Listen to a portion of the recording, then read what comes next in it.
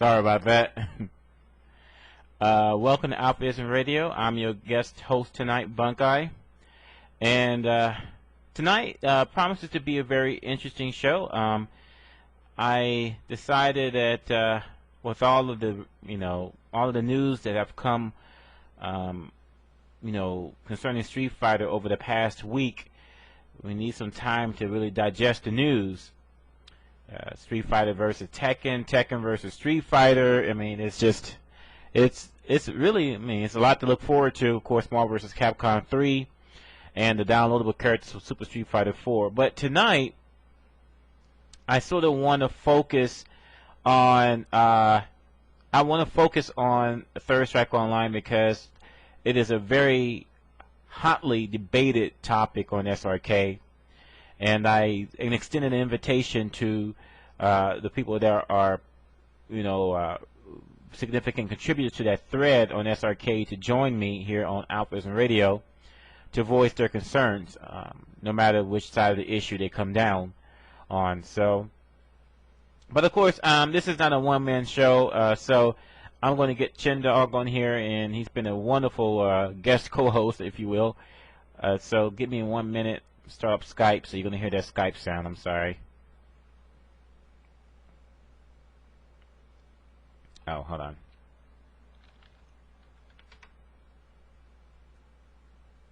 If I can remember my password.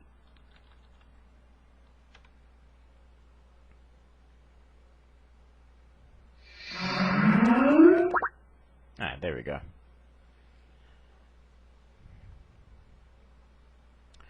Alright, so let's see here.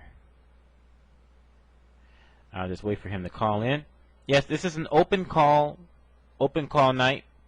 And so anybody who really wants to, call in and give their side of the story, feel free. I am recording this, so all this will be available tonight before I go to bed. And I will not be using ShareBee or any of the other sites. I'll be using the new host that I have for the site, and it's pretty fast in most cases, and no ads. Just you just download it. So another some more good news for you. So you probably want to ask what's going on over the past week. I've been working basically, as you imagine. A lot of stuff has been going on with the banks, and there's new legislation that was signed this week about financial reform, although that really doesn't have anything that directly has to do with the consumer. It's just basically they're putting limits on what type of investments banks can make, so we don't have another crash, and it's all window dressing. It's all theater. I mean, because you know how I feel. The collapse of the economy was intentional, So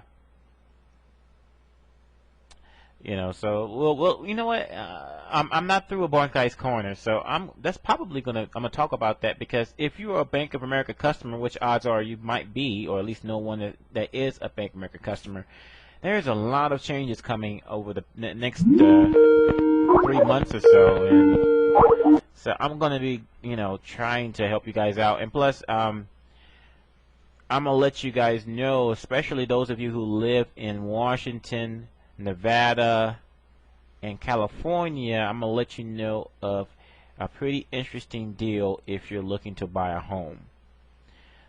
Very few people know about this. They only know about the federal version, but there's actually a state version. And I'm going to show you how you can actually make money by buying a house. So we'll talk about that on the next Bunkei's Corner. But our top story, as one of my favorite radio hosts says,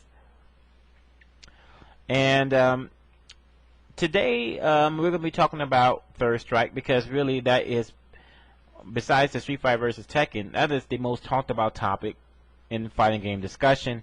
Very, very, very divided feelings about what Capcom should do with the game. And I don't know. you know, I am a little bit torn. I do have some leanings, but first, let me ask someone who actually plays video games. No, I mean I play games, but play with a measure of talent. What's up, Chindogg? What's going on with you? Oh man, I'm exhausted. You It's been a exhausted? long day. So, as I was talking about earlier, we're talking about Third Strike Online, and of course, Ono said that he's taking suggestions. Well, we can submit our suggestions to, I presume, will be Seth Killian, and let him know what we'd like to see out the game. So, obviously, the idea of a rebalance came in, and it has ignited a firestorm. So, I'm not surprised. not surprised at all. So, let me ask you, should Capcom do a rebalance mode or not? Yes. They totally should do some type of rebalancing as an option, at least. I mean, how many people play the game right now? 6, maybe. I mean, there's what? 5-star, Pyro Lee, Kenai, Justin Wong, and Daigo. I think that's all that's left. Who else? I mean, I think there was only 4 people that played at Midwest Championships, or 6 for Third Strike, and it's all Chun-Li, Yoon, maybe Dudley, maybe Urien, maybe Makoto. So that's not even half the roster.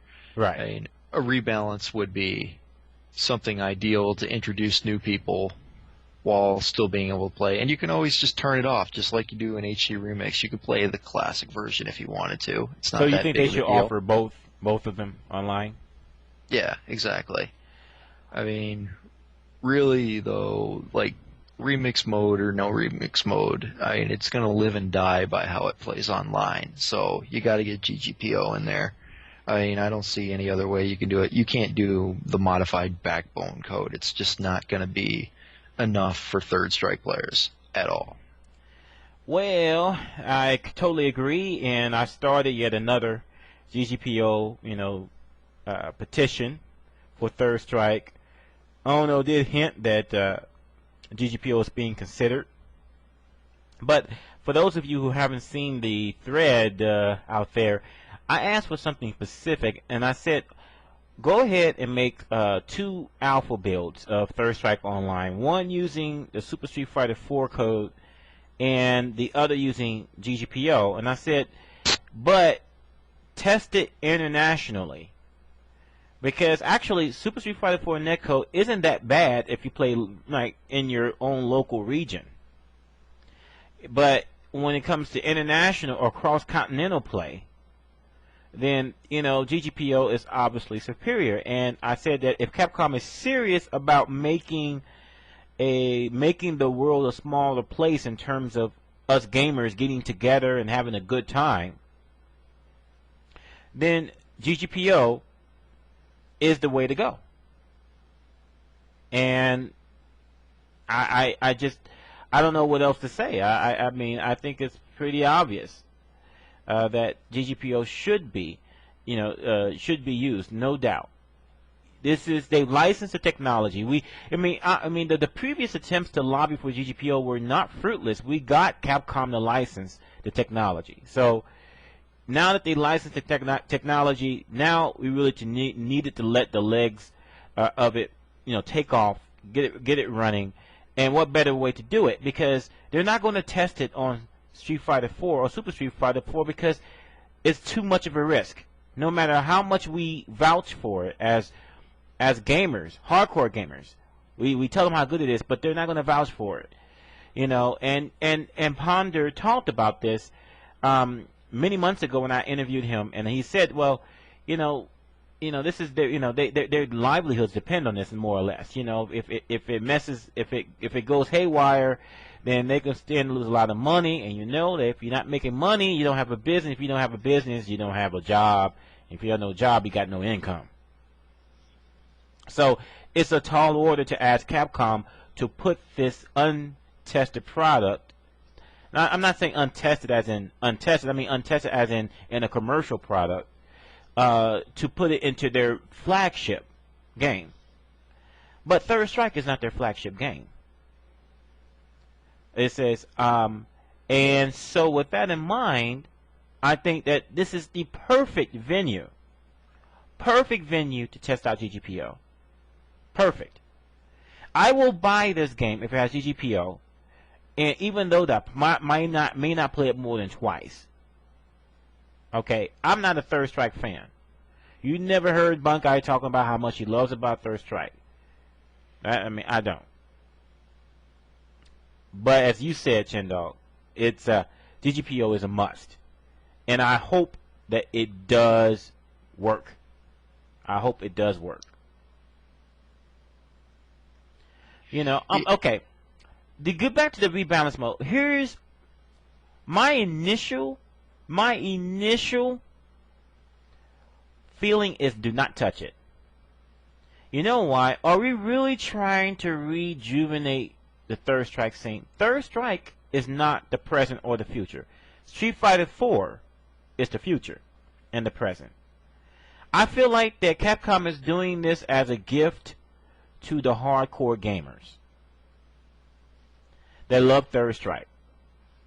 And I don't think there's going to be much of a budget about this. So I think that asking for a rebalance may be fruitless because I don't think it's really planned into the budget. Plus, what if that means sacrificing GGPO? What does it mean sacrificing an arcade perfect port?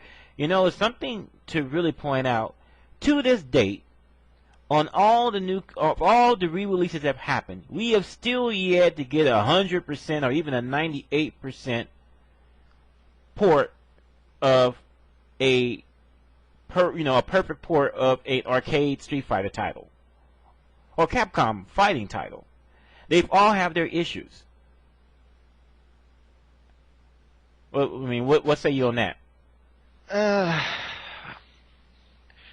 I go back to the argument that there's only like 6 people playing Third Strike.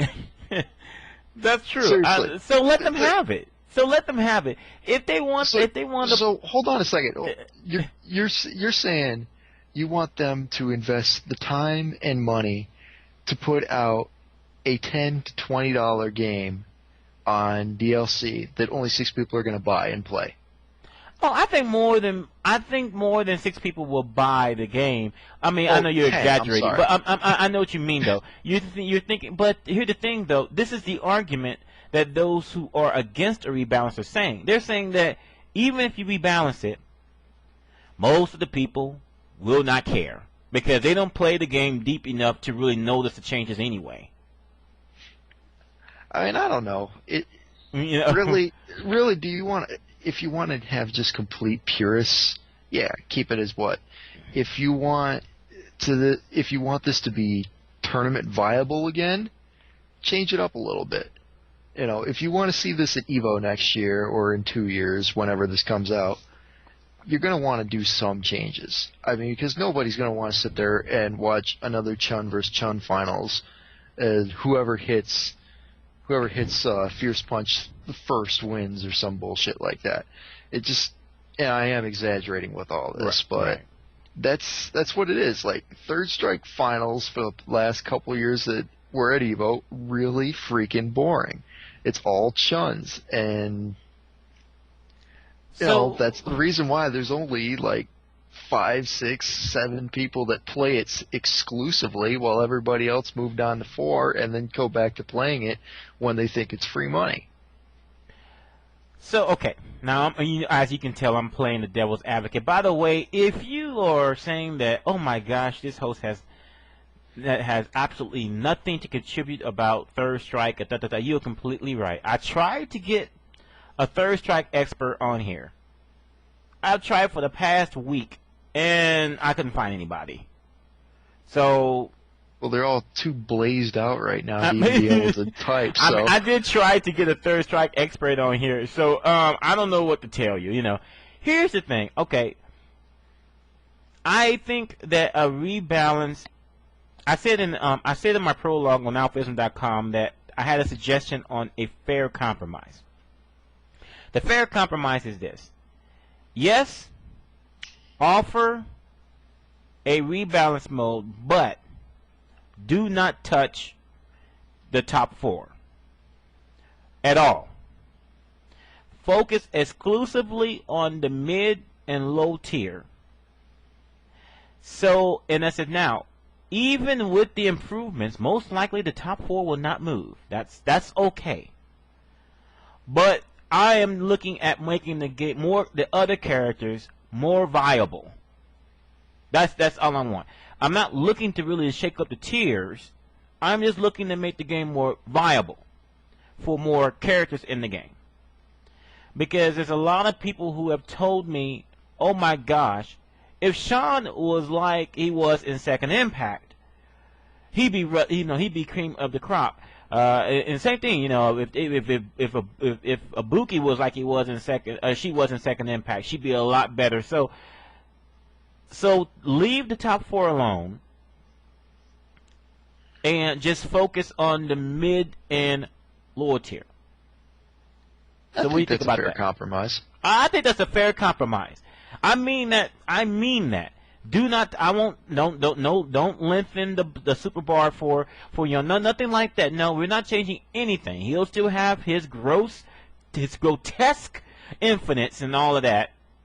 I'm sorry, I told you I'm not a third strike player. Guinea J or whatever, Gay Jenny. I don't care. You Asian? I don't care. But I'm just saying, we'll leave them alone, but we're gonna focus exclusively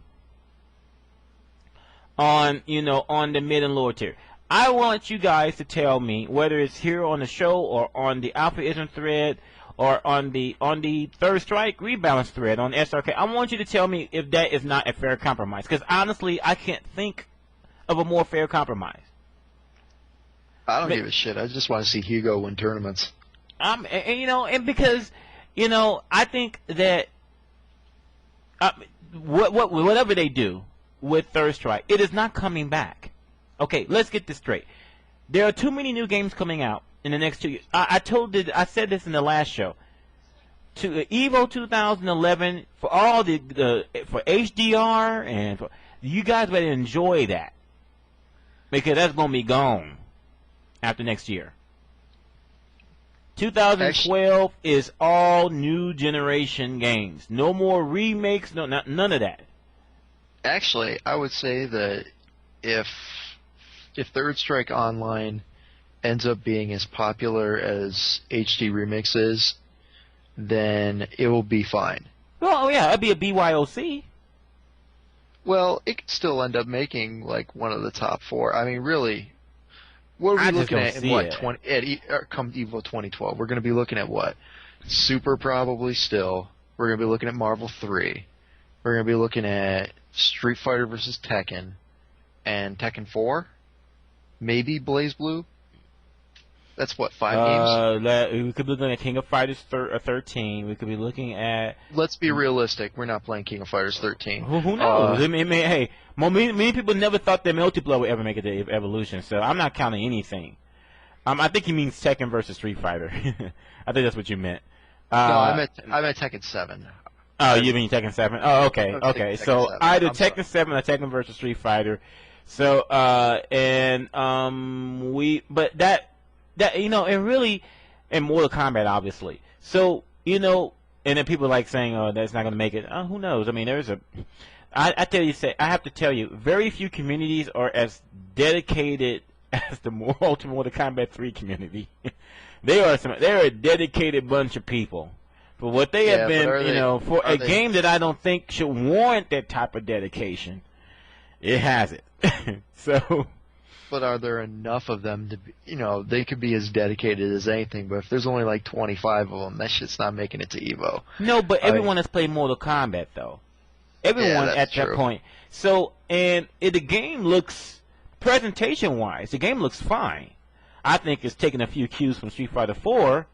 Oh, definitely. Yeah, but, I mean, hey, imitation is a sincerest form of flattery, so I'm not going to knock them for that.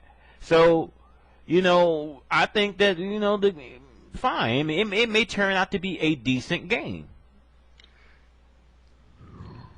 I mean, yeah, the new games will definitely take priority because you know why? Because it needs to. It needs to take priority. We cannot keep on playing remakes. If we're playing remakes, then we're stuck in the past. Remember, these are businesses. We got to make the money. Playing games that have been made 15 years ago is not going to cut it. We got to get behind these new games. Because, if we're stuck in the past, then we're robbing ourselves of what can be happening in the present and in the future. If we were just so enamored with MVC1 and didn't want to go any further than that, and no one picked up MVC2, then how much, how we be missing out on that? Same thing for CVS1. So we got to allow, time to move forward and to adapt new stuff and to play new games. And not discriminate based on what happened in the past. We got to evaluate the game for what it is now. But you're also looking at when Third Strike Online comes out, it's going to be a quote unquote new game. It's an old rehash game, but at the same time, if they do any changes whatsoever, it's going to be a new game. It'll be HD Remix, where you will have new people introduced to it. I mean, Snake Eyes came out of nowhere and won that thing at EVO. I mean, I don't recall Snake Eyes playing ST. I don't even think he was old enough. I think he was probably in, grade school when ST came out? So you've got new cats playing these older games that have been redone for online generations. And because the game is cheaper and it's DLC, it's going to be a little bit more widely available to other people.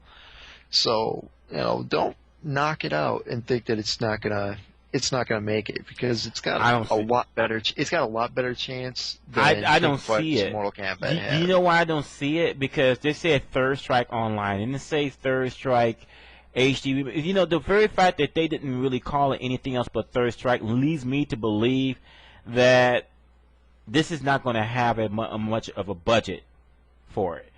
I mean, HD Remix, that was a project of remaking the game, and I don't think they're going that route with Third Strike Online. Yeah, but at the same time, Ono's producing it, and you know that Ono doesn't like just dumping crap. He likes to screw with things time and time again. Good. So. Give me a damn good color edit mode, and we'll call it a day. I'm just kidding. No, I mean, if he wants to go ahead and to go the rebalance route, that's fine. I'm just saying keep the top 4 alone and just focus on the mid and lower tier. I don't know how anyone can have a problem with that. Because I remember reading somewhere where some people were complaining about HDR because even though their character got buffed, it didn't help them in their worst matchups. Really, it's not supposed to, in my view. You're supposed to have bad matchups. If you are 7-3, 6-4 in every single matchup, to me, you're broken. You're supposed to have matchups you gotta sweat it out a bit. I mean, I don't know how you feel, but to me, you're supposed to have 2 or 3 characters where you have a hell of a time fighting against. Now, I'm an advocate for 5-5s, 6-4s at the most. If you're getting 7-3, something needs to be tweaked. That just doesn't make any. That's a little too much for me. Then again, I'm a huge stickler for balance. So, by the way, to answer Neptal's question earlier, do I dislike the Street Fighter 3 gameplay system? Yes, I dislike it because I believe that Street Fighter 4 and Street Fighter 3 are on the opposite extremes. Street Fighter 3 you can't get away with anything, and Street Fighter 4 you get away with too much. And in Street Fighter 3, nothing you do is safe. It's nothing you do is safe. Not even a damn super. Well, it's not what's safe. Fun about it. Huh? That's what's fun about it. Third Strike is super anal retentive game. Nothing is safe. You gotta watch your ass all the time. Actually, I think command throws are safe because you can't really tech those. So, I mean. And it happens that all of the characters with command throws are at the bottom, right? No, Makoto. Oh, well, yeah, Makoto. I mean, I'm sorry. Forgot about Makoto Dude. for a second because, of course, she's not Dash very up, good in dash up, Super Street Fighter 4, but... Kurakasa, Fierce Punch, I'm, Fierce Punch, Hayate. you know, so, let's see here. I'm reading... Yeah, I mean, it's one... By the way, I want to address something else. Just because you're great at the game doesn't mean that your opinion matters more than someone who doesn't play the game. Because the reason why is because the Scrubs $20 still is worth the same as the hardcore gamers $20 at the end of the day. As I keep saying, Justin Wong thought that Seth and Gouken needed to be banned, that the Giants need to be banned, and that Adon was a terrible character. I just want to say that. You know, so I don't buy the idea that we should not listen to their suggestions because guess what? If we ignore the Scrubs viewpoint, then and the hardcore gamers buy it, all 22 of them, then the game is a failure. Well, I mean, as from a financial point of view, it's a failure. So there has to be compromise. There has to be compromise on both sides. You have to give the scrub, who not necessarily someone who's new to the community. I'm talking about scrub as someone who doesn't pay Third Strike but maybe play other games. You got to give them a reason to buy the game as well. You just can't think about appealing just to the hardcore community. You gotta appeal to you can't appeal to everyone, but you should appeal to the fighting game user base as a whole, and not just focusing on a few that really excel at the game. I mean, that's not fair. No, Awesome Net Play wouldn't do it because I still think that what will happen is that people will buy the game, they play it 4 times, and then they go back to Super Street Fighter 4. Yeah. You know, even if you had the most amazing net play, that only means that Chun-Li's Fierce Punch is still going to be really ridiculously awesome, and you'll see nothing but Chun-Li's online, and you'll think the game sucks and then quit. Also, think a bit about this. There's a reason why some top players are fighting tooth and nail against the rebalance because Third Strike, whether it's an official tournament game or it's a BYOC, some people, they depend on that money they didn't get for free because, not many people are good at that game. Yeah. So if you do a rebalance mode, then that means that they got to relearn some matchups. Well, look at what's going on with Marvel 2 online.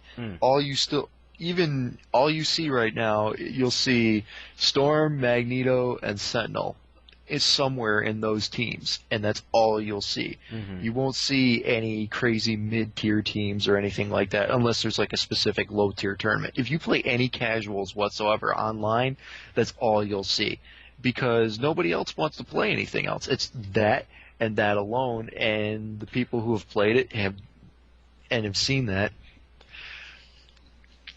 who have just tried to get into it, they'll either quit or they'll just not play online anymore.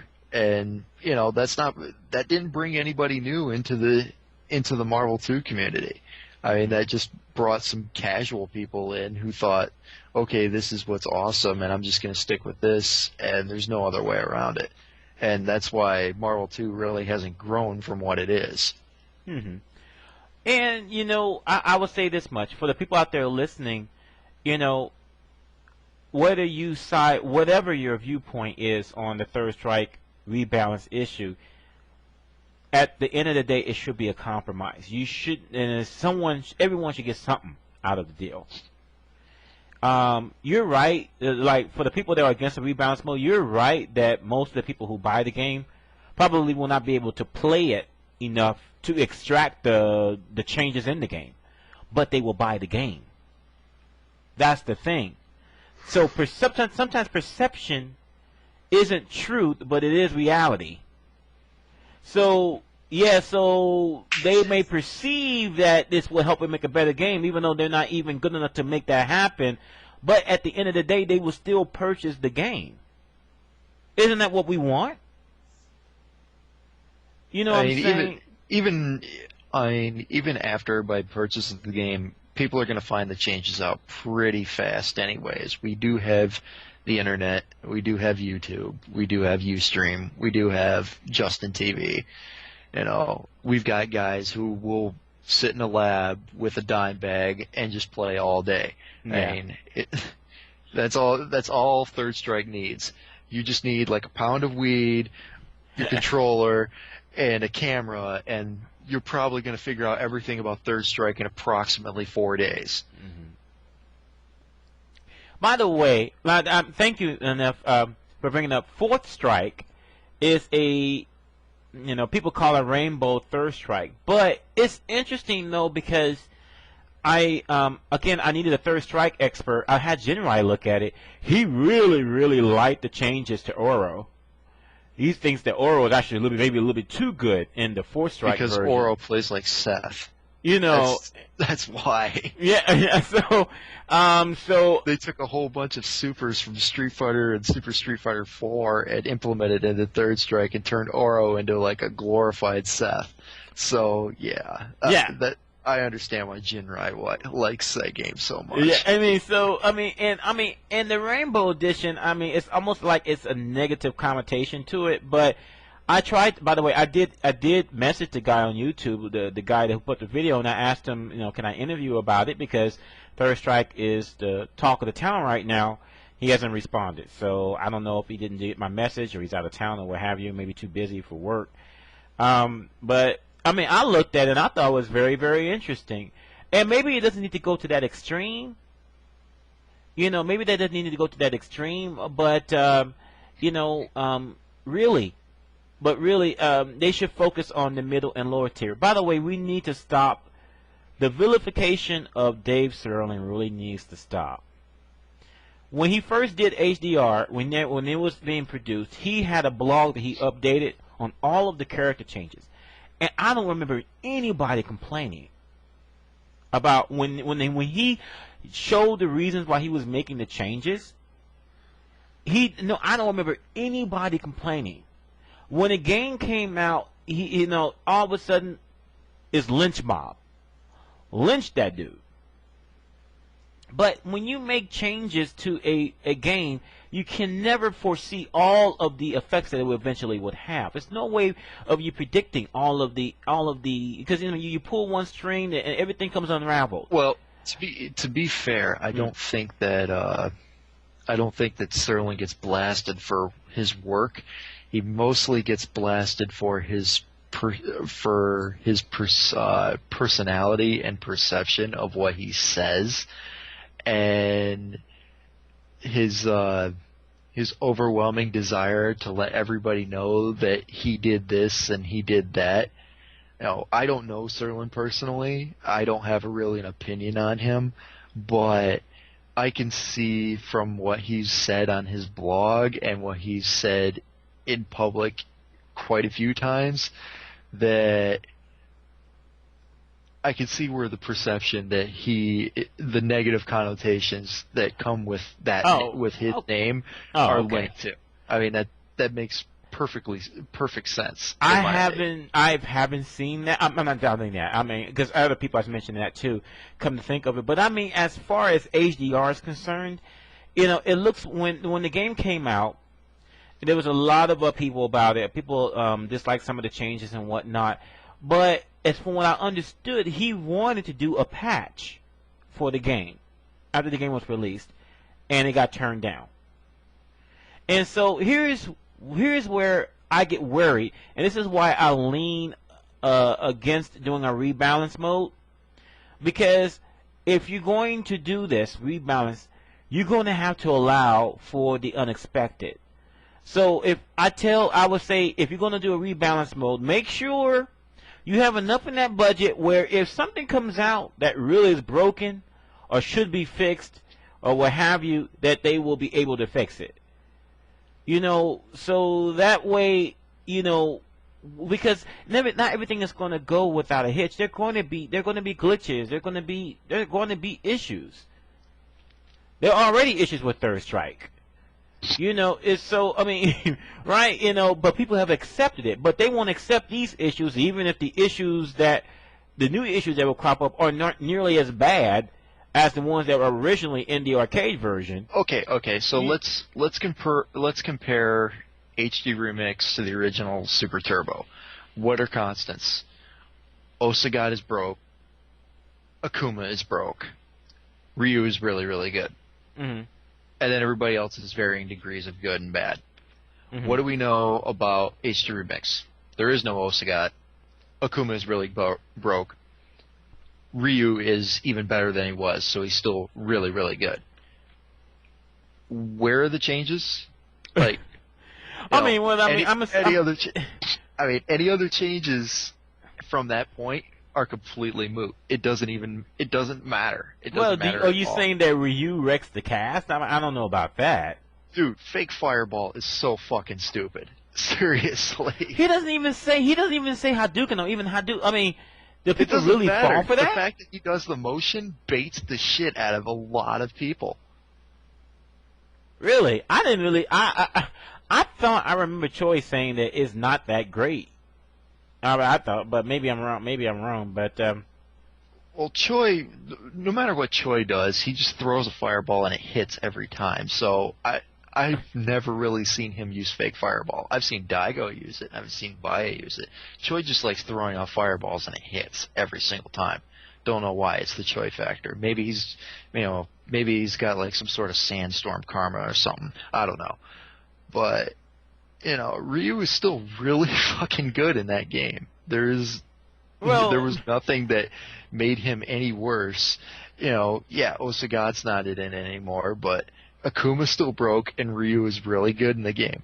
I mean, there are other that's not the changes complaints that that I have changed up hear. a little bit, but in the end, constants remain the same.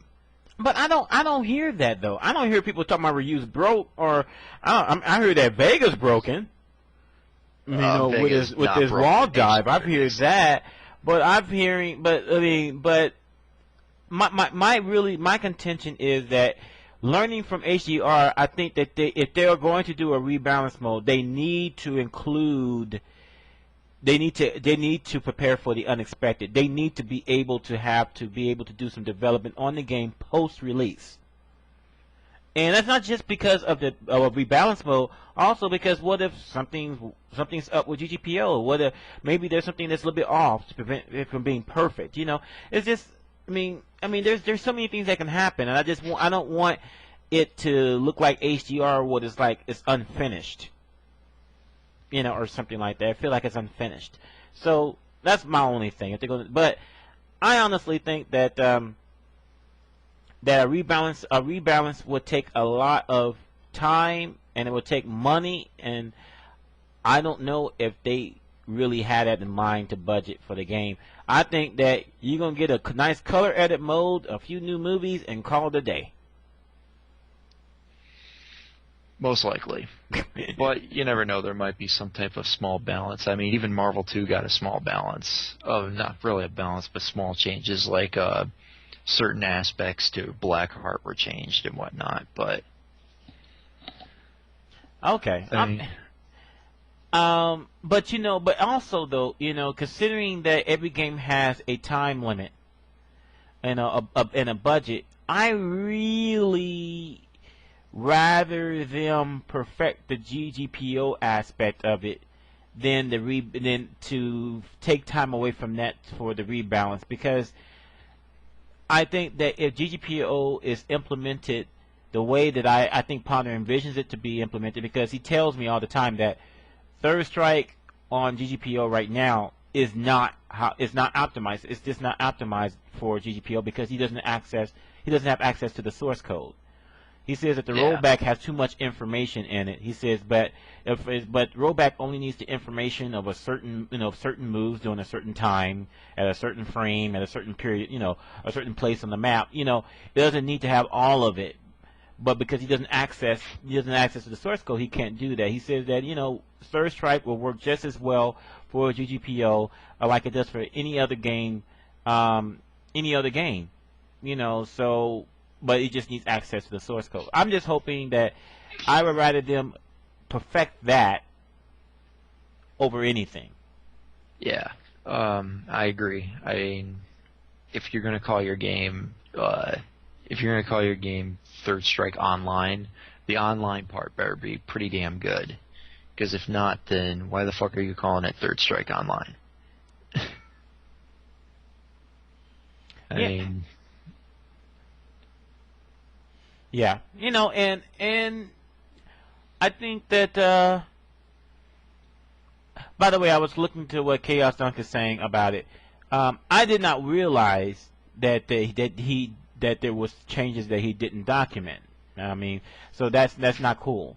And I think one of my friends up here in Northwest, Mandel, call him Mendizzle, he mentioned about Honda, which is apparently one of Dave Sterling's favorite characters, not having a whiff grab animation, but T-Hawk does.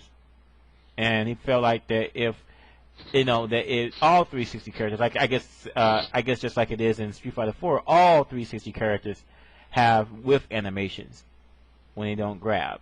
So he felt, to be fair, Honda should have it, or T-Hawk shouldn't have it, one or the other. So I mean, I agree with that. But seriously though, I mean, I really because I feel like that if GGPO and Third Strike really works, and it really works well, then we really have a leg to stand on to ask for it to be implemented in Super Street Fighter 4. That's I'm kind of looking at the future here, and that's what I really want to see. yeah, well, baby steps. I mean, it started with Final Fight Double Impact, and that sold pretty well. If that warrants enough to put it into a fighting game, it'll probably be in something like Third Strike. And then if that does well, then they'll implement it in a major title, maybe even like a sub-major title, maybe something like Marvel 3. Marvel, yeah, maybe. Yeah, Marvel. I mean, that would be.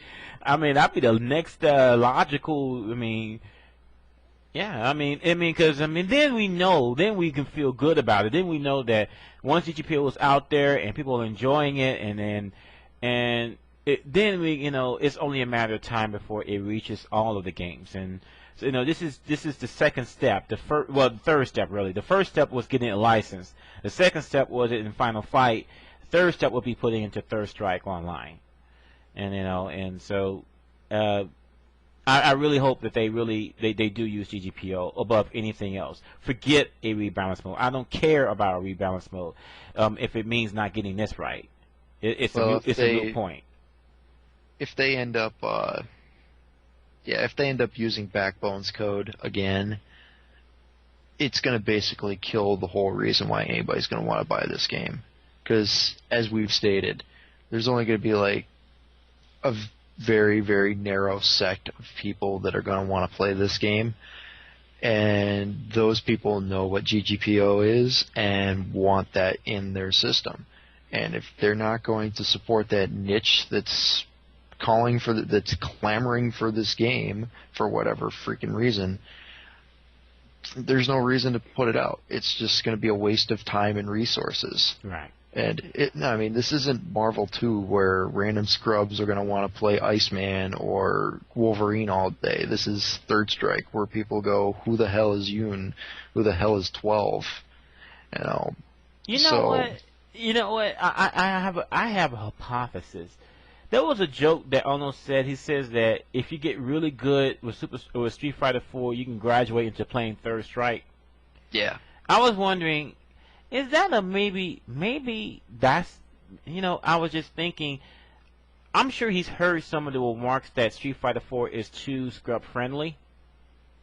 And I personally think that that's true to a point. I think that the reversal windows, like, is too large.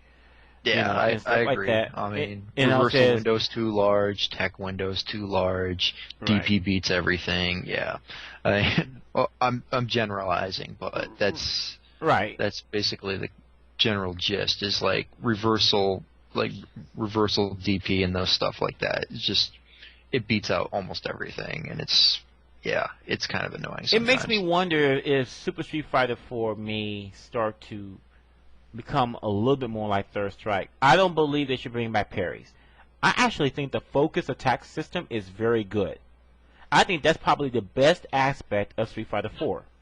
Mm-hmm. I think focus is a really it's a good compromise between parry, where it's a defensive or an offensive option depending on the situation. I thought that was a genius invention. So because it could be used like a parry in certain instances, but it can't be abused, and it can be used offensively but can't be abused, and it's so I really want to see them expand upon that, and in the future Street Fighter games, whatever form it may take, But I don't want to see parry come back. You don't want to see parry come back at all? No. I don't, because I think that it is too much on the other extreme to everything should have risk and reward to it. I mean, because again, Street Fighter 4 and Street Fighter 3, they're on the opposite extremes. One, you risk everything, another one you don't risk very much at all. I mean, I want something that is more in the middle. And the focus I don't know, man. is, If you guess wrong, you're toast. I mean, that's the thing with parries. I mean, you guess right, yeah, everything's good. You guess wrong, you're freaking done. So, I mean, I don't know, man. I disagree with that. But, no, because correct me for the people out there. I'm watching the stream chat. I'm watching RC. But we're already complaining how Street Fighter 4 has too much going for the person on the defensive. Why would you want to add parry to that? Too much for people going on the defensive? Yeah, they say that Street Fighter 4 is extremely turtle friendly. I mean, there's a lot of people who have said that. So I'm like, why would you want to add parry? Turtle friendly, but I would see that more along the lines of because parry's not in it, that does make it a lot more turtley. Because you could parry, fireballs, sonic booms, you could parry everything. So, you implement parry, all of a sudden little things like parrying bullshit jabs into headbutt doesn't work anymore. You could parry flash kicks, you could parry headbutts, you could parry everything. Parry made the game, as you stated earlier, nothing was safe. So you couldn't just turtle all freaking day and hope to God it worked. You needed to find a good solid attack plan and stick with it, because if you didn't, you were done. That's all there is to it.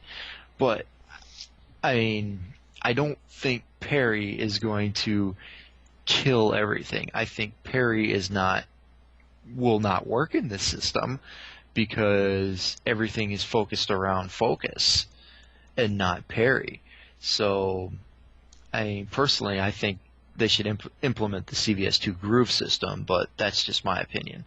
Someone mentioned that earlier. Someone should think that they should do just system. defend as opposed to parries. No, because I don't know, man. Because the problem with parries, to me, being a scrub, this is from a scrub point of view. Let me preface by saying that before I get all these angry emails. But the problem I have with parries is that part of a great game, part of a great mind game, is forcing your opponents to do things they don't want to do. That gives you the advantage. But when you have parry, then really you're not forcing your opponent to do anything other than to parry, because parry doesn't put them at a disadvantage in any way. But you're also looking at, you have three different types, basically four different types of attacks, right? Five, actually, if you count command throws on top of it. 5 different types of attacks, so 4 basic. You have regular throw, you have You have a jumping attack. You have uh, a standing attack, and you have a crouching attack. You can parry 3 of them, and you can tech 1. So basically, you have to guess right between those 4. If you're playing against a command throw player, then you got to guess against 5 attacks. You guess right, yeah. That means you get an opportunity to possibly counter.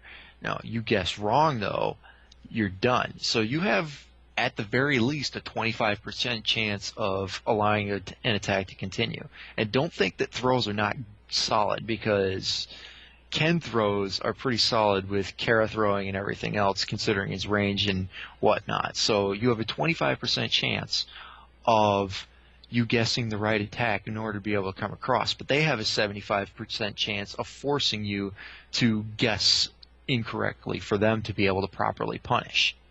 You get what I'm saying? Yeah, but I think that the only thing I can say to that is I think that there should be because since there is no, I mean, it's something that they're discussing in the channel. Since there is no whiff animation for a parry, it's option selected. And so you can still, I mean, so you can, so you can reduce the variability of what's going to happen by option selecting. So, I mean, so I think that's not a bad idea, but parry or whip animation, because apparently that's been done in other games, looking like what I'm reading here. Yeah, I don't know about the parry whiff animation. Just because you're pressing forward or you're pressing down, if you're pressing forward or you're pressing down, you're not blocking. You're in an attempt of a parry state, which means if you're pressing forward and he does a low attack, well, guess what? You can't block that. If he presses down and you do a standing, jumping, or overhead attack, well, he's able to hit you from that because you're available. I mean, you're not in a blocking position. You're trying to guess the parry, the attack to parry. So, I mean, a parry whiff animation, I don't know. I'm not really sold on that. That to me just sounds more along the lines of just helping the opponent go, okay, that guy tried to parry, and I can see that it's obvious now. That's now my time to attack. That's what makes Third Strike so hard to play, is knowing when to attack and when to retreat or delay your attack. Why give parry a pass? What I mean by that is what you just described can be applied to almost any other thing in the game. When you put out a normal, you whiff. If you put out a throw, you whiff. A command throw, you whiff. There's all whiff animations for all of those. Yeah, you do make a valid point on that. This is great brainstorming. I mean, I like talking about this, and I'm just trying to think of what would be. I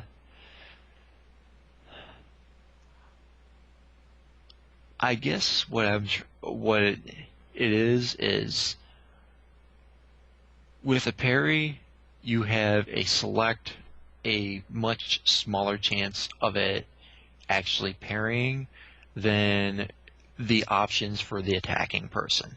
The options for the attacking person have, because they whiff, because an attack is much more risky than a defense. Mm-hmm. But with the attack, you have a much higher chance of the attack going off than the person who's trying to parry you.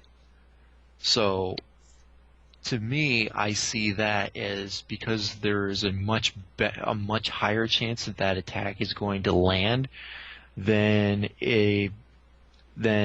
someone who will be able to parry that attack and take it, as the trade-off between a parry not having a whiff animation and everything else having a whiff animation. I guess that's what I mean. What I mean, what I'm trying to say. I guess that's my best retort for it. Okay.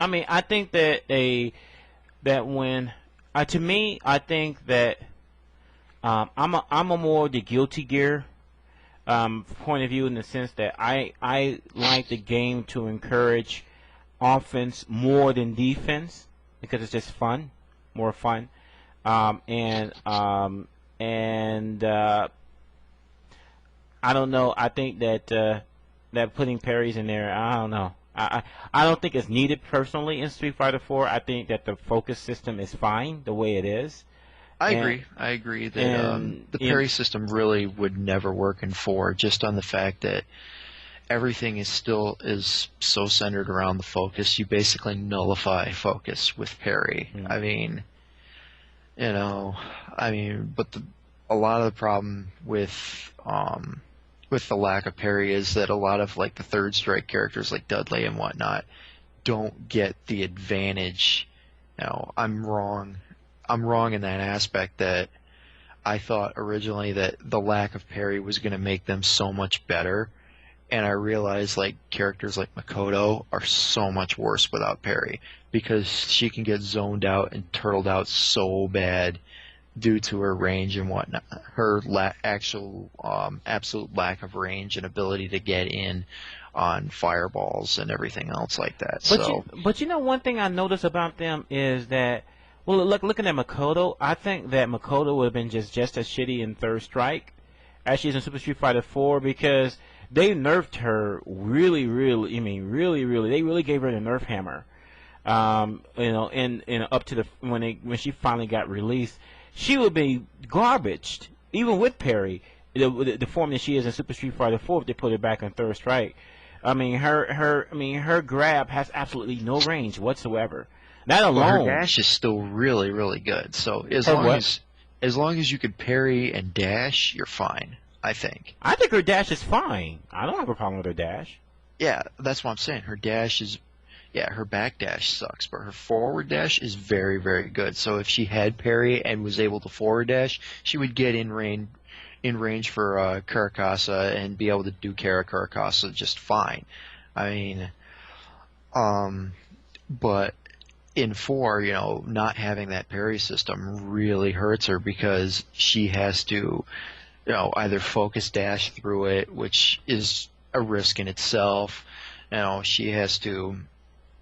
She just doesn't have a real way of getting in.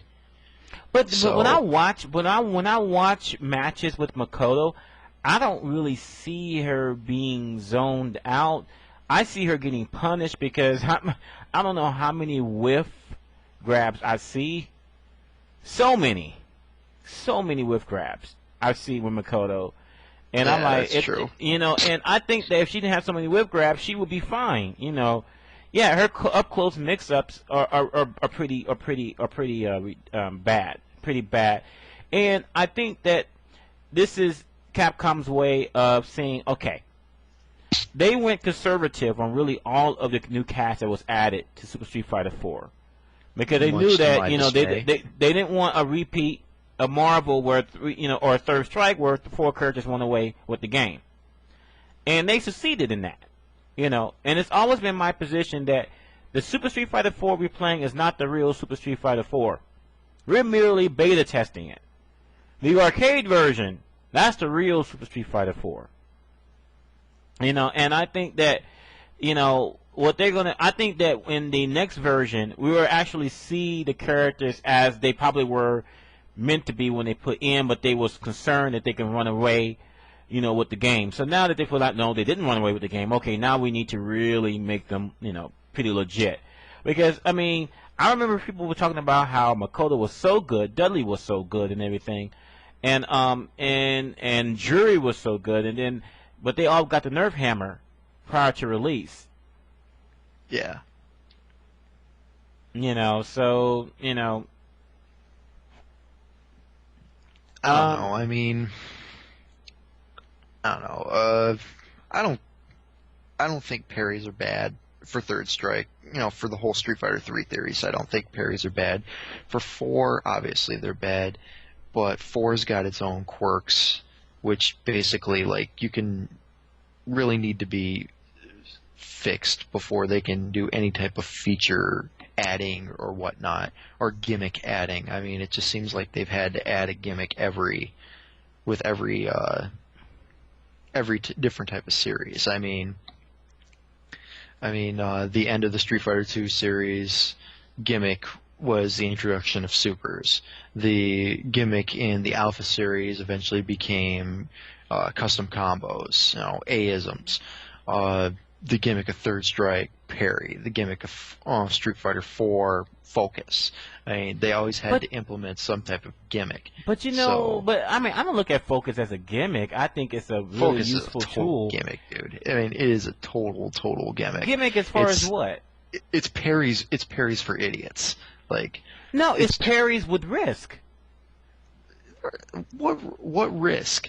Okay, so if you parry, if you focus, and you get baited out of it, they can just simply do a second quick attack to knock you out of it, or throw you, or I mean, they do an ultra. I mean, the list goes on. I mean, so to me, I don't think you can cancel that. You could cancel that focus into backdash or anything free, and backdash is invincible. So the second you throw it out and you know that something's coming, backdash, it's done. It's cleared out. Yeah, but not everyone has a great backdash. I'll agree. It's not as safe as parry, but at the same time, it's still the same gimmick where you're applying a free hit of armor to do a quick counter or free escape to be able to balance out, to be able to escape.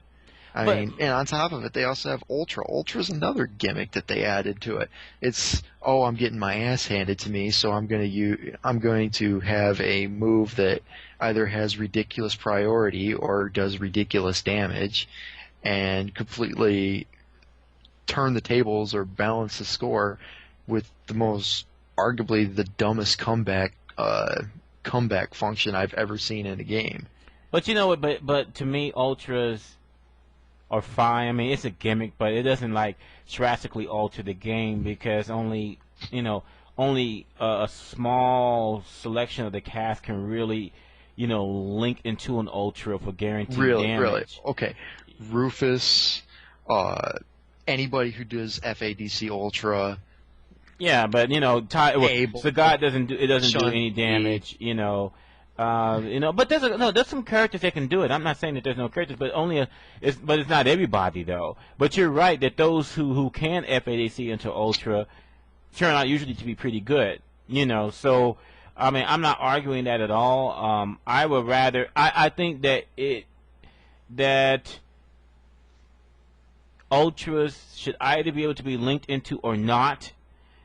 Because it seems like that in certain instances that why is it that I guess I don't know, El Fuerte cannot link into his Ultra 1 or Ultra 2. I mean, because it's a grab, but even then it's still kind of dumb. I mean, think about it. You've got Rufus. He gets his ass handed to him, and then all of a sudden he lands a strange out of nowhere fierce kick. Well, that's a free Ultra 1, and that does enough damage to bring out almost even the score right there and then as soon as it hits. Well, then that's not like you're talking about. That's not like you're talking about damage then, because I mean in this game it's called Ultra. The previous games is called Super. Well, we have supers too. Yeah, but how often do you see Rufus use a super? I mean, for him, his Ultra is his super. I mean, we very rarely see it. I mean, only when someone's styling do we actually really see that very often. Well, you use that's because you use Super Meter for EX Messiah, right? The get out of jail free kick, which also combos into Ultra. So, I mean, right? I mean, I'm just saying that to me, it's not that big of a deal, because Rufus, you may see out of 20 matches, you might see a super once or twice, So I mean, but I think that if all characters who has, I guess I should say, if it's not a grab, if it's an attack, they should be able to link into it, and why only give it to a certain, Bunk, let me ask you this: should you be rewarded for getting hit? Should you be rewarded for getting hit? Should you be rewarded for getting Rewarded hit? for getting hit. I think that I don't look at it as a reward. I look at it as a way to even a playing field because I think You're saying getting a free, high damage, high priority move because you got your ass handed to you in the game, in the round, is not a reward. Oh, I mean, it's certainly, yeah. I should say a reward. I would like, yeah. I think you're saying it's definitely an advantage. I mean, You know, I mean, but you spend all the time and all the work trying to, to get this health as far down as it possibly can to try and eliminate, and all of a sudden, the guy who is not working as hard as you are or not playing as well as you are, all of a sudden gets access to level the playing field if you get hit with one little thing. But that's really kind of overstating it though, dumb. because I mean, it's not overstating. It's dumb. T-Hawk has the most damaging ultra in the game, but still, man, I mean, landing it, good luck. It doesn't matter if you land it. I mean, he can land it out of a few things, and he has the range to be able to grab into it. But at the same time, I'm not talking about T-Hawk. I'm talking about the cast that does have that ability. Well, that's what I'm saying, though. I'm saying that if everyone should be. The cast has that. I mean, right, but I'm saying, though, is that this is not really about ultras. This is about people being able to link into ultras that has good damage and not some people who can't. It's not even that. El Fuerte, if you're playing as Fuerte and you get your ass handed to you, if that guy sticks out a jab and you're standing next to him and you mash out Ultra 2, you're catching him with Ultra 2 and he's taking a ton of damage. If you're jumping around with Geef and you have access to Ultra 1 and you just mash the shit out of it, you're landing Ultra 1. Though. This isn't new. I mean, in King of Fighters game, there was the revenge. I mean, in other games, you used to get meter for getting hit as well. I mean, this is nothing new. Comeback tactics are stupid. Are ridiculous. No, well, I say this much. It's you should not get rewarded for getting your ass kicked. That's all I've got to say. But you know what? I don't look at it as a reward because even though you have Ultra, there is no guarantee you're going to land it. And I have never seen someone who mashed out an Ultra and won a tournament. Really? I have not seen that. Like 95% of Street Fighter 4 is mashing out things because you have to double tap due to the window being but what I mean by mashing out is that if someone who's not good is going to somehow win a tournament because they're able to mash out Ultra. Somebody who's not good is not able to mash out Ultra. Here's the funny thing. Ricky Ortiz lost to Daigo because he did not mash out Ultra 2. That's the funniest thing. Like, 3 rounds I could think of where Daigo threw a fireball and because Ricky didn't throw Ultra 2 out, just mash out Ultra 2, he lost. But how does that help your argument, though? No, it doesn't. I'm just... This is my digression real quick. But no, I understand what you're saying, but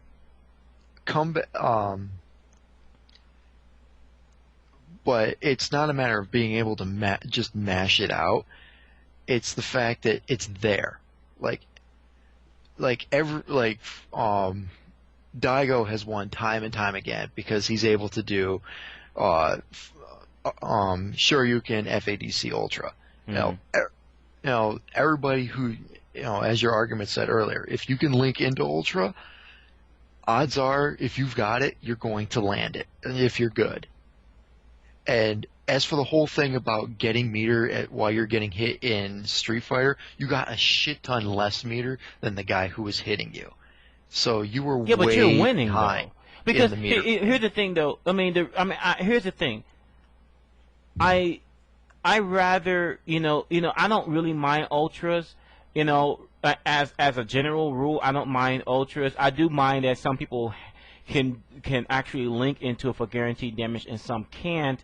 But I like to. I mean, really, I like the idea that even though that your opponent is low on health, they can even the score pretty. Now, even though you're right, they didn't work for it, but to get the ultra meter, but they still got to work for it to land it. If they're good enough to land it, then and they hit you with it. Now you got ultra, In a so game that still has trades and a ridiculously large reversal window where almost all these reversals can FADC into Ultra, where's the work is just not there to make it worth it. I agree. Now that's it. Now here, you're talking about reversal windows. I agree with that. The reversal window is too wide. I think it's way too long. So they need to fix that. And hopefully maybe we'll see that in the arcade version. Maybe that'll be something that people will be like, oh wow, they reduced it down to 3 frames. So hopefully that'll be something that we'll see. I don't know what to say. I guess we'll have to agree to disagree.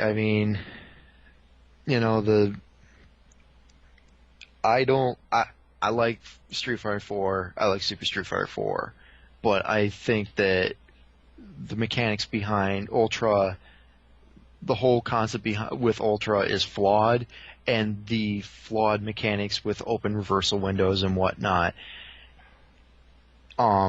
really supplements and makes that whole Ultra flaw even worse than it actually is. It actually compounds the flaw on top of a flaw. Yeah, I agree to disagree because what you call ultras, people call supers. I mean, most people's, in most people's situations, they don't even use their supers. So to me, it doesn't really change the game enough to make it a big deal. So, yeah, but if you count super, like guys like in ST and Alpha and everything else were landing hits and landing combos to gain super. Marvel's a whole nother story. We're not going to talk about Marvel because you just mash a button and jump in the corner to gain enough for super. But it's the whole concept of super is completely different from Ultra. You don't get your ass handed to you and get a free super bar and be able to combo into it and do enough damage to come back. You work to get that super to establish that, and you get to save that super for your next round. Okay, so to me, Ultra is somewhere in the middle because you're able to get Ultra meter from getting hit, although in Street Fighter 4 also from focus as well, but you can't carry. You're still over to getting the next hit, round. even. So I mean, in the end, it's getting hit. You're not getting it from attacking. You're getting it straight from getting hit. It's a mechanic. It's a comeback mechanic. I mean, Marvel 3 will have a different. I don't mind ultras because it's a comeback mechanic. People say that it's stupid to give someone a comeback mechanic. I think it's fine. I don't really mind it because at the end of the day, the better player will still win. Well, in the end, the better player will always win. Like, no one's gonna say that Wong or Daigo or whatnot are not gonna win due to a stupid mechanic in the game or whatnot. In the end, the best players will always win. I'm not talking about the best players. I'm talking about you and me. I'm talking about half the guys that are listening to this right now. And that comes to the fact that, do you want this game to be a game where you work and you get the reward of being able to do a punishing attack to be able to lock in, or do you want to get the reward for getting beat to be able to even the score? I guess that's what it is. It's a reward for getting beat. It depends on your line of thinking. The line of thinking behind Ultra is they wanted to put something in the game where no matter how ahead the person who's winning is, there's a way to even the score. And some people think that should never have that option, or some people think it should have they should have option. It's just one of those things that just depends on your own personal idiosyncrasies, really. I guess. And when you're talking about like the comeback mechanic in Marvel, X Factor is not really a comeback mechanic. It's just something to be able to extend the combo, and you only get one. You get one and exactly one, and that's it. So No, I wasn't really talking about that. I was talking about how it's going to take extra hits to kill them. oh, the extra hits to kill them. Yeah. Yeah, that's really stupid. I really hope they get rid of that because Yeah. that doesn't make any sense whatsoever. I mean, I don't know. But even then, that's not really rewarding an opponent for getting hit. That's more along the lines of it just takes a little bit extra effort to kill them. You know, you're not. No, you get a actively reward for getting- having a sliver of health. No, it's going to take more to kill you. Yeah. All right, so moving on though. So what do you guys think out there? I got some people. I got 31 people listening right now, I think. So what do you guys think of what I said earlier about Third Strike? In Third Strike, if they redo a rebalance mode, leave the top 4 alone. Period. All the focus should be on the mid and the lower tier characters. But GGPO takes precedence over everything. So if it's between GGPO and rebalance mode, screw a rebalance mode. Do you think that is a fair compromise and a fair suggestion to make? I'm going to let you guys talk now.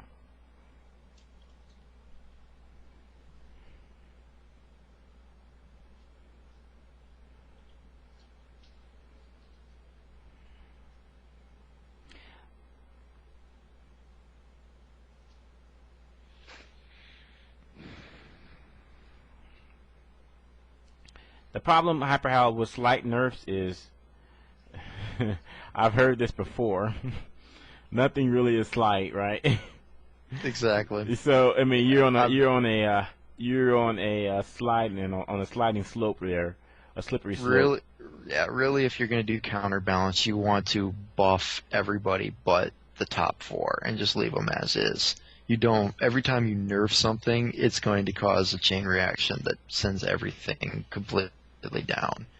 So just, if you like the top 4, keep them as it is. If you, like the lower tier, you want to bring them up to the top 4. You always want to improve by buffing. You don't want to improve by nerfing. So, and now I even believe that even if Capcom were to do this, they still probably won't be able to compete totally with the top 4. It just won't be as lopsided because there's certain, every game has certain characters that fit into the game system really well, or because of the design of the character, they just lend themselves to always be good. Akuma is a great example of that. Because of the way that he is designed, he is at least good in almost every Street Fighter game he's ever been in. And in the majority of them, he's been tops, or near the top.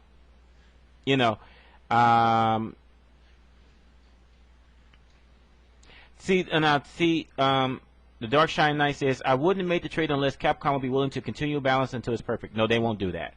This has a budget and a time constraint. They're not going to do that. One patch is probably the best you get, and you might have to fight tooth and nail for that. And M. Welsh says that he would prefer other goodies like second impact stages, color editor, net play modes, good training to gameplay tweaks. That's a very, very fair thing to ask, and I think that actually we might see that over a rebalance mode. Yeah, I don't think a rebalance mode is going to happen. That's just too much work and effort, and people are going to bitch anyways because it's, A, not their game, or B, something else is broken. So, yeah. I wouldn't call Capcom fundamentally lazy. I mean, look at what's going on with Marvel 3 and how much work they're putting into that. This isn't the same Capcom from back in the 90s. I mean, this isn't the same.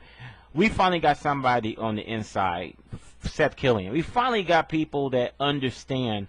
And oh no, as eccentric as he is a gamer to the day he dies. And he wants to do right. I mean, so, I think that, they will work hard to make this a great game. And I personally think that I think that we should really pray for a arcade perfect or semi-perfect translation and GGPO more than anything else. Yeah, and Ono is working on it. So I don't remember if Ono worked on Third Strike. I thought he did. Yeah, because he didn't say he was the music producer or something. I don't remember. But I remember reading that he did work on Third Strike in some capacity. So, but you know what? Something else though. I said this before, but I think there's a Darkstalkers coming because he mentioned about his life work. I don't think that neither Street Fighter vs. Tekken or Third Strike will he consider his life work. I just don't see that. So I still think we're going to see a Darkstalkers. But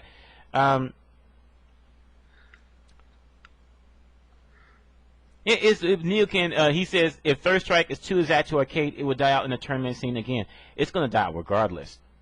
It's going to die out regardless of whether it's a arcade perfect or a rebalance. Even if it's a good rebalance, it will still die out. Because I think it's got a much better chance as a rebalance than as arcade perfect because, like I said, 10 Chun-Li's not viewer friendly at all. But you know what? But Street Fighter 3 the Third Strike is not the future though. I mean, come on now. This is a gift for nostalgia purposes, really, to me. I pointed HD Remix. I mean, but that was a major project. They didn't call it Super Turbo. They called it Super Turbo HD Remix. They just called this Third Strike Online. I don't think we're not going to see that type of time they could and also cost not be calling it, Third Strike HD Remix just on the fact that they don't want the negative connotations that came with Super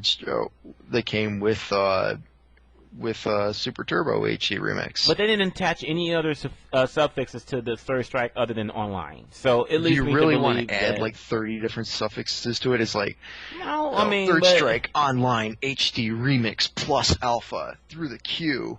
No. Come on now. I don't think. I honestly believe that a rebalance mode is not in Capcom's budget for this game. I believe that their budget really is getting the GGPO and getting the arcade port right. That's it. I think that. I don't know. They made a tweak to Blackheart and Marvel 3, so I can see that. We don't doing know if that tweak was really here intentional. I don't know if someone was in there. Man, we got to really beef up Blackheart. I mean, I don't know. So yeah, I heard about that, but I don't know if that's really intentional though. Just. Well, how is something not intentional when you just do it? I mean, I'm sure it's no more intentional than the original Infinite that he had.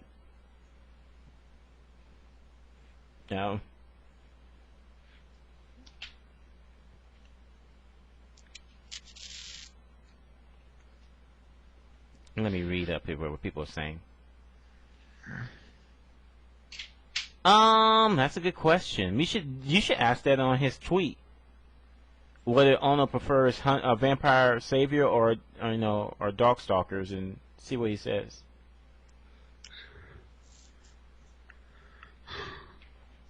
He does respond to tweets. He responded to mine about demanding GGPO. So. Was that you? I'm sure I'm not the first one.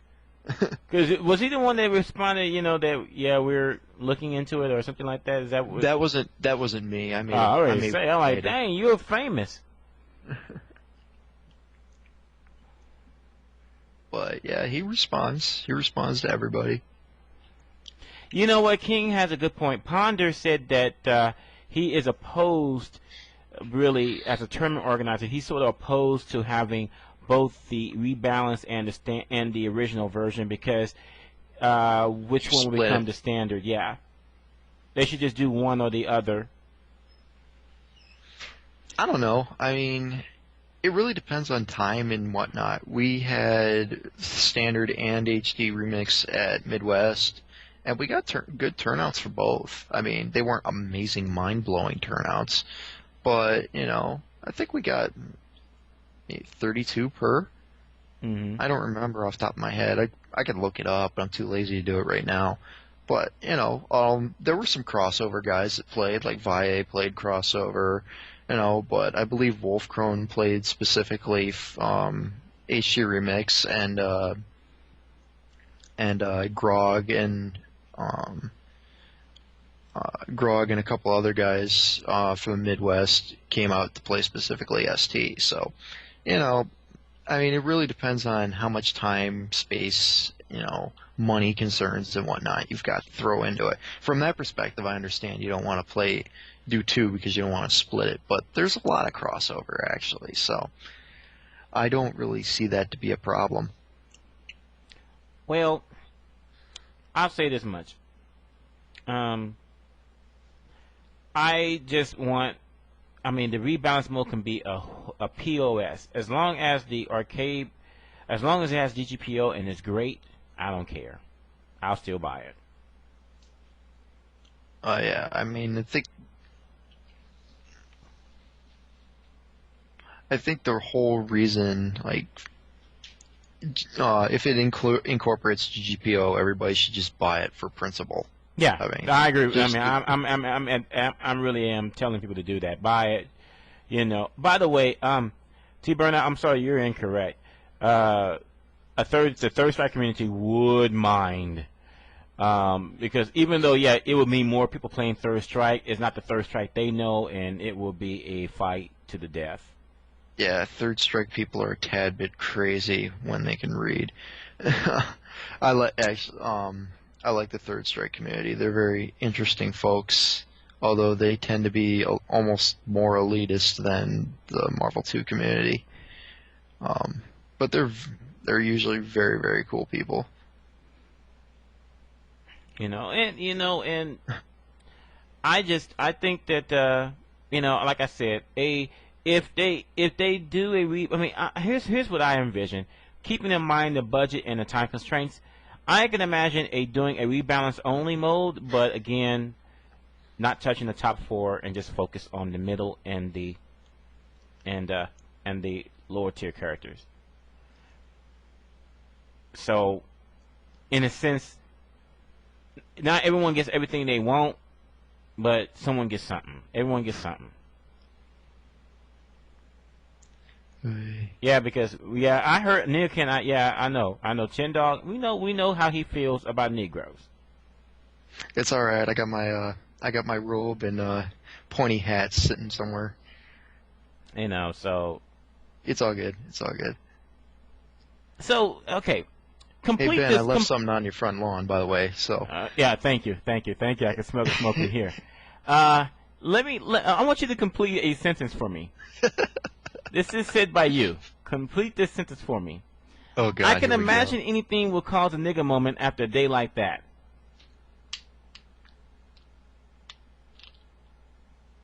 Did I say that? I'm pretty sure I did. Yeah.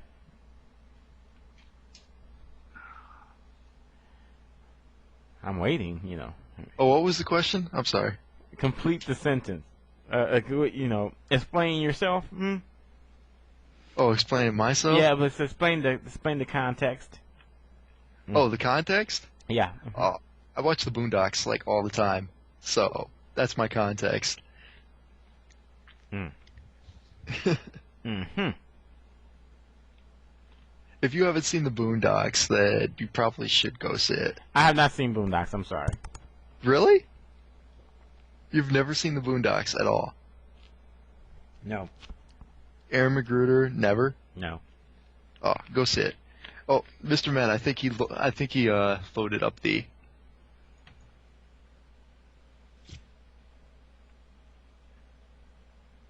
She was. Yeah, I wish she was. Well, it's kind of like when I get the criticism, why aren't there any black women in the show? And I always tell black women, well, you don't really want them there. No, fuck no. Because we're not going to be nice. We don't, right. You don't really want to be in the show. None of us would get any pussy if they were black women of the show. No, I know I would. Wow. Because if you think black men don't have a sense of humor. Oh, hell. Just think, instead of saying nigga, we said bitch. Oh, man. But it's like the nigga moment. Like everyone, we caught a lot of flack for, what I'm saying, showing niggas respond in situations like that. But the truth is, there are black people. But then you get right that, now, while we're doing this, there are black people in front of a liquor store fighting right as now. we speak. It's on the first 48. Over It's on 25 Fox. cents. Right, and then fight. Over a quarter. Right, yeah, and then fight. Somebody may die. But see, to talk about that is a Wow. positive. You shouldn't. We're supposed to ignore that. We're supposed to call them African kings. Yeah, Right. These two African it's kings a positive. shot each other Yes. over a nickel. Hey, with 40 ounces in there. Oh goodness, where's my gun? Where's my gun? Oh my gosh, Oh man, that's I'm the going. best I'm shit going ever. to prison. That is the best shit ever. I'm going to prison. Oh, Hold on, I'm Jesus telling my Christ. landlord that he need to find a new tenant. Hold on for a second.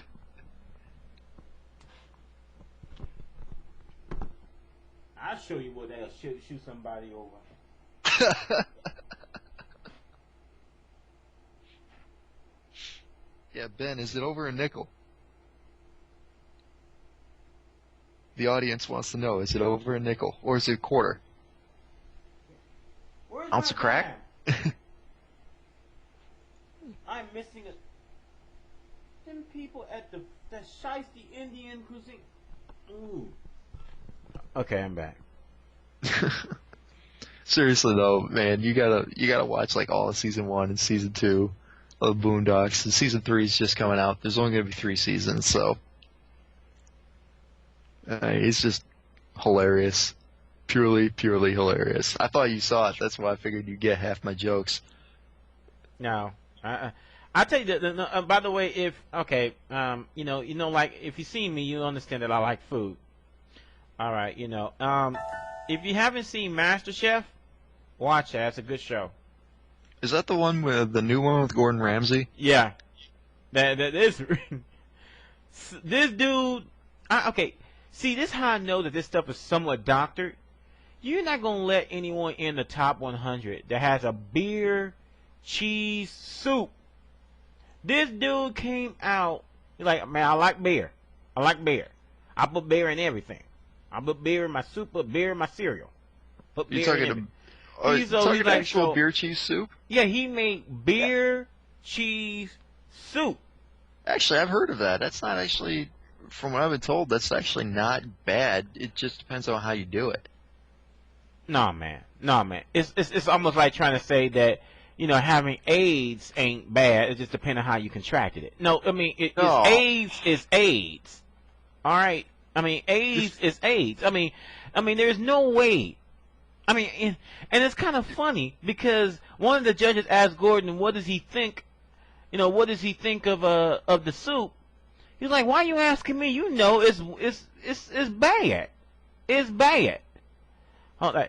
All right, hold on. Let me see if I can find it for you. I'm gonna let you guys listen to it, and you tell me.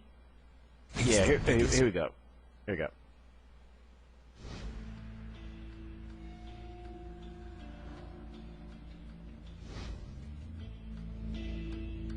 They taste that. One of the judges is tasting the soup. Why does this music sound like opening to Seether or some other garage trailer trash band? I don't know. The second judge ate it. Okay, now he's scratching his head. Yeah, he says thank you. Now here's some Gordon.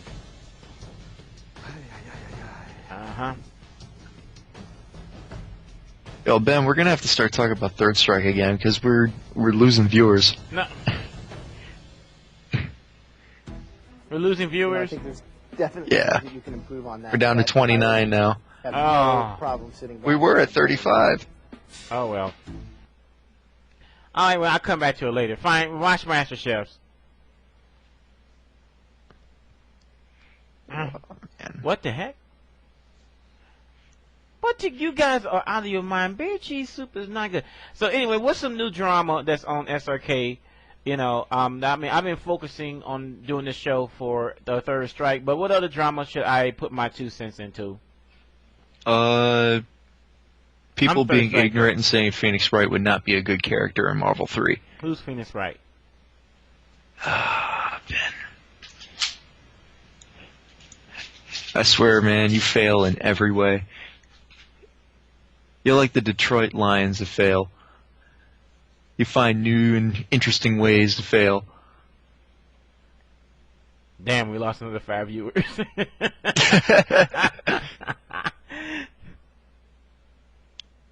Okay, Lawyer. Phoenix. Now, you call me fail for life. Neokin gave me an explanation where Phoenix Wright came from. The lawyer game for kids on DS. So why would my behind be playing that? Lawyer game for kids. Neoken is like arguably the most ignorant person on FNet, and I'm going to say that flat out. Neoken, you are ignorant. You like Voot without twin sticks. That alone proves that you're ignorant as hell. So, moving on. No, Phoenix Wright is not for kids at all. Okay, tell me where he's from. What do you mean, Phoenix? Yeah. Who do you think I'm talking about? Oh man, it's like your classic choose your own adventure stories, man. Okay. It's like what is the age? What is the demographics as for Phoenix Wright? I'm just out of. Well, it's like an older mystery game. You have it's actual court style that's a little more played up.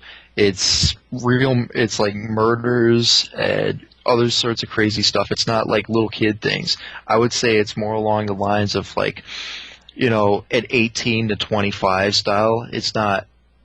It tends to be a lot more comedic and goofier, but it's not. It's not like stupid little kids jokes. That stuff is like. So I fail at life, Detroit Lions style, because I did not purchase this T for Teen Phoenix Wright Ace Attorney Capcom game. Am I understanding correctly? It's not the fact that you've never played it. It's not the fact that you've didn't buy it. It's the fact that you don't even know what it is. Okay, I repeat, this game is Phoenix Wright Phoenix Wright, Ace Attorney for Nintendo DS. Oh wait, we got someone else on here? Yeah, I got D-Nice on here. What's going on, man? Yo. What's up, D-Nice? What's D-Nice, up, come on, man. You know who Phoenix Wright is, right? Yeah, that's that lawyer. Yeah, what's up? What about him? All right. D-Nice knows. How the fuck do you not know? Okay, let me just ask this question, because this is like the elephant in the room. This is the elephant in the room. Why would you want an attorney to be in a Marvel versus game? Just that. What he gonna do? He's just gonna throw suitcases at Iron Man. I mean, what is he gonna do? He's gonna point his fingers and be like, "Yo, objection." Exactly, man. Just throwing out the objection. That's like the most broken thing in the game. Just objection. I'm about to end the show. This is BS, man. No, man. If Roll can be in with a fucking vacuum cleaner, and Servbot can be in with his little 1-inch ass breathing, throwing dishes at your ass, Phoenix Wright can be in throwing out objections. Hey, and remember Marvel 2 Heroes versus Street Fighter? They had that random ass mailman. Yeah, exactly. There are some real, there needs to be more goofy, weird ass characters. Stay off the meth. Okay, you guys are losing it. I mean, no. I'm looking at no. He's not gonna make it to Marvel vs. Capcom 3. Damn, you got so much hate. You got so much hate for him. He's only a lawyer. Yeah. You got something against lawyers, Ben? You got a small problem with authority? You know what that popular joke is? What you call 10,000 lawyers under the sea? Good start. That's right. Man. So what's going on, guys? How's everything? Not bad. Everything We is just fine ended a that massive discussion about Third Strike viability. I was questioned about my own possible racism, and now we're moving on to Marvel 3. Oh, okay. That game, I'm still hyped for that game though. I mean, don't get me wrong. Like I was playing it like pretty much like a good amount of times at Evo. Yeah. You know, but it is, you know, it was a beta, so I can't really complain about it. I mean, I was blessed that I'm actually testing the game out. I never really tested a new game out before, other than like Street Fighter 4 at one Evo. Rufus is like God, you know. I'm like, yo, Rufus is cheesy, son. I was like, you know, but yeah, I mean, I was just blessed. It was fun, and I got bored real quick because of the characters, so so I did that. Yeah, well, you only had 10 characters, but they added 6 more now. So D-Nice, what do you think about the new guys that have just been introduced? I know you haven't played it, but what do you think? That's right. That's right. Marvel 3 needs a Bowl of Soul achievement. Oh, Jesus Christ! Wow. No comment. Moving on. Anyway. I'm sorry, answer my man. question. No, I'm sorry. When I read that, man. Goodness. The web of nectar.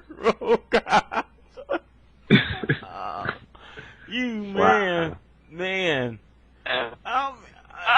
Wait a minute. I'm nasty. I'm not. I didn't write this. Oh man. Shout out to Skeletor G though. That dude, I don't know what. It's like, damn, that dude got so much hate for Triforce. My God. Skeletor G is the funniest black man on the face of this damn earth. I tell you, man, if you have not heard of Skeletor G, now put him in Marvel 3. That makes more sense. No, Skeletor G has been my right-hand man. When I do prank calls, when I had Skeletor G, oh, man, he blew it up. There was one time we prank called this, I forget, this black dude in Atlanta. And oh, yeah, that was... I had the clip here, man.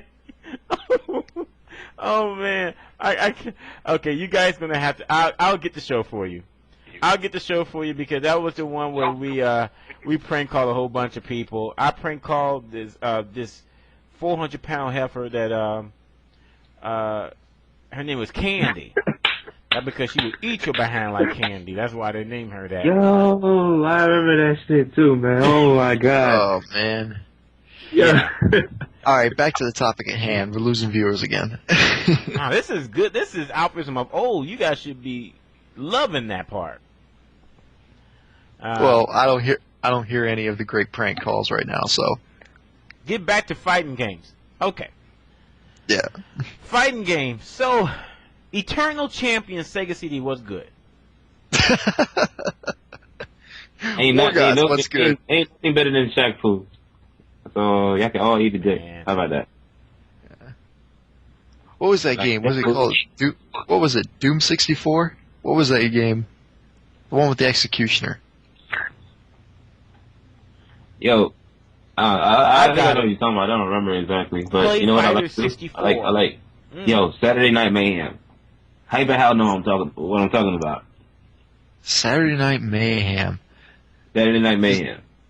What Oh the man, hell, why does that man? sound familiar? Saturday Night Was Mayhem. that like? Was that Saturday like? morning Mayhem. My bad. Saturday morning Mayhem. Every hour Hold on a to second. improve our What? technology and your Yeah, Saturday morning Mayhem. Yeah. So that's the real talk game right there. I'm gonna tell you why. Hey, yo, Hyper Hell. Yo, send a link, yo. Post the link and watch that game. And watch how broken that game is. All right, let's see this shit. What about Barbie's Horse Adventure? Oh, shit. Is this some type of Mugen game or something? No, Something it's a like good that. game. Oh, I thought you were talking about Barbie's Horse Adventure. Because I see Underdog. That already just shouts broken to me. Yeah, this has got to be a Mugen game because look at how this is giant ass robot. Yeah, that People robot complain about is broken. By the way, if there's a game that we haven't mentioned or discussed to your liking, please let me know in the AlphaISM Ustream chat on our RC. Right now on board we have Mace, Windu, and then someone wanted to discuss Mace 64. That's what the Dora. fucking game was called. Dora the Explorer 3 is next up. What else should we talk about? Sailor Moon. Oh man, Sailor Moon was broke. We got a visitor. Oh shoot. Oh man. Yo, after seeing this, now I understand why people want to ban Giants in TVC. Welcome to AlphaISM Radio. Yo, what's up? What's Hey. going on, man? Oh. Yeah, No, it's- oh, mind you, the game. I just picked that. Are you watching that video of I'm playing? Like, I just picked that game up like 20 minutes ago during that time. Oh man, Literally this game 20 is minutes. so fucking broken. It's so broke. And it's 82. So I'm like, yo. Let's talk alright. about CVS 1. Oh, yo, Power Rangers. Okay. Yeah. Nah, man, at Evo, we were playing fucking Art of Fighting 1. Nah, no, Yeah, you, I got no, you crickets faggots. on No, CBS no, no, no, One. no. Damn, It's all man. about Justice League Task Force, made by the one and only Blizzard Entertainment. Justice League Task Force, best game Blizzard's ever made. DJ Cream, I might have to give you a 10-minute timeout for mentioning that Sailor Moon fighting game. The fact that you know that Sailor Moon has a fighting game really means that you're not the target audience I am looking for. I'm talking I'm about into Sailor What are you talking about? Yeah, Sailor Moon fighting game's a good game, man. What are you hating on you need for? a timeout too. Shoot. I mean, oh my God. Have you watched Team Spooky Yeah. stream? They were playing. Man, you are hating for the sake of hating. No wonder why you don't like lawyers. Lawyers slap a suit on you for hating or something. Maybe. Maybe. Don't push the maybe, baby. Down. Yeah, we just lost another viewer. Congratulations. We just lost another viewer. For the viewer that left us, I'm sorry. I'm sorry. Oh man, Street Fighter the movie, aka what Tekken versus Street Fighter is Now going to you're be looking like. at banned. I like that. I like part of the movie though. You like the I'm fact not that you sure can do what they Shoryukens say. all the way across the screen, and then like Tatsumaki into Shoryuken, and then Shoryuken again. Should I That's what's tell? I'm going to admit something that I don't think I've ever admitted on AlphaISM Radio before. I'm sorry, I need a minute here. I mean, there's a lot of things you mentioned that that was really interesting. So, I mean, having one more is like, wow. Okay. I used to own the 3DO. And actually paid. Good shit.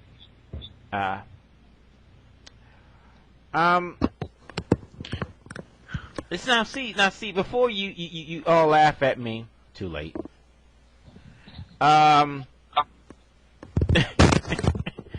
Yeah.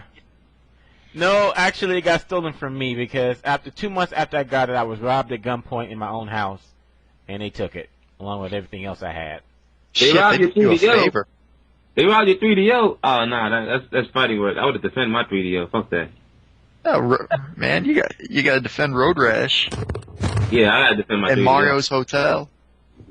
I need to defend my 3DO. Fuck that shit. I don't let nobody take my 3DO. You know what I'm saying? They're like my Virtual Boy, I don't let nobody take that. I had a Sega CD, but I had no Genesis. Yo. Wait a minute, how do you have a Sega CD and not have a Genesis? Yo, cause I'm from the ghetto. What the fuck? Okay, You know, okay, it's fair like, enough. Fair enough. Does anyone out there have a 32X? I'm just curious.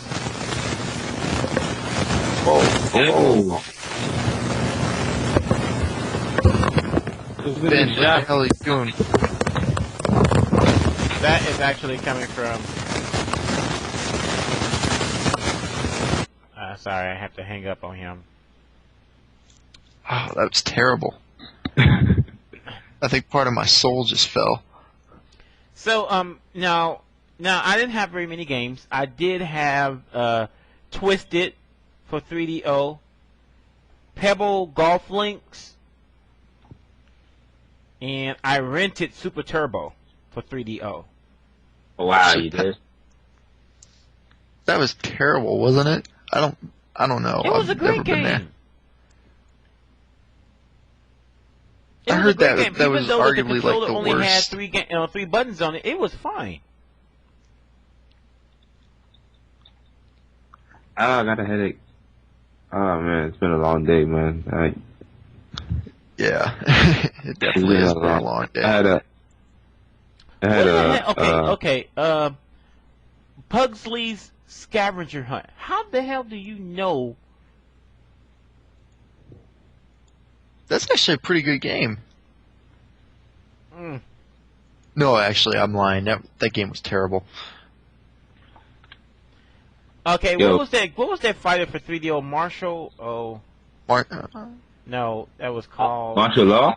No. I thought it was gonna be. I was thinking martial law myself. Hey, Like- martial law? They got their own game? Okay. It was a fighting game. It was a fighting game. EGM, which was like the magazine at the time, it gave it a 1.0, and that means that, yeah, it's like, it's below, a little bit below cow dung. Oh, damn it. I can't remember the name of the game. Anyway. Moving on.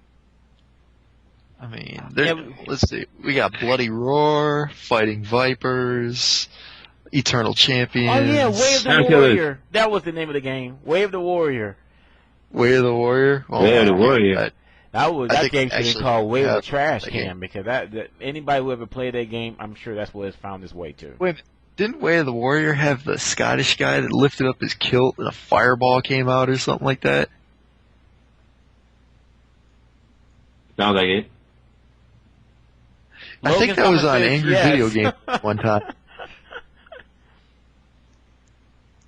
Oh my All the god. Fight 3. That's the path for the warrior. That's what Art of Fighting 3 is. Fuck the haters. I like Art of Fighting.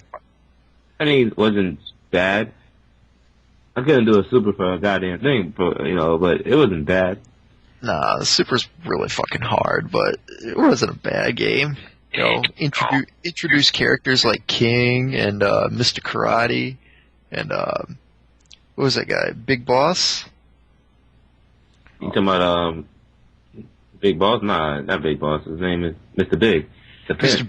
Mr. Big, that's it, yeah. Come on, he's a pimp. By the He's way, a- I The would pimp with the be fucking remiss. Night States. I'd be remiss if I don't remind everybody that next week training camp officially starts for the NFL. So that means that you go out there, you buy your Rams jersey, you cheer for Sam Bradford, and you know what? He's going to do great things, and I think that the Rams going all the way. Yeah, let's hope they have a good O-lineman to protect him. We'll Yeah, take Sam care of Bradford I is going to yo, get Joey fuck that. Harrington pretty Yo, fast. Jets. Dudes this year. Hey, Jets let me tell you Jets something. has that quarterback from USC, right? Lopez? Yeah. What Yeah, is that? they It? got- Lopez, he's getting better. He just needs to stop throwing interceptions. No, man. He's got new- the USC taint now, man. He's done. News, He's done. News alert. T.O. signed with the Bengals. What do you guys think? T.O. signed with Jokes. the Bengals? Official? Yeah? Yeah. Still gonna get. I give it- still gonna I get give hurt it- by the Jets. I give it 4 months before he gets arrested. Yo, T.O. and Ochocinco in one team? Yeah, What? I know. This team is too small for two Eagles like that. What are you talking about? Plus, you know what? It's like, but Well, it's half fine that team's in because. prison right now. I mean, what are you gonna do? By the way, Kirby, the Redskins. Let me tell you something. I have never paid attention to the Redskins, but I will pay attention to it this year because Washington at Philadelphia. I got that marked on my calendar in red ink. I definitely be watching that game. Just to let you know, Albert Hainsworth is he's still injured. He didn't even pass a physical test for the third straight time. So He got $30 million. Why does he care if he's injured? He's like, so what the what? fuck? Because he wants to play. It's football. He got $30 million. Yo, Trey I'll Flowers make a doing clone evil that look things. just like me to go play the football for that amount of money. Hey man, all I care about is seeing Suh break a whole bunch of people's necks next year. I don't care if the Lions lose by like 60, as long as I see somebody get injured every time Suh is on the field. You're a dick. Ah, man. Some other news. Evil Genius signs Triforce Game Master for the Tetris team. Wait, that's not real? Oh. I don't know. Oh, if someone asked me a serious question. What do I think of Axis with their downloadable characters? I think it's the beginning of the future. Oh man. You're going to have to get used to it. This is the new model on how to make money. I hate microtransactions so fucking bad. I hate them. It's the future. Get used to it, and we're going Like to do the same. costumes are one thing because that shit's optional. Characters are not one. Characters are totally different. Blaze Blue. You gotta do the hard way or the easy way or the hard way. And the easy way is you gotta buy a character. What, Mew 13? You gotta buy Mew 13. Eat a dick. I'm not buying a character. Fuck that. I'll do it the hard way. The hard way is just not having it, or can you eventually unlock her? No, you gotta do the story mode. Complete the whole story mode. Oh, fuck that. I'll do that. That's not that big of a deal. It's not that easy. Shit is really difficult. Yeah, well, that's a weekend and a half. I mean... What do you think they're going to do with Marvel 3? What are you going to... I mean, okay, they're talking about 30 characters for Marvel 3. You know that eventually there's going to be more than just 30 characters. They said they've got 30 characters already taken care of. They said they've got over 30 characters taken care of. We don't know how much over that is. Right, but I'm just saying this much. You're gonna bet that there are going to be themed downloadable character packs. I don't think you'll see themed downloadable character packs. I think you'll see costume packs of like classic costumes and shit like that. You know, all sorts of like different costumes. You could go miles and miles with that. But actual character packs, then you start fucking with the tournament viability of a game, and then you start fucking with... No, it's not. No, it's not. It's called everyone will have to buy it. That's what that's called. Exactly. Everybody would have to buy it. I know. Be able to afford that on top of what they get. I mean, because you know what? I know what they're saying, but at the same time, it's just like going, hey, man, we're here to play, we're here to play Street Fighter 4. You got the disc? No. Well, you got to get the disc for us to play the tournament. Hey, I mean, you can take it as basic as that. I mean, so hey, it's going to take something. It's going to take some money to buy the game. They're gonna look at ways to make money. This is a business, so. I don't see downloadable characters. Like, I don't see that becoming a thing. I mean, like I could see for the upcoming Super Arcade changes, if they add two or three characters, then yeah, I can see them making like a package with all the changes and everything like that and adapting and changing it to that, but I don't see it as characters only. I just don't see how that's going to work. I mean, that's stupid. Like, if you're you not want to learn all the matchups, you better buy all the characters. Yeah, I just don't see how that's going to work. Like,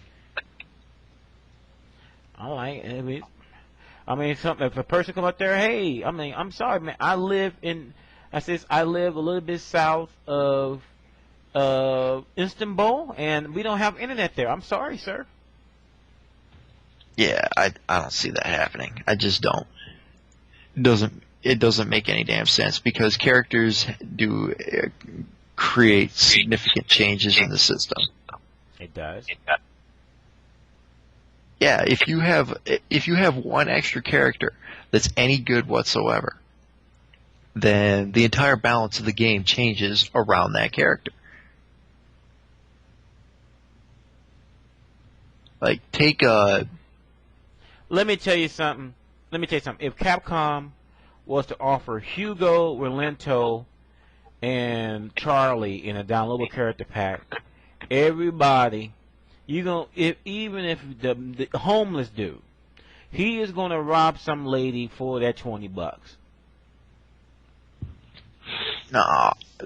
No, because you're gonna have people who are gonna be like, okay, I don't play those people, fuck that, and that's gonna be the end. Don't play it. I Don't highly buy it. doubt that. No, I just don't. I don't see like. I see it being as an idea, but I don't see everybody who's going to go out and buy it to get that character. And that Blaze Blue's already ruins doing the it, so it's already happening. Yeah, Blaze Blue's doing it, but how fucking popular is Blaze Blue? But I'm telling you, that is the model on making money for the future. Yeah. How many people entered the SBO tournament? I don't know how many people entered that SBO tournament. I just saw the finals. Hey, I'm not out of playing. Chindogg, as much as you argue against it, you know that if Capcom did it, you will buy it. Well, if it's characters that I'll play, yeah, that I'll buy it. But if it's characters I'm not gonna play, fuck it. I'm not buying that game.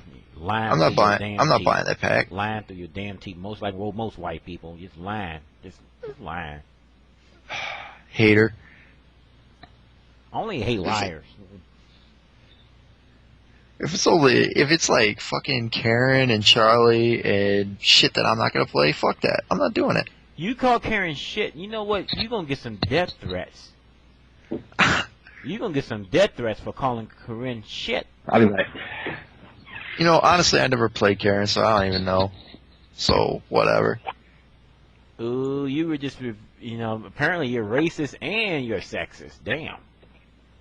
What the fuck? You don't like women in video games, apparently. Oh, why? Because I play Makoto in Third Strike, but I don't like Karen because I never played her. Well, Makoto is Japanese, and that's different. That's different. Yeah. And she look like a boy. The Third Strike one does. the Super Street Fighter 4 is different. Oh, I tried playing her in 4. That's unfortunately she's just not good. Yeah, I mean, Candy Aces has a point. He says industry turned into like mechanics and car salesmen. Sell you something broken and charge you for repairs. Yes, that is exactly it.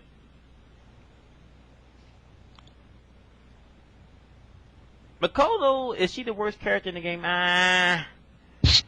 Oh no, T-Hawk I still think got that covered.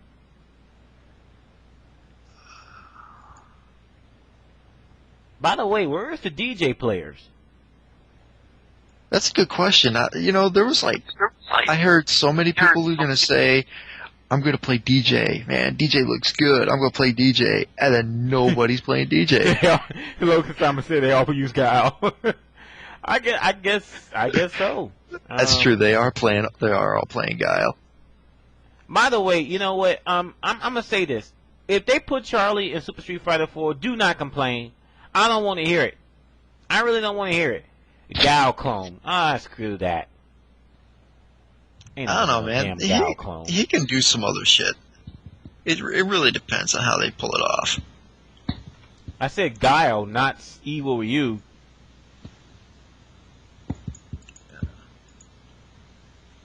Maybe his sonic boom wobbles or some shit like that. I don't know. I think the biggest difference between Guile and Charlie in Super Street Fighter 4 is that Charlie's flash kick will actually be pretty damn good. His flash kick's pretty damn good now. What are you talking about? Guile's flash kick? It's better than what it was in vanilla. It still sucks, though. It gets beaten by everything, though. Even the EX version gets beaten. It's just... Yeah, that's right. Yeah, so Charlie's like Goken, one-handed fireballs. That's right. Put him in Super.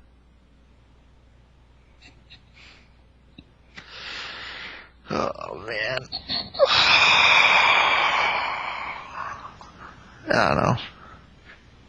I think you guys hate. Charlie, it says, Goken was dead too. Yeah, it's true. Goken was dead too. He was dead a lot longer than Charlie was. So. Oh man.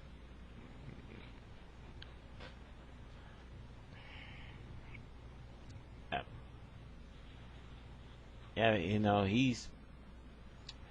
he miraculously was blacked out, and he miraculously didn't die of starvation for the 20 years that he was unconscious. Or he got turned into Blanca. Oh yeah, that too. Carlos Blanca. Mizuki.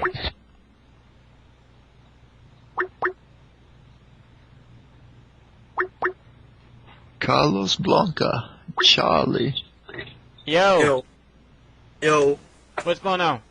nothing much. I just wanted to talk about the like the downloadable characters and stuff, like what companies will probably be doing. Since I actually do believe that Capcom will probably eventually do downloadable characters and stuff. It's inevitable. And my life will fall for it. Well, Namco's already done it. ArcSys is doing that, and I'm pretty sure Capcom wants more money, so they will probably do it. Especially that they will probably know that America will probably buy them because we play on consoles. And I'm pretty sure Capcom will take advantage of that and make us buy characters. Yeah. What game did Namco do it? Soul Calibur, even though Soul Calibur's not a real game, but it's still. Or are you talking about Yoda? Yeah, I'm talking about that. Dude, but, you trying to get me shot? Damn, dude. You on AlphaISM radio, man. I don't need to. I already got a cross burning on my lawn, dude. Come on, man. Dang. All right, go ahead. No, it's gonna happen eventually. I mean, every other game is doing that. I mean, every company is gonna do that. It's the future. I'm not talking bad about people. It's just gonna happen. Yeah. Yeah, I mean, I'm not Chindogg, I can hear your resignation in your voice. You know you're gonna buy it, so no. You if, know if what? If it's a character that I'll play, I'll buy it. No, because you know why? Because you know why everyone will buy it because no one wants to be there. Dude, what's half the characters in your? It's like you're like, dude. It's like it's gonna be like a thing to have. You can't bring your game system around and be like, dude, where's half the character roster? Man, I ain't buy it. I ain't got the money. I get out of here with that. Get out of here with that. Oh man. You know what? You know what? They should charge. If Capcom really want to make a killing, they should charge based on the popularity of character. Like, I still think if Relento was available next week for $50, I bet I will bet 90% of the people will still buy it.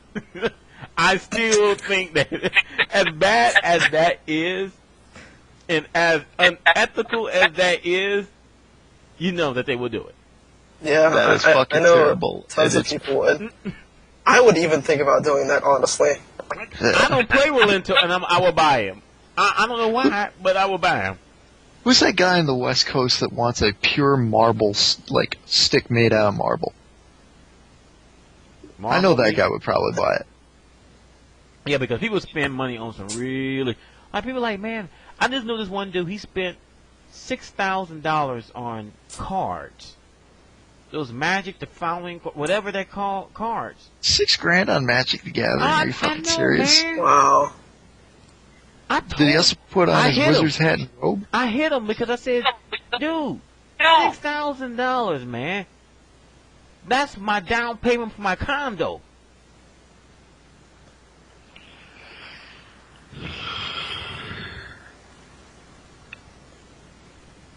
No. He's not a pro player. I asked him. He's like, no. It's a hobby. No, man, that's an addiction. That's an addiction, man. That's crack.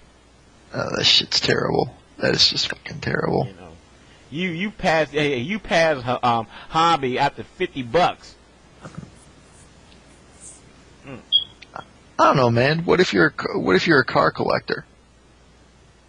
Is that okay? Is that a hobby or? I mean, do you call crackheads crack collectors?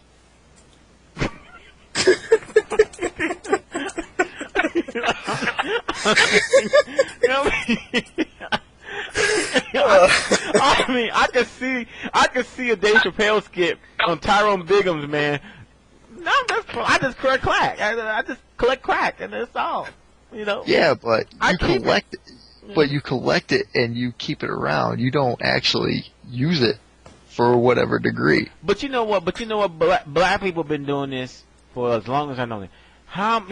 Go to any black person's home in the hood, and you go and you look in their living room, they're gonna have a sofa. What's gonna be on the sofa? D Nice. What's gonna be on that sofa, and they will never take it off? Plastic. That's right. That is damn right. That you know that's right.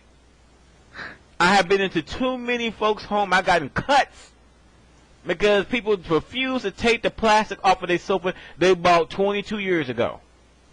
Man, that's what Asian people do too. Have you seen that shit? It's like the whole house is covered in plastic. It's fucking annoying. You know, it's so nice being white. You know, no plastic on my sofa. Credit rating over 750. You know, it's great. Not getting hassled by cops every 5 seconds. Yeah, Asian people do that just because they're cheap. I'll hassle your ass. No, I mean seriously though, man. I mean, like, dude, it's so bad though, because like with Asian people's couches, if it's not the plastic, they will have about 22 layers of towels on there, man. It's like you sit in a freaking high chair. I'm like, dude, what the? You know, you lean back, you hear someone go, I'm like, you got somebody on this motherfucker? I mean, what?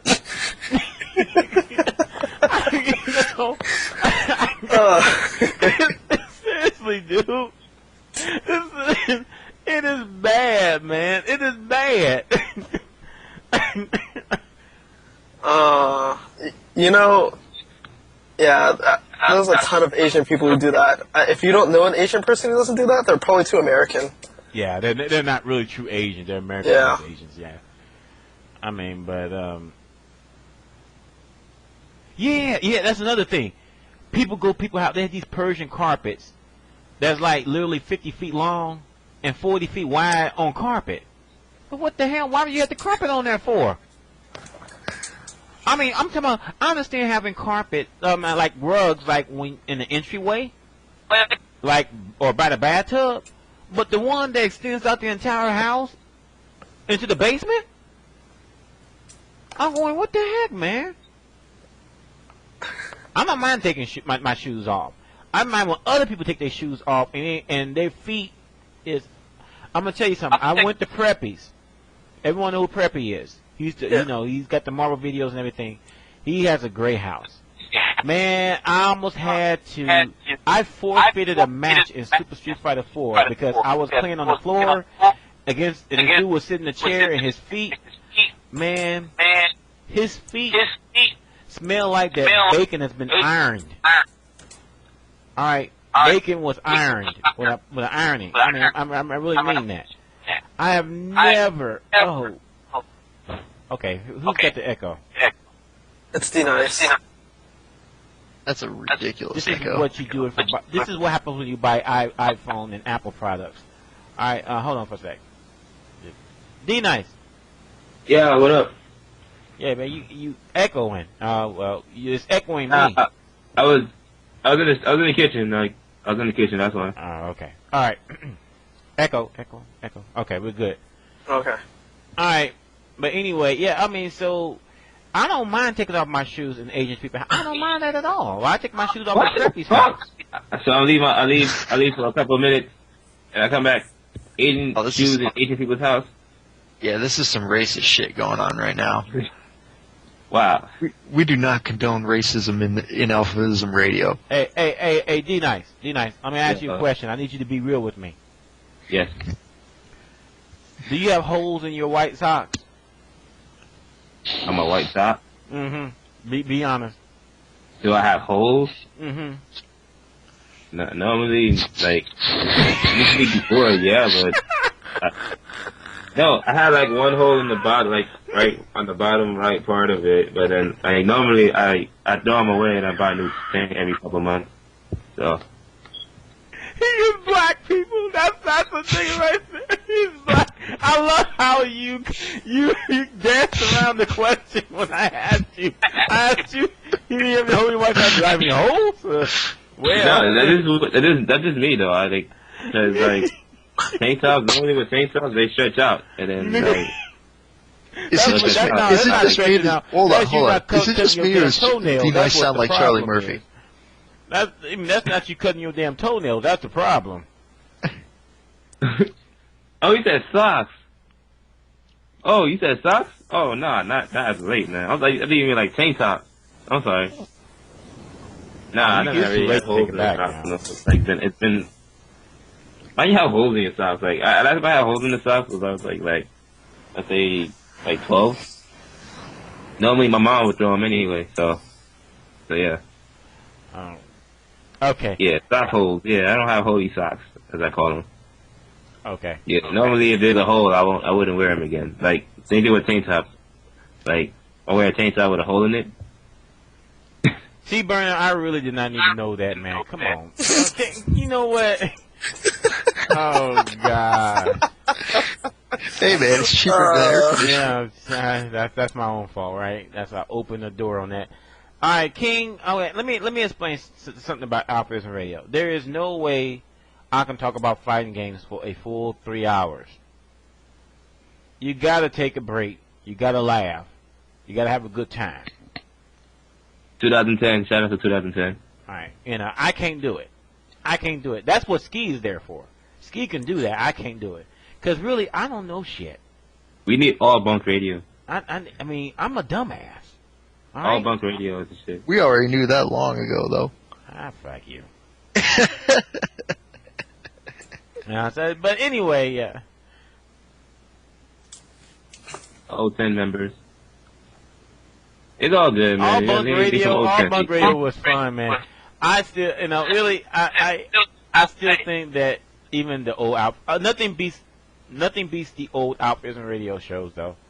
Those were just that was great, man. I mean all the OGs for AlphaISM radio are gone now, but it was still fun. It's still fun. Bro, like we had like a lot of good shows. I still remember the Triforce and what's his name? Who's the dude from Boston? Damn. Mukai and was it Mukai or Mukai? How you pronounce it? What? You remember that dude from Boston? The tall black dude from Boston, Mukai or something like that? Oh, Mukai, yeah. Yeah, Mukai and Triforce having that big argument. Oh yeah, that was great. That shit was classic. Yeah, I wonder what happened to Mukai. Either he's still in Team Hate or he's serving time, one or the other. Yeah, I was thinking serving time, but I wasn't sure. Racist. Fuck you. You thought of it first. You know what? Hey, how many of you guys would buy an old show AlphaISM DVD? I would. Yo, we should have an episode of AlphaISM top 10 moments. Yeah. You know what? I should do that. I mean, unfortunately, I don't have all the old shows. Neither do I, man. My fucking You do have the show of Ski going off when he found out that Wii Tennis was getting announced for Evo, right? Oh yeah, that's the best number AlphaISM one. radio That's episode. There are three shows pull that up. We need to hear that again. Yeah, that shit was funny. Yeah, pull that up. You're like, Wii Tennis? Wii fucking tennis? It's not even the game. Yeah, we trolled the shit out of him, like, too. They trolled the shit out of him. Like, Wizard, no, it was Wizard who trolled. Yeah. That was great, man. Shit was so good. I mean, I remember the first thing he said, like, this is gonna be Mario Kart, I ain't having it. Like, oh god. Yeah, because CVS 2 wasn't announced. That's what pissed him off so much. Yeah, because he's a big CVS 2 fan. Yeah. I just remember, man, and it was me, it was Kai, it was Toshin. Oh man, it was a whole group of us on the radio, man. And then just when he brought out shit out of him, and then he went out and he says, "Wii tennis, freaking Wii tennis, boycott you, I ain't going." Says Wii boxing. He go, "Wii boxing? That's not even a real game." Like, he just kept going. God. He went for like 10 minutes straight before he realized that Wizard was fucking with him. I ain't having this. I have this. I'm done. I quit. Don't even make me hyper. I'm L5 in this bitch right now. What's really good? Give me the upload. Give me the upload. Anyway. Melted blood. Hey, that came out to be. That should turn out to be true. didn't By the it? way, people, if you use Firefox, you can't just select update every like 5 Oh, seconds. yo, you remember this 5 page? seconds, we're going down to 1. Hell yeah. You paid home. What's her name? Everybody, quickly. Christina? To update manually, push Alt F4. And then half the channel quit it. I'm like, that was funny. We I got got you like with half your people like, that- don't forget. Every time I play this rerun, I watch 4 or 5 people quit out of the Capcom and out of the radio channel. I'm like, you idiot! Oh my god. What the fuck?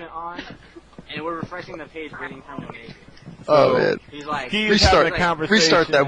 We gotta hear that again. We gotta, I'm not going to take any AIM messages. That ain't good for you, Ski. That ain't good for CBS2 fans right now.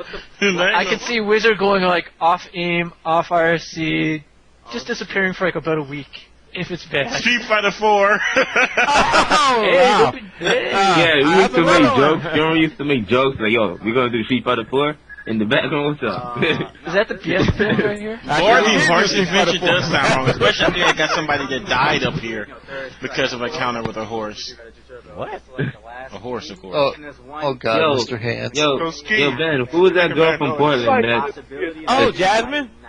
Jasmine. Yeah. Oh, yeah. He's got the Alex Valle headset syndrome. You can hear everything he's doing. it could be Mario Ski. Kart DS instead. It could Ski, be Mario Sonic. Kart instead. Ski. Oh, you could hear me that whole time? You gotta mute Yes! Oh, I'm There's sorry. one key D, man. Yeah, dog. I'm explaining this to these fools. They're my friend Akshat and Flato are here, and they don't know about this. I asked him about that. What the hell is Yeah, Akshat? I'm gonna mute it. My bad. What? No, it's good. Questioning his friend selection. Nest, Oh, y'all were listening to me that whole time. Everything got silent after I muted it. I'm sorry. Yeah, you're pulling the Alex Valle. Catch up now. Damn. I'm the shit. Yo, what the fuck's the game gonna be? Just fuck. DSP, look at this. Didn't DSP have to go to bed in the morning? You know, he's counting down the other DSP channel. and Yeah, it's 1:30 in the morning. DSP has to be up because he wants to signify. I come in the house 1:30 in the morning. The 2 of you are gonna send a faggot downstairs For some milk and cookies. Cookies. Yo, DSP is waiting so he can be like, yo, my idea was implemented. Me, the one that I suggested. Me. It's Wii Tennis. Fuck. It's Wii Tennis. It's Wii fucking tennis. I'm not going to Evo. Boycott Evo. It's Wii Tennis. It's Wii Boxing, actually. It's Wii Boxing, not Wii Tennis. Wii Boxing? Oh my God. Hold on. This is I want to over. check Belt's res- all this right now.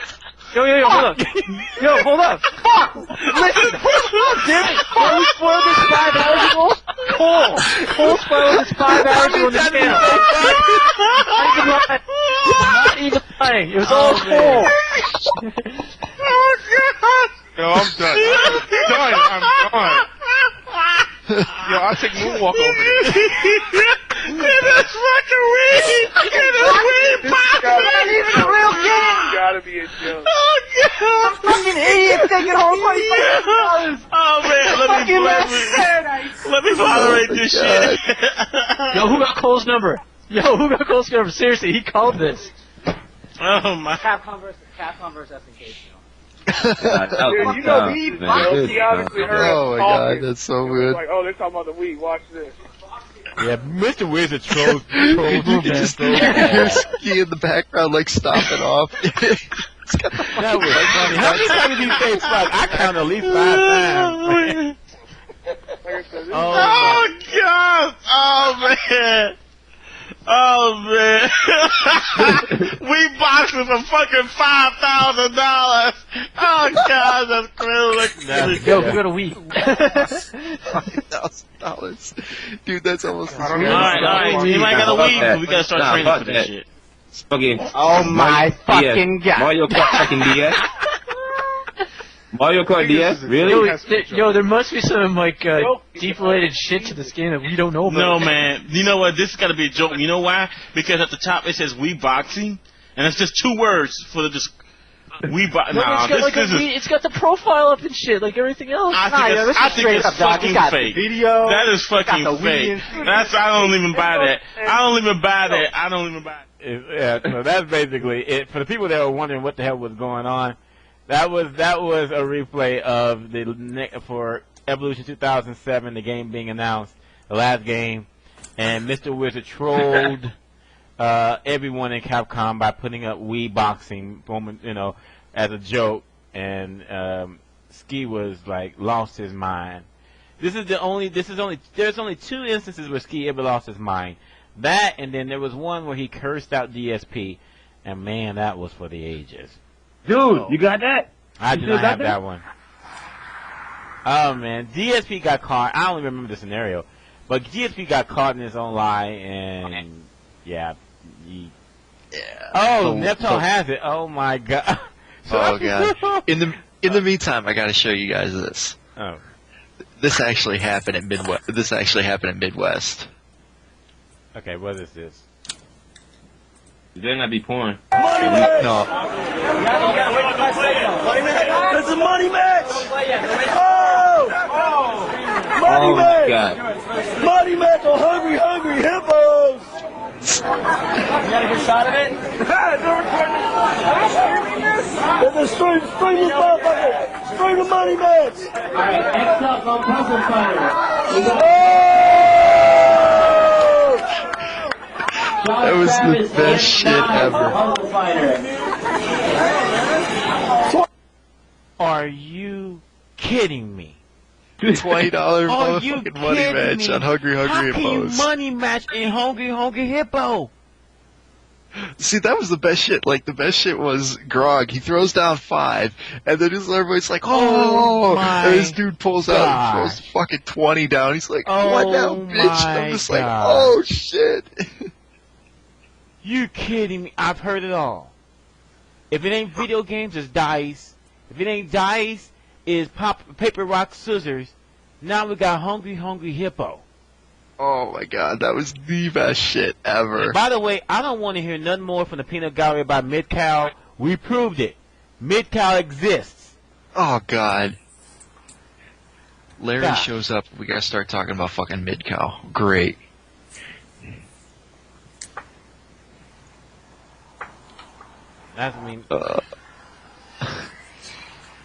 People are wondering what the heck are we talking about now. Yo, King Hippo has got you. Oh my gosh. You know what? Oh, Blue Hippo, son. Blue Hippo. Blue Hippo. Ain't nothing. Hey man, Blue Hippo. That's there, Blue Hippo, yo. You just can't stop it, yo. I'll be back. Okay, here we go again. So, we got a special guest. Larry, how's it going? What's going on, y'all? I was just looking over the final touches of the final round DVD. It should be ready within a week, maybe 2 at the most. Let's look at the final touches. But anyway, what are we talking about tonight? We just talking about the Mid-Cal 49ers. Come on, man. Don't start that shit when I get up. As soon as you showed up, he started with Mid-Cal. Come on. As soon as you logged on, he said, let's talk about Mid-Cal. I'm like, oh, no. God. Let me, so what are y'all opinions about Third Strike, online? I mean, I don't think they'll be able to do any characters. I mean, think about it. Was Third Strike's like almost Disney quality in animation? It'll cost too many. It costs too much to add more characters, so that's out. So anybody wishing for new characters or put some Street Fighter 4 characters in it, keep on dreaming. They'll never do that shit. No, we was really talking about coming up with a fair compromise about what if they did a rebalance mode. Rebalance mode? And I said that they should leave the top 4 alone and just focus on the middle and lower tier characters. And I think that's a fair make them better? Yeah. I wouldn't have a problem with that. But But GGPO takes top precedence over anything. Yeah, I mean, hell, all they would have to do, all right, for Necro, for instance, because I played Necro in Next Gen and Second Generation, all they would have to do, really, with him, is A, make his electric snake like it used to be. It was totally invincible. You can't sweep him out of it like some bullshit. That's utter bullshit. All right. The electric snake was basically totally invincible on Startup. So, what else? Also, give him back his standing strong punch chain, because that 2-in-1s into the snake fang or into the little spin. You know what I'm saying? Because the back jab knee is just too short. Like his standing short had some nice range. It'll beat a lot of shorts. You know what I'm saying? So, like ducking shorts, you got Ken dashing up, short. You just throw out, standing short with Necro, standing short. You see a hit, you know what I'm saying? Let's do the target combo. Standing short, standing strong to the snake fang. Toss their ass over. And if you got your back in the corner, that's just automatic fucking electric storm. So, when they took that away, that bread and butter, and make sure that his standing medium punch reaches over low forwards. Because it did in Next Generation. It was just like, oh, you just dashing up, sticking that out. Let me strong punch you in the mouth and 2-1 that. So, yeah. There's a lot of stuff they could do with Necro. I don't know what they can do with Elena. Because Third Strike Elena is probably the best Elena they got. So, I mean... They should keep her. Good luck with that. Bring back... They should keep her with that. They need to, buff Sean, though. Back to, Impact. Yeah. Impact. Yeah, let's make him like second Impact Sean. Boom. There you go. You know what I'm saying? All right. Now you got Sean back. All I want with Oro is just give me that 20-second Tengu Stone. Give me Next Generation Tengu Stone. I'm good. I don't know what that is. All right. Next Generation Tengu Stone was so fucked up. It was like, you know how the Tengu Stone level 3, you get a whole bunch of little rocks, maybe a little toy Godzilla or a toy truck. Mm-hmm. Well, in Next Generation, you got a fucking rake, you got a fucking stop sign, and you got mad range on that mug. I mean, that shit lasted for it had to last for 10 to 15 game seconds. I'll go back. Yeah, you basically the stop sign was ridiculous. So you can jump on that. It gave all his jabs his standing strong punch reach. And his standing strong punch, I mean, you just added reach to that too.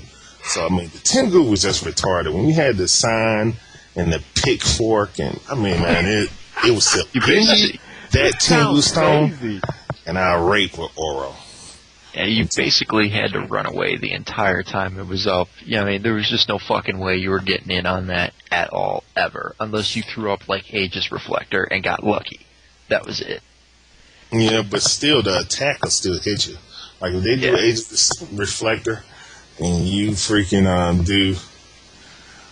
that's the whole thing. It wasn't even as good as it was in Second Impact as it was in Next Generation. But yeah, even though if he got hit with Aegis Reflector, he loses all his doodads, right, though? No. Oh, he still keeps it?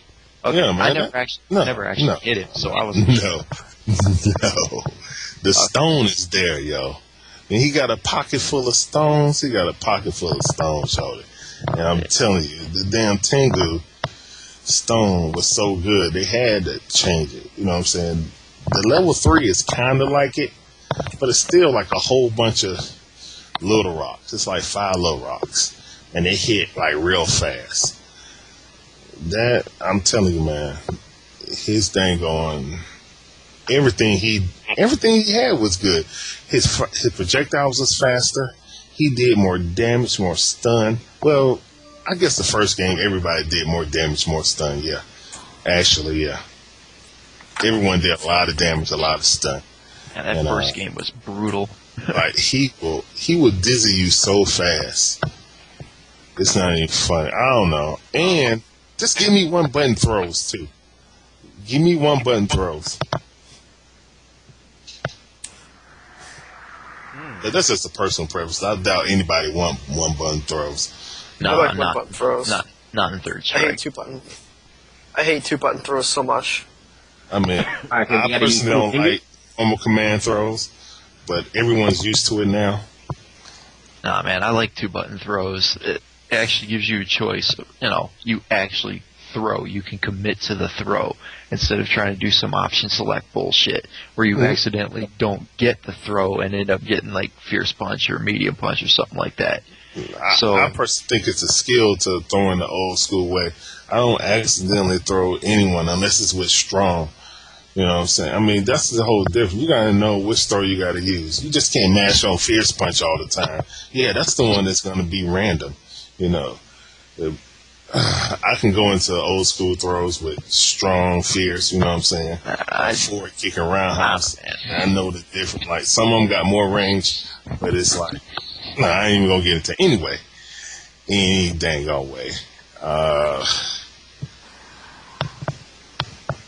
All the games are pretty much 2-button throws now anyway. And counter throwing is a part of Street Fighter 3, so you really can't take that out, in my opinion. You would definitely nerf Ken like that. You know what I'm saying? So don't even do that. You know what I'm saying? That'll make the game totally different also. If you took out normal counter throws, that'll make the game definitely different. So someone was telling me that I should leave. Well, command normal throws, excuse me. 2-button throws. They saying that instead of the top 4, leave the top 6 alone, that Dudley and Urian shouldn't be touched either. Don't touch them. Don't touch them. Oh, they don't need any buffs, I should say. No, I wouldn't do any buffs. The only thing, personally, I think, take out the infinites out of Second Impact. I personally like Second Impact more than Third Strike. That's just a personal choice. Because everybody that's because Sean was really good. Wasn't Oro really good in that? Yeah, but not Oro's best game is Next Generation. Dudley was pretty decent at that. Lightning Bolt actually had a use in that game. Dudley had a lot, like in Second Impact, a lot of characters had like link combos. It wasn't just all chains. It had a lot of good link combos. Like Yang, oh my God. Young or Yang, however you want to pronounce it. Yeah. Man. No, urine is not garbage. You just don't know. Urine's not garbage in Second Impact. You know what I'm saying? I'd argue that Urian's better in Second Impact than Third Strike. Yeah. I mean, you can jump roundhouse into the duck and fierce punch like he's Ken or something in that game. Yeah. I mean, I had a friend of mine that June Rowe, he plays with Urine and Third Strike and Second Impact. Urine is so, but it don't matter, man. When you play with Akuma, it's just like, ugh, Akuma's so silly. I like Akuma, but I mean, I play with Hugo. I think Hugo is way better than Second Impact. I have a crazy idea. That's right. And Hugo's jokes. He's nothing but jokes. He's so fun. Maybe instead of doing a rebalance, maybe everyone should have a Second Impact version. You can get a chance to choose where you want to pay the second impact. Now that'll be cool. Are you talking like a Street Fighter 3 anniversary type? And I was wondering, it would still be like, I guess, Third Strike gameplay, but maybe you can choose the Second Impact, so then their properties or their moves and their moves in general are changed around, and they will. That would actually be a great idea, Bump. That's the best idea you ever had in your life. That actually.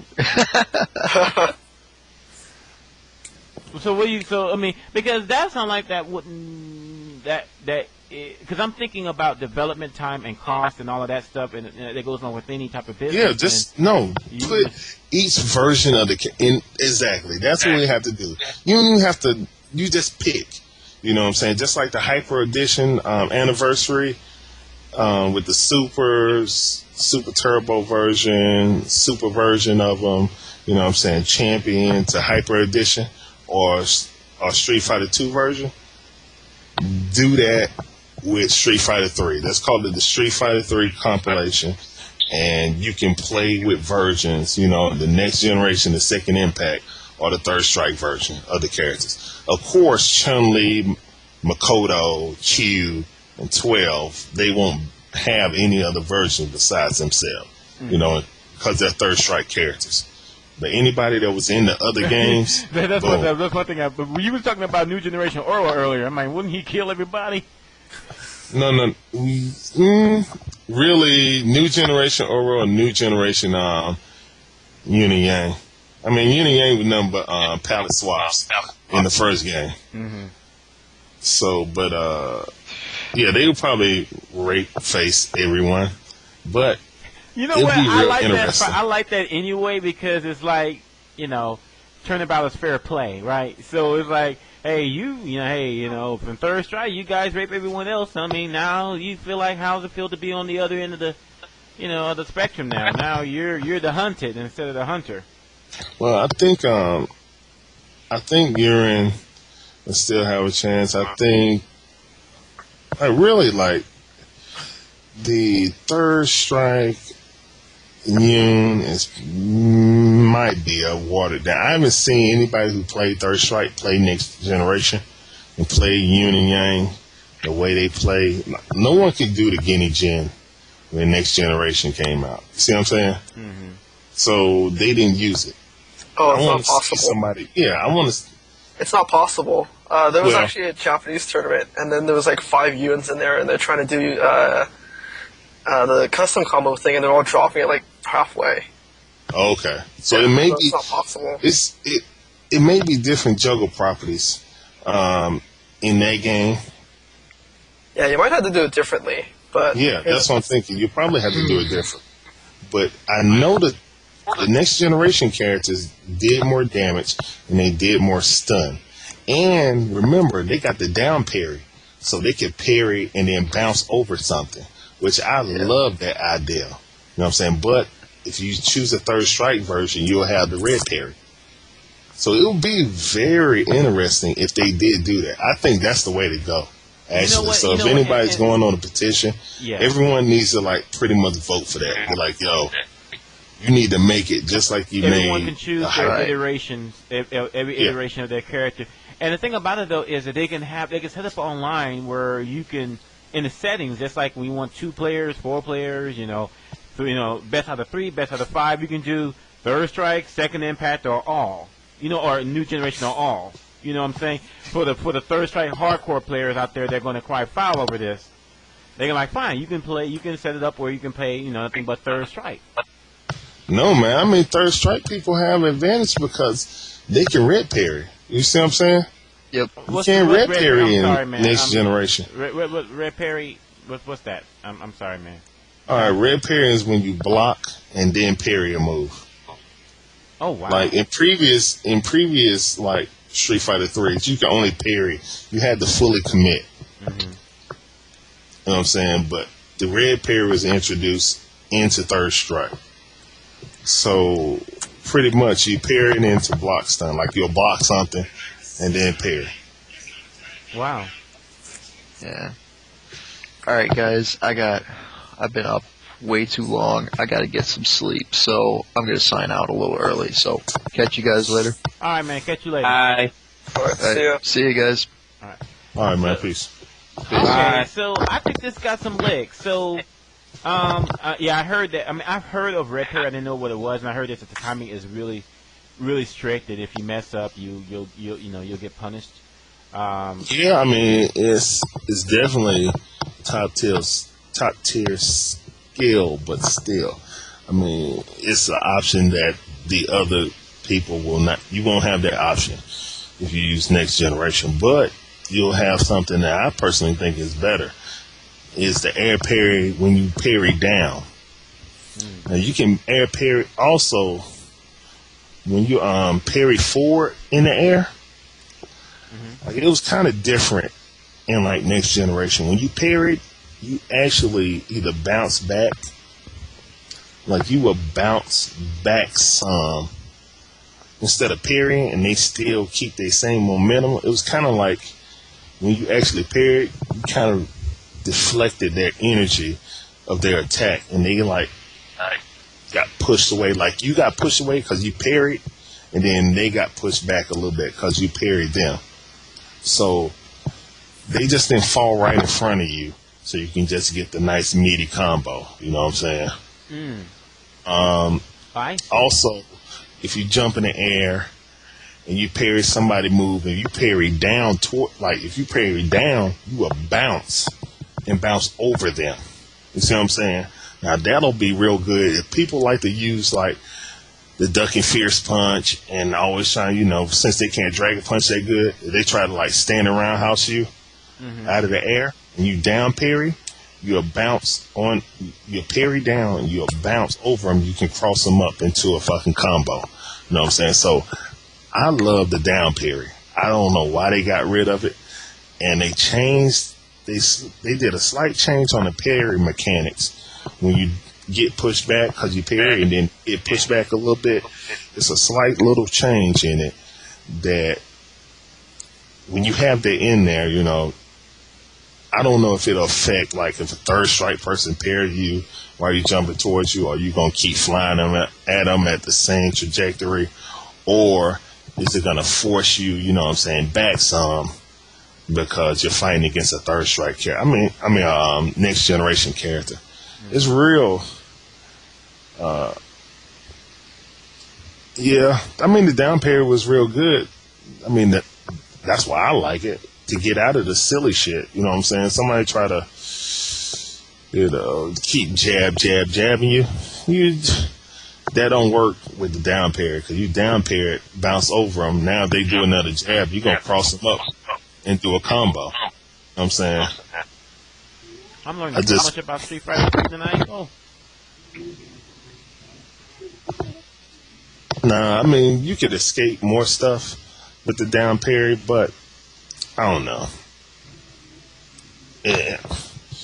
It seemed to me that there's pros and cons for everything you do in that game. Hell, Second Impact characters going to have the crazy links. A lot of links you never think. Some characters have chain combos that they don't have anymore. Like Yang, he has a whole bunch of chain combos.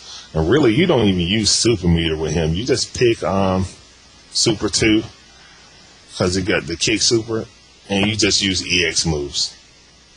Yeah, that's pretty much how you play with him in Third Strike 2. But he has so many chains into the Rekka hands, the Rekka swipes, that he pretty much kill you. To me, that version is probably the best Yang ever. You know what I'm saying? So what it sounds like to me is that if we were to D-Nice freaking phone echo. Hello? Yeah, I'm sorry. All right, no more echo. It sounds like that the idea of choosing the version of game you want will actually do good. It may not be balanced, but it will be fun, and it might be just enough to get people to play Street Fighter 3. Period. I think it would be a great idea, just for the simple fact a lot of people started playing Street Fighter 3 on Third Strike. You know what I'm saying? Right. Well, a lot of people don't know about Second Impact unless they play GGPO. They really don't play Next Generation at all. Right. So, to me, if they did the game like that, and dang on just, I don't know, just like we said, be able to choose a different version of them, you know what I'm saying, just like they did with the Hyper Fighter anniversary thing, that'd be awesome. I think that's exactly what that game needs. Yeah, because I like Second the Impact idea. of Buki or Next Generation of Buki. Those Bukis are way better than Third Strike. Right. Third Strike of Buki got a lot of more stuff, but her basics, her solid shit it's just not as good. You know what I'm saying? I like the idea because I know a lot of people will say that's exactly the problem, but I would say it will almost make it like a new game because no one knows the matchups. They only Exactly. know the matchups No one knows. only for Third Strike. Only the people that really play Next Generation and Second Impact know those characters. You know what I'm saying? Ibuki, first of all, she don't even have one of her supers. She don't even have one of her supers. They gave her that crap ass throw the darts on the ground in Third Strike. I'm just like, come on, seriously? I don't know, her little run up, beat down super, it went through fireballs. It was instant, like everyone. Oh yeah, also, you know the super freeze. You really don't have that in Third Strike. You can see it and then block. You can see the movement and block. The fastest super seems like Ken's. It seems like it's almost instant. Like if you're looking for it, then it'll hit you. Like in Second Impact and Next Generation, when you saw the super screen flash up, and you went into the little super screen vortex, if you were holding forward, you were getting hit. You know what I'm saying? It wasn't I can recover while you're starting up on the super. No, all that super flash was just for effects. If you were looking forward, if you were walking forward, had the joystick holding forward, you were hit. You know what I'm saying? You couldn't peek. This ain't gonna be no like this ain't like Street Fighter 4 when the Ultra activate, you be walking forward, then hold back or jump up or something like that. I mean, those games had super freezes, so when you got frozen in your animation and you were peeking, then that's your ass. You know what I'm saying? You better be blocking. So, if they gave that to Next Generation characters or Second Impact, oh man. Hey, I'm sorry to cut you off, man. No, go ahead, Bump. Yeah, I got a bounce, so I'm gonna say peace out. Oh, D9, thanks a lot. Oh yeah, hey, not a problem, man. All right, peace. Thank you for being on the radio. All right. Running says it, but that supports random supers. That's what he's saying. Does it support random supers in X-Men vs. Street Fighter? It does the same thing in X-Men Street Fighter, even though that's a totally different game. I mean, I'm just saying it does it. I mean, does it do that in Alpha 2? No, you can't do that in Alpha 2. You get punished for that. So I don't know. I think people may be afraid of that. Yeah, you got to learn your footsies. That's all.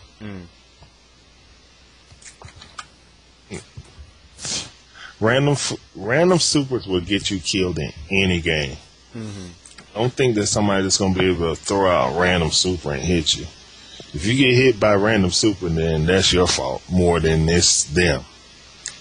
It ain't no wiggling. I mean, if you're thinking about Street Fighter 4 and wiggling, the stick and mash out Dragon Punch or whatever, mash out super, that's not going to win.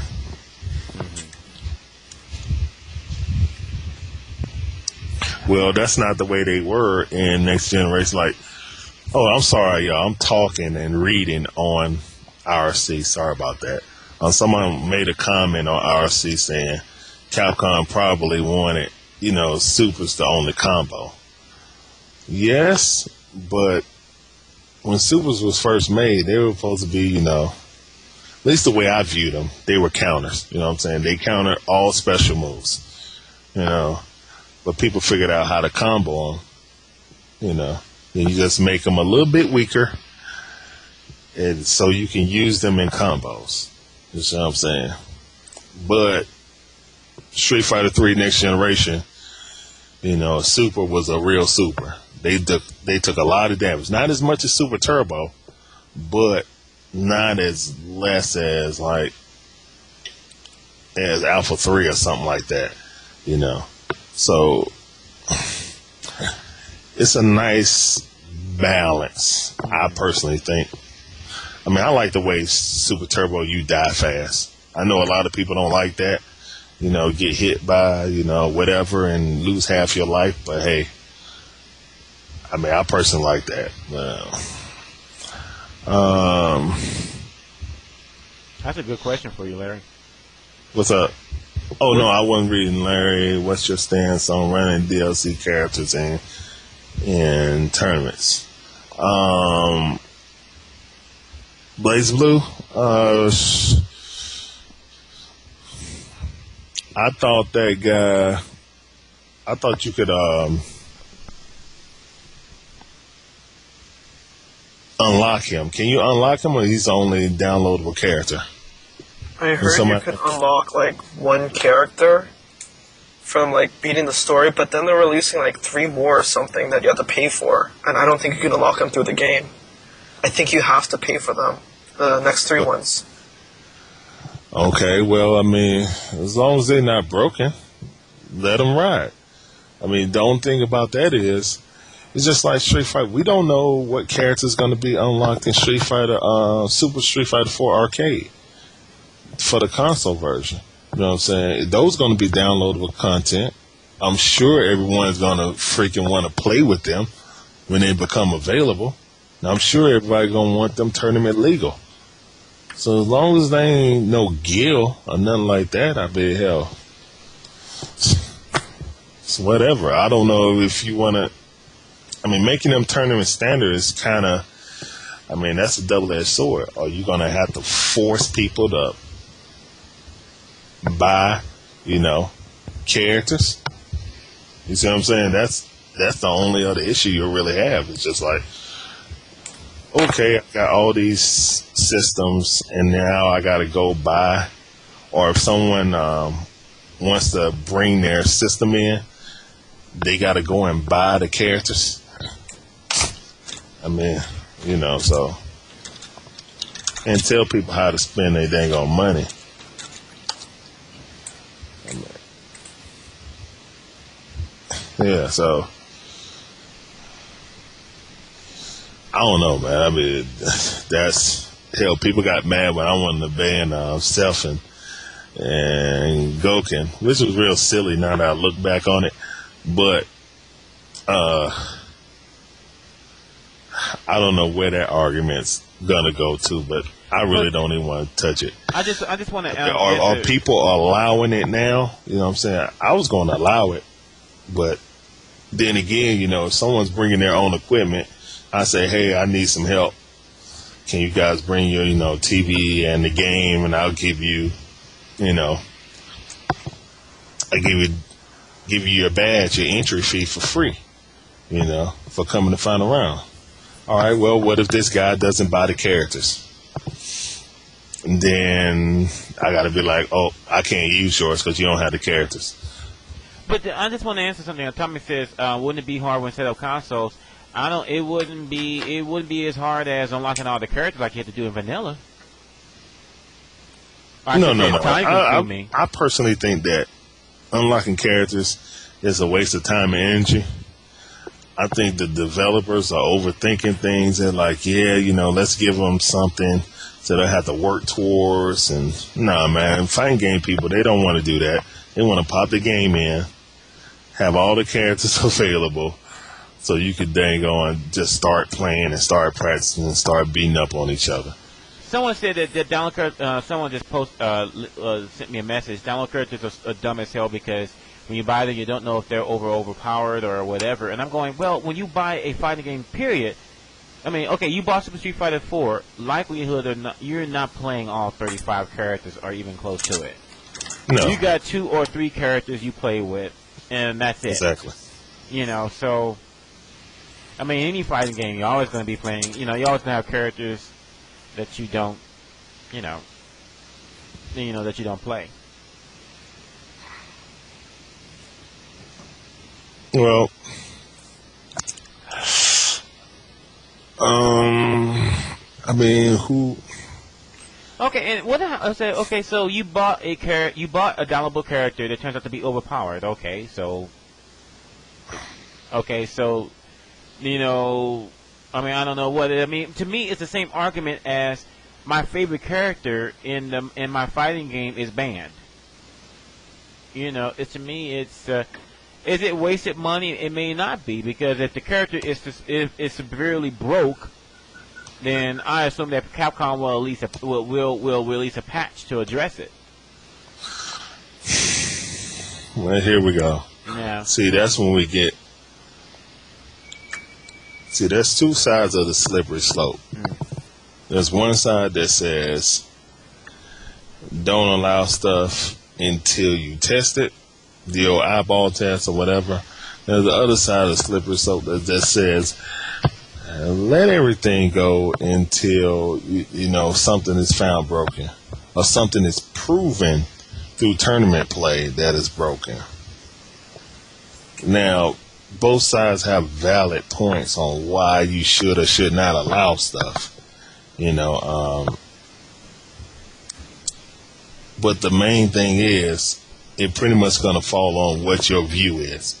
If your view is allow everything until it's shown to be broken, then whatever, then let it happen. Case in point, with Akuma, shortly after, my whole debacle about, Seth and Goken, should not be, played in final round. Then it came to HD Remix, and everybody was saying, oh yeah, Akuma's fine. And we had a little known at the time player, Damn Die, who was playing. He was saying, look, Akuma's broken. I found out some shit. He's broken. You can't escape the Raging Demon. Or I haven't had anyone escape it yet. Well, nobody really knew who Damn Die was then. You know what I'm saying? So they was just taking his word with a grain of salt until he started playing top players on, online on Xbox. I guess this is how the story go. I wasn't sitting there recording it. You know what I'm saying? It was like everybody wanted to say, oh no, Akuma's not bad at all. But then once, Damn that they said, okay, well, if you don't think he's bad or bannable, then play me. You know what I'm saying? And I'll show you why. So it wasn't that, Damn that was trying to be a cocky asshole about it. He was like, look, man, I play ST.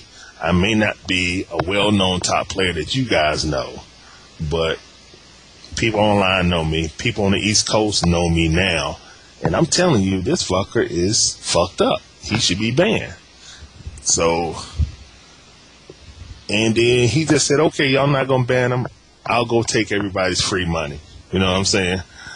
And that's pretty much what he did. And really, if he wouldn't have said anything, and just went to Evo, he would have won that for free. I mean, he would have won Evo for free if they would allow him, which they were going to allow Akuma. It wasn't the only person that was really, really good with him was Damn Die, from my understanding. Everyone else who tried to use him was getting beat. So that's why people were thinking, oh, he wasn't fucked up. So it all depends on, if you find that one player that knows how to really tweak him, you know what I'm saying? I had him on the show. I had him on the show, and he told me, he's like, dude, he's broken. I believe Damn Die because he played Alex Wolf, former Super ST champion from from 06. Alex Wolf came to me after he played Damn Die, and he lost like 27-4. And I said, and he said, yeah. And when I said, yeah, that he needs to be banned. I mean, that's when I knew that Damn Die was not kidding. No, I mean, Damn Die played him in tournaments. You know what I'm saying? We talked about it on 2DF. He was like, yo, Larry, you gonna allow Akuma at final round? I was like, man, that motherfucker's fucked up. Hell no. He was like, okay. He was like, good, because he's broken. I think he should be banned. But nobody wants to ban him. And I was just like, well, that motherfucker's fucked up, man. I mean, he was like, yeah, I know it, but if they're going to let me play him, I'm going to show him how fucked up he is. So, I mean, yeah. Hey, man, I remember him coming to me. He's like, so, I won another tournament and gave Akuma. I'm like, damn. And that was like every week. I won another tournament and gave Akuma in HDR. And after, now I was shaking my head because I knew he was telling the truth. I'm sorry, I'm eating. I'm sorry. That's very unprofessional, Bunk. I know, I'm a very unprofessional How you guy. gonna get on the radio in Seattle if you're, talking with food in your mouth? Yeah, exactly. Okay. Seriously. You guys talk, I'm gonna put my headset down. I thought Chindogg left. Yeah, he did. Okay. Who else is on this thing? Just me, you, and Bunkai. Oh, okay. Yeah. Yeah, man. So that's what you'll get into. That you may get into that if you put all the third strike characters in there. I mean, it kind of got like that with the Alpha. Remember the Alpha anthology? They tried that. Yeah. And pretty much, and when I told people, I was like, watch the old school or the Street Fighter 2 characters just be better than anybody else.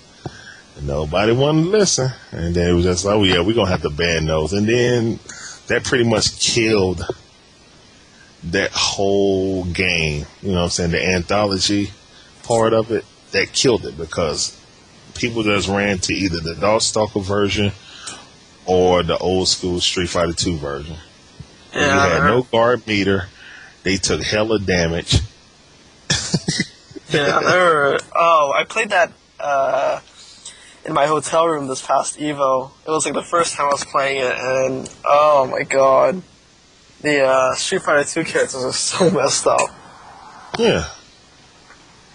Yeah, you put Street Fighter 2 priorities on Alpha, on the Alpha dang on sprites. And the Alpha sprites are huge. Yeah. That's what people don't realize. Like, the Alpha sprites are huge. So if you put that priority on the dang on Alpha sprites, it was just like, yo, this is ridiculous. And Balrog with his infinite. What is that? Champion? Yeah, that's exactly what it was. The Champion Edition. Yeah. They destroyed everybody in there. Everybody in their entire game destroyed. And I think a lot of people didn't like it because the Alpha 3 characters was by far the worst. Yeah. And I always said, me personally, I started playing Alpha 3 first. But after I started playing Alpha 2, I was like, no, I like Alpha 2 better. Because I just feel like the characters are solid. You know what I'm saying? And the characters in Alpha 3 feel more gimmicky to me, the way I play. You see what I'm saying? Alpha 3 is a great game, but the way I play, you know what I'm saying, it just didn't suit me. You know what I'm saying? If you like Alpha 3, that's cool. You know what I'm saying? Whatever. I started playing Alpha 3 and then went back to Alpha 2. But I was in college then when the Alpha was out, and no one played Alpha when Alpha was out. So I just played Mortal Kombat and Madden. Alpha 3 Gold was garbage. Yeah, basically, I wouldn't want the online thing to turn into that, like online Third Strike, turn into that Alpha Anthology, because that could be bad, because if they do it right, Next Generation would probably kill everybody in the Third Strike mode. Like, seriously kill them. Especially if they did more damage. If they did more damage, did more stun. The only thing about it, you would not use Ken Ryu from Next Generation. Their sweeps are horrible. Like, if you play Next Generation, their sweeps are the sweeps, at least the range of a 5'10", 5'11" man. You know how they got the little toe and they swing it out? Yeah. It's like Akuma has in Street Fighter 4. Yeah. That's the Third Strike sweep. They don't slide forward. You know what I'm saying? You see how Akuma has less range than Ken Ryu. Yeah. Because Ken Ryu have the old school, Street Fighter 2 sweep. Street Fighter 2 one, yeah. Exactly. Street Fighter 3 Next Generation, they did it relatively to the, I guess proportionate to whatever size it was supposed to be. So they're supposed to be like 5'10", 5'11". They're not supposed to have a sweep longer than Sagat, who's 7 foot. But don't get me on that. Yeah. So when they did it proportionate and changed their sweep animation, a lot of people didn't like it. They're like, God, why do Ken and Ryu have the worst sweep in the game? So what they did in Next Generation and Third Strike, if you'll notice, it's the exact same sweep animation, but when they do it, they slide a little bit forward. Oh. Their hand. Like they slide a bit forward with their sweep. So they'll start up. It's like the sweep is damn near Kara. If you played Second and Third Strike, Second Impact and Third Strike, if you go back to Next Gen, they sweep goes nowhere. I mean, it's as long as their leg. That's exactly how their sweep is. It's as long as their leg. But Next Generation, they kind of like push off towards them a little bit and clip you. You know what I'm saying? And then come back. And when they pull the leg back, they go back a little bit. So that makes up for the short, stubby legs. You know what I'm saying? They give them an extra sliding forward motion. You know what I'm saying? Yeah, they would never. They'll play with Second Impact Ken, Second Impact Ryu.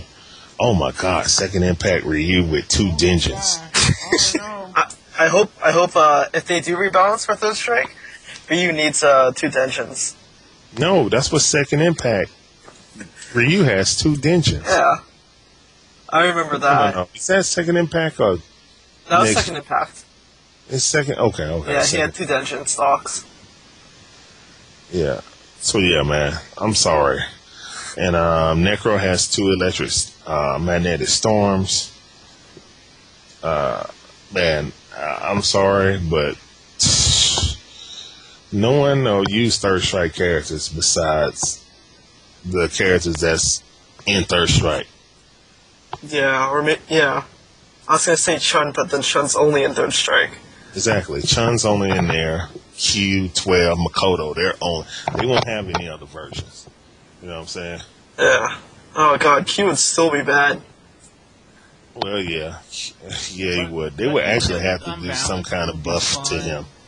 But even if it was unbalanced, it would still be fun, and it would get people playing the game. You're not looking for, this is nothing long term. It's something fun, for the community, So No, man. I mean, if they're gonna make Street Fighter Online, they need to make it so it's competitive, so it can be a competitive game in the community. It don't need to just be some bullshit. It need to be something that's going to be a viable tournament game in the community. Why even make it? It's just like what I was saying when HDR first came out. I was like, man, if HDR doesn't reach Super Turbo popularity or Super Turbo status and actually replace it, like truthfully replace it, because there's a lot of people that still prefer, OG ST. Oh yeah, I think HDR is crap personally. I personally think it's crap. Okay. Yeah. All right. Well, we're in agreement. Okay, that I personally prefer old school Super Turbo over HD remakes. Me too. Okay. If the majority of the old school Street Fighter players agree with us, which we think they do, we can't speak for anybody else, but we can assume that most of the old school Street Fighter players, Street Fighter 2 players, agree with us that they like Super Turbo. Oh yeah, definitely. I've had a handful of them actually tell me up front, basically said, ST is way better than HDR. Okay. Now, we don't want it.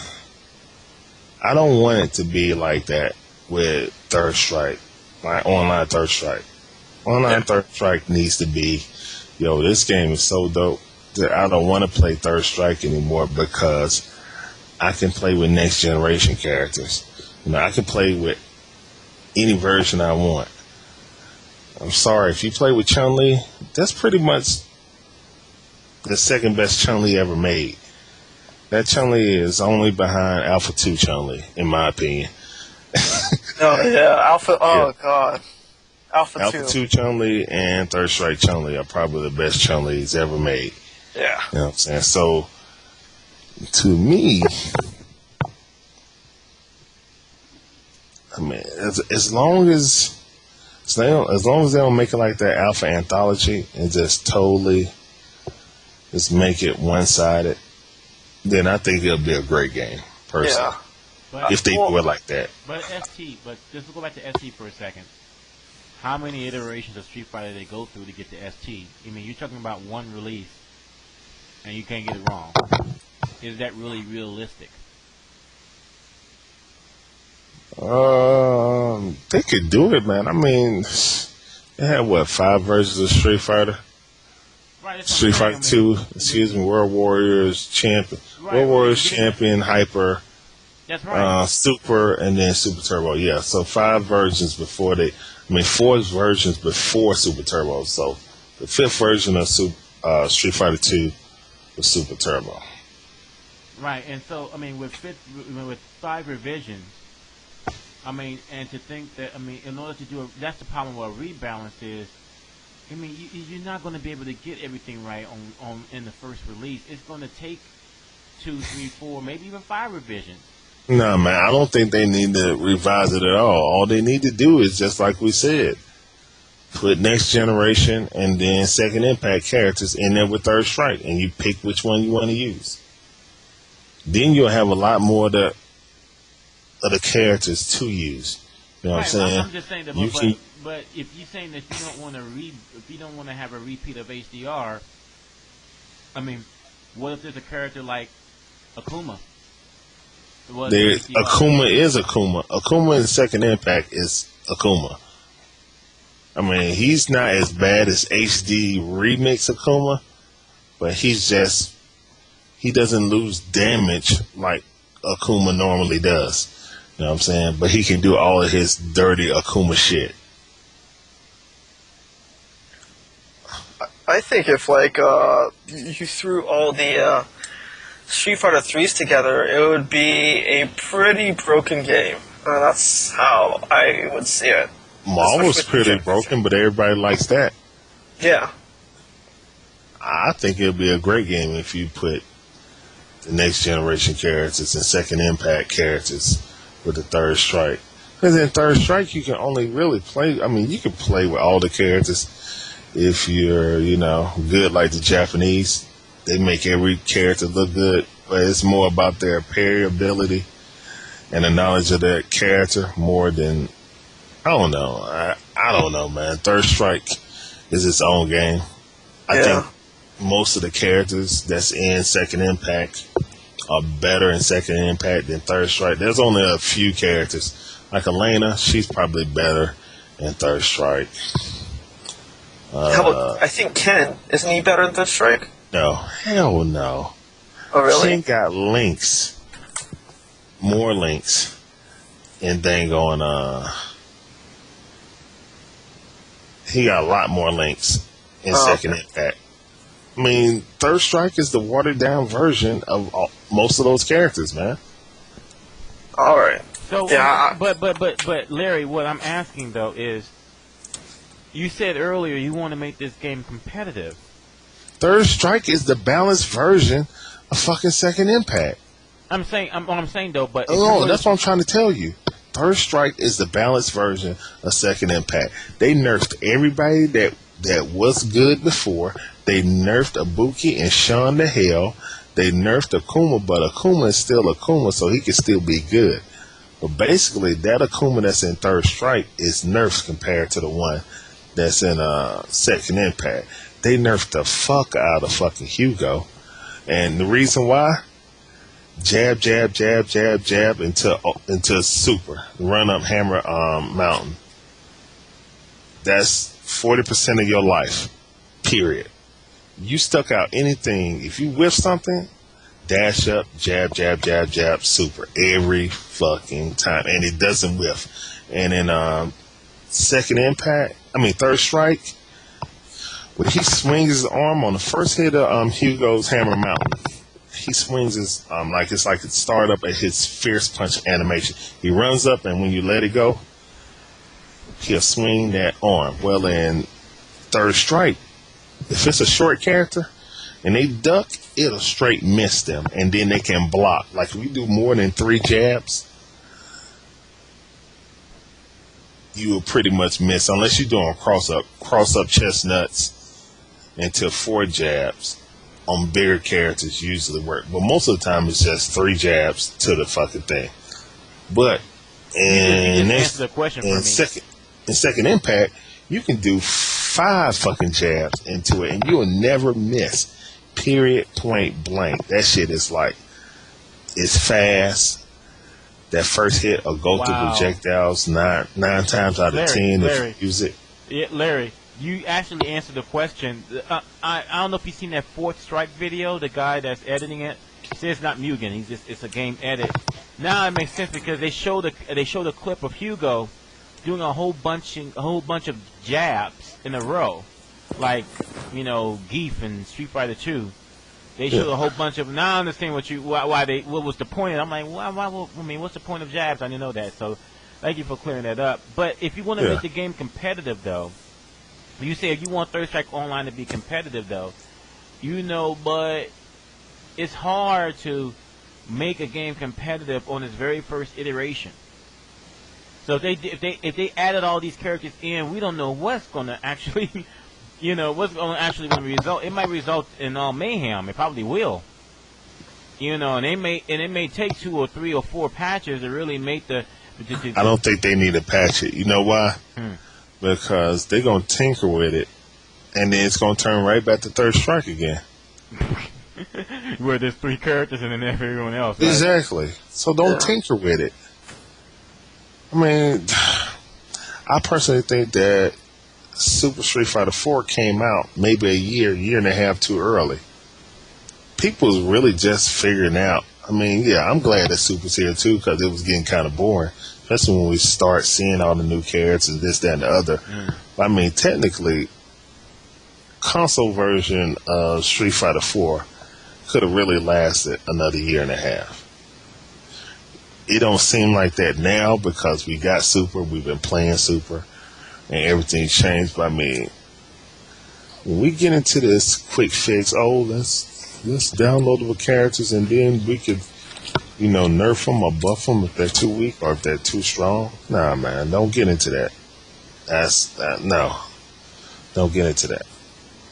I mean, what you do is, all you need to do, I don't believe in nerfing somebody to balance a game, because that's pretty much what you got in Third Strike, and that's pretty much what you got in Alpha 3. You know what I'm saying? They nerf Chun-Li and Ken to hell. So much that like, look at Alpha 2 Ken and Chun-Li, and then look at them in fucking Alpha 3. It's night and fucking day, yo. I mean, it's night and day. I mean, seriously, it's night and fucking day. So I don't believe in nerfing some characters and then buffing others. I say buff the weaker characters and leave the top characters the way they is, and then fight it out. That's what I said at the beginning of the show. I said leave the top 4 alone and just buff the mid and low tier characters. Although they're saying that the mid characters don't need buffs either. So I'm like, okay, then just buff the low. Just do Hugo and I guess Yang and and 12 and all the rest of them. I mean Q. You wouldn't have to buff anybody that was in previous versions, because that previous version is better than that Third Strike version.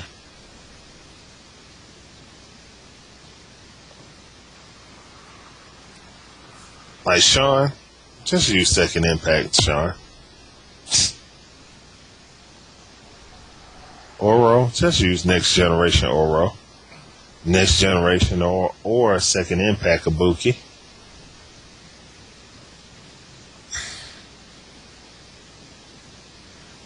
I mean, Dudley. So, but don't you think that this would actually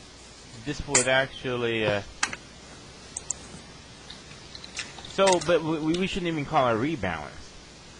You know what I'm saying? Because really, it's not a rebalance. You're just adding characters from previous iterations of certain characters. So, you know, because I'm gonna feel like that if we do it that way, the only whiplash we'll see is that some people will think that, okay, now you made a broken game even more broken. No, you actually rebalancing it because you're putting the best versions of the characters in there. No one says that Super Turbo is broken just because you can use OG Sagat. It's not broken. That's just the other version of him. Mm-hmm. You know what I'm saying? Personally, I like the idea, and I think that it would be really interesting. I like the idea because really, I mean, I don't think Third Strike is coming back to Evolution, because really it's all about the new games now, especially with all the announcements that have been made so far. And I mean, Third Strike is not coming back, but it'd be nice if they, have something like this, something that It would have a chance, though. I don't see it, man. I just don't. Not with so much on the horizon. Yeah, there's a lot of games on the horizon.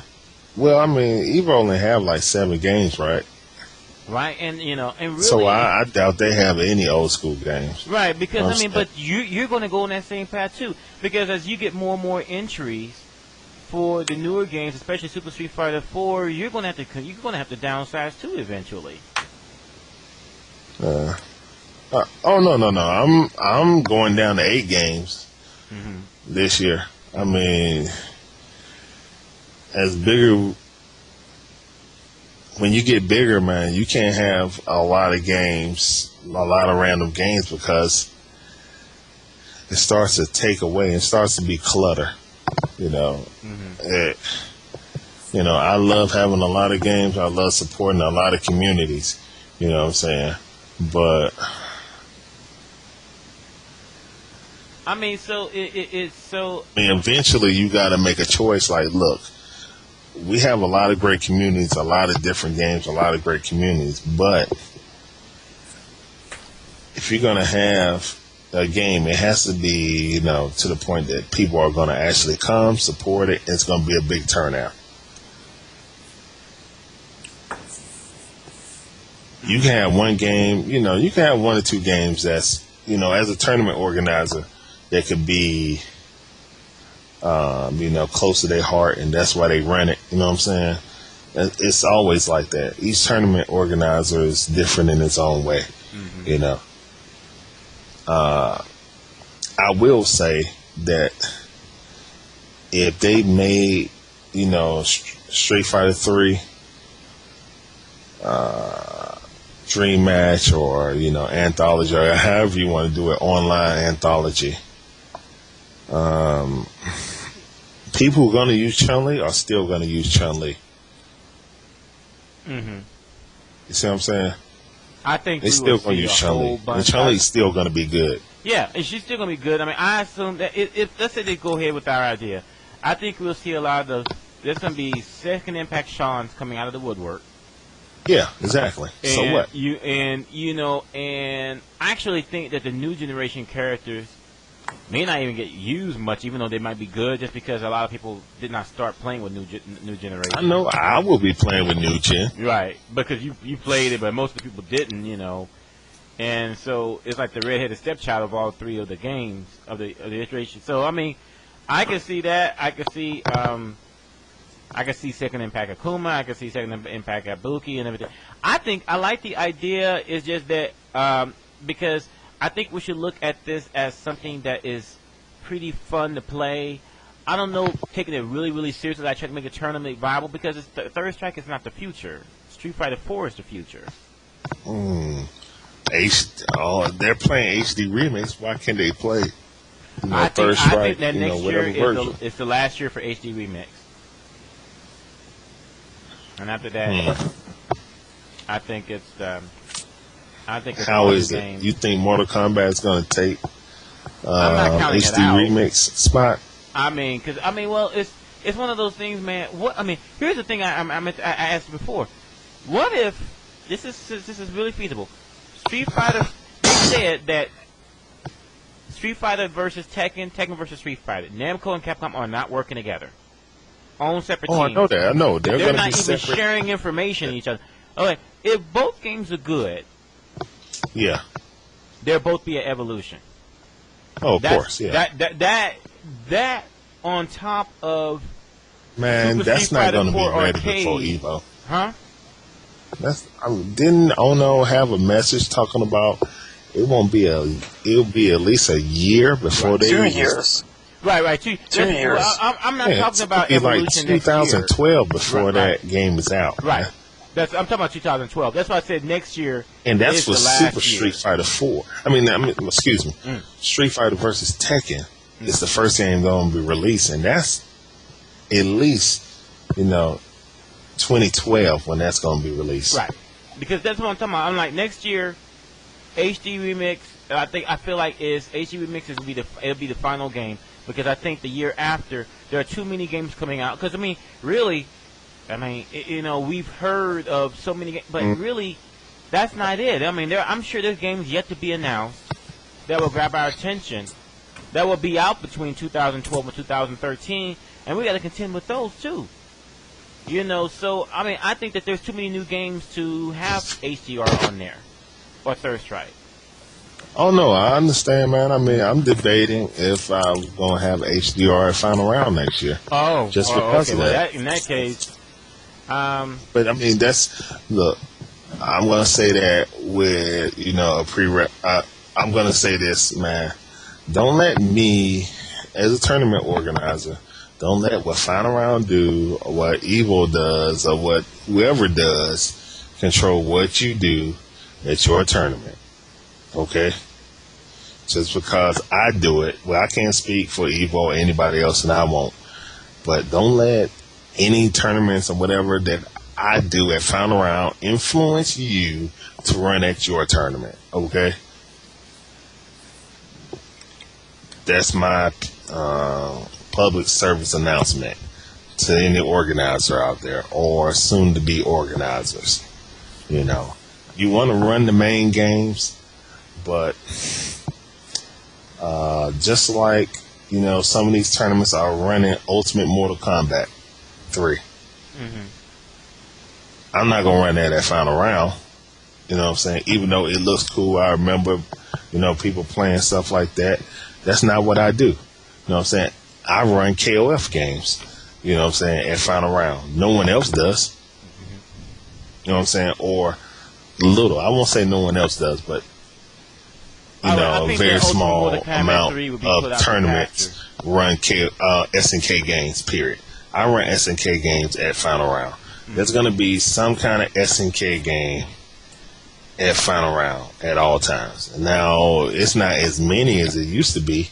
And I'm going to have to, cut down on them, you know what I'm saying? But there's going to be some kind of SNK game. And just like I say, you as an organizer don't have to do what Final Round does. You know what I'm saying? Right. But I don't want to. Because you're running your event. You do what you do. You know what I'm saying? If you got a fan base and a following that plays those games at your event, then damn it, they've been supporting your tournament, then you support them. Actually, I think Ultimate Mortal Kombat 3, I think if Mortal Kombat 9 is good, I think you actually see that game die now. I think Mortal Kombat may have a chance to come back. I don't know how many people play. Hell, that game's deader than damn SNK, or about the same in America now, or all around the world. Mortal Kombat is nothing. So, hopefully, I'm a fan of Mortal Kombat. I would love to see it come back. But the last few versions have been blah. So, we'll see. By the way, I wanted to answer something that Running Man asked, and how do you feel about this? His concern about the downloadable characters is that he has to buy downloadable characters and he has to. See, this doesn't make sense. Actually, let me respond to this first. Running Man, you saying that you have to buy downloadable characters because you got to learn how to play against them, but you don't necessarily have to buy them, because if you play it online and someone has a downloadable character, okay, so you're still getting experience for playing against the character, learning the matchup. Yeah, but that's not practice mode. Like a lot of people, sorry to cut you off, but some people put characters in in character mode, record them doing, low forwards. And then you just try to figure out what you can do, how you can counter low forward, or how you can counter, roundhouse sweep. Some people practice like that. Just practice, what normals beat what's your spacing, you know what I'm saying? When you need to backdash. Obviously, I'm talking about Street Fighter 4 right now. Mm-hmm. But that's how you can get your footsies down. You see what I'm saying? I understand that. I mean, but really, though, I think that, downloadable characters really is a reflection of much more than just Street Fighter or even video games. We are moving away from physical media in general. We're going to digital. I mean, it's just, I think that's really the future. I think that, I believe Ono when he says that Super Street Fighter 4 is the last disc, package game that they're going to release. I believe that anything they sell from now out will be digital media. Dude, I don't want to see. I'm going to tell you right now, after they bring out Street Fighter 4 Arcade and it has 2 more characters, those are the only 2 more characters I want to see in Street Fighter 4. I don't want to see any more downloadable characters, man. I am 98% convinced that we're going to see 7 additional characters when it's all said and done. I heard there was actually around 6. That's from what I heard. 6 or 7. Okay, fine. Yeah, so it's about 6 or something, yeah. It's going to be 6 new characters in the arcade version? Possibly. Okay, that's well, what if I it's heard. However many characters that's in the arcade version, it needs to stop right there. We need to stop, having the arcade version have a certain amount, and then the console version get new versions and characters, and the arcade version is obsolete, but people still playing the arcade. Oh, it's an unfair advantage for America because they play with consoles. Japan don't know how to fight against it. Blah blah blah. You know what I'm saying? So, to me personally, I think that I like that the arcade version is actually gonna have characters that the console people are gonna have to, catch up to and download and get that content. You know what I'm saying?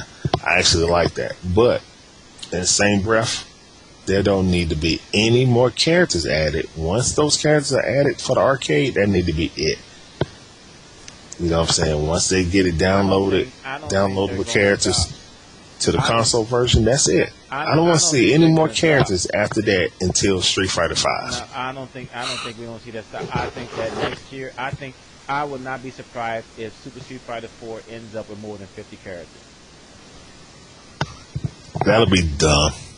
That I would not be surprised, and I know a lot of people are saying that's whack. That's crazy. That's never going to happen. I just don't be surprised. Yeah, I wouldn't be surprised after 2 more revisions. Even though they say this is the last one, Capcom's, sometimes they don't go by what they say because, of course, you can't really, do what they say. But I do think, they're going to be a whole ton more characters eventually. I mean, they're not through. Oh, you got to strike with the iron's hot. If people want more characters, then they're going to do it. But sometimes you got to let a game run its course. You know what I'm saying? Sometimes you just got to let a game run its course. But the thing though is that it's not just striking while the iron's hot; it's keeping the iron hot. And I think that what's going to really happen is that remember like we talked about last time, Larry. Street Fighter 4 is still relatively young. It's only been out for 2 years. So it's too early to be talking about Street Fighter 5. It is way too early. So we still got probably another 2-3 years with this game. So I'm just saying the old days of being able to just putting characters in the game and call it a day for 2 or 3 years, those days are gone. Because there's so much competition out there. You got to keep constantly in their face.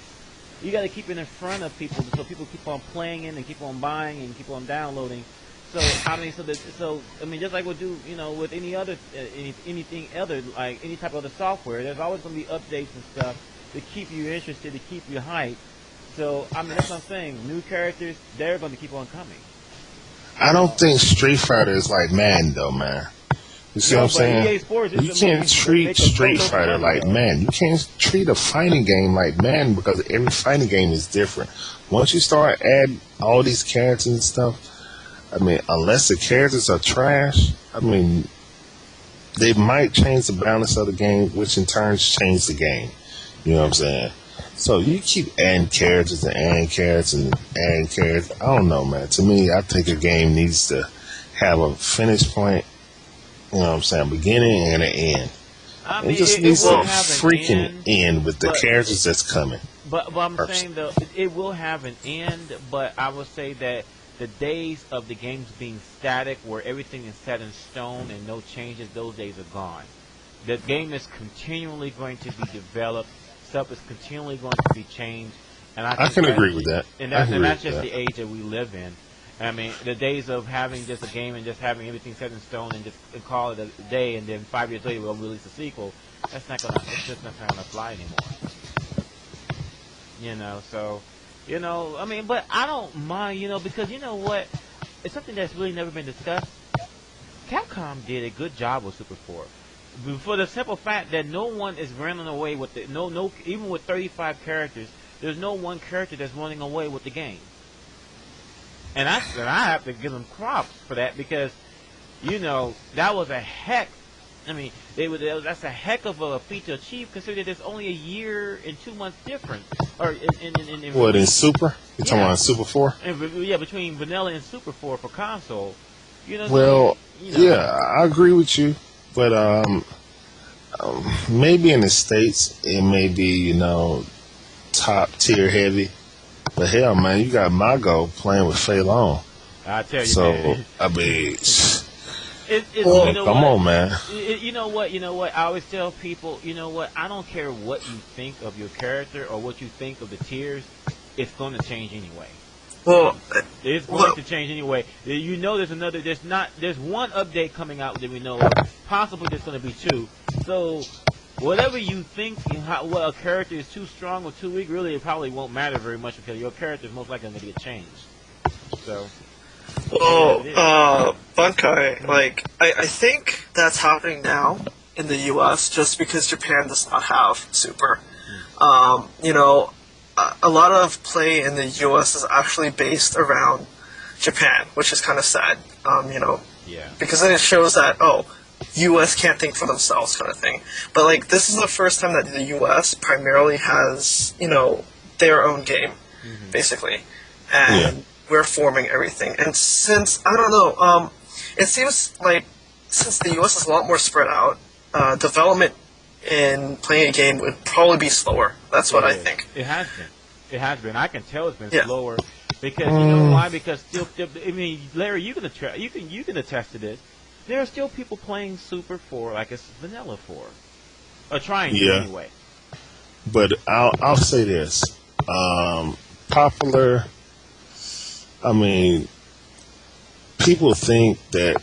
Yeah, they only play in arcade, but Japanese people are playing on the consoles. They are. Now, Yes, they play on consoles. Yeah, they have the God Garden thing.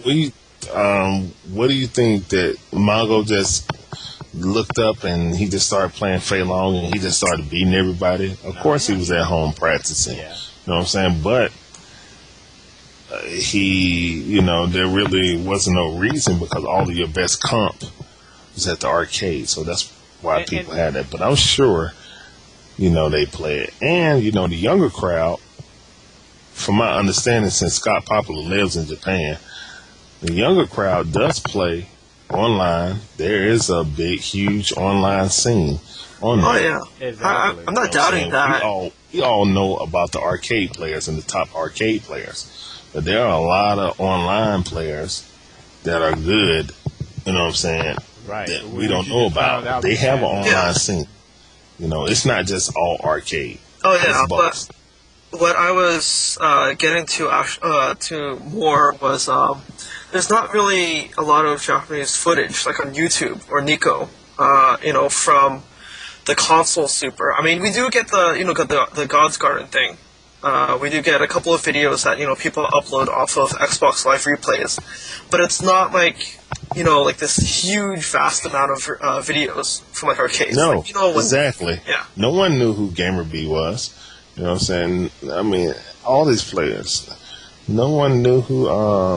What's the Korean Akuma player name? What was his name? I mean, he played real solid. What, he got third? He played very, very solid. Yeah. I think that one thing that we need to keep in mind, though, there are sheep and there's shepherds. Infiltration, yeah, that was his name. Infiltration.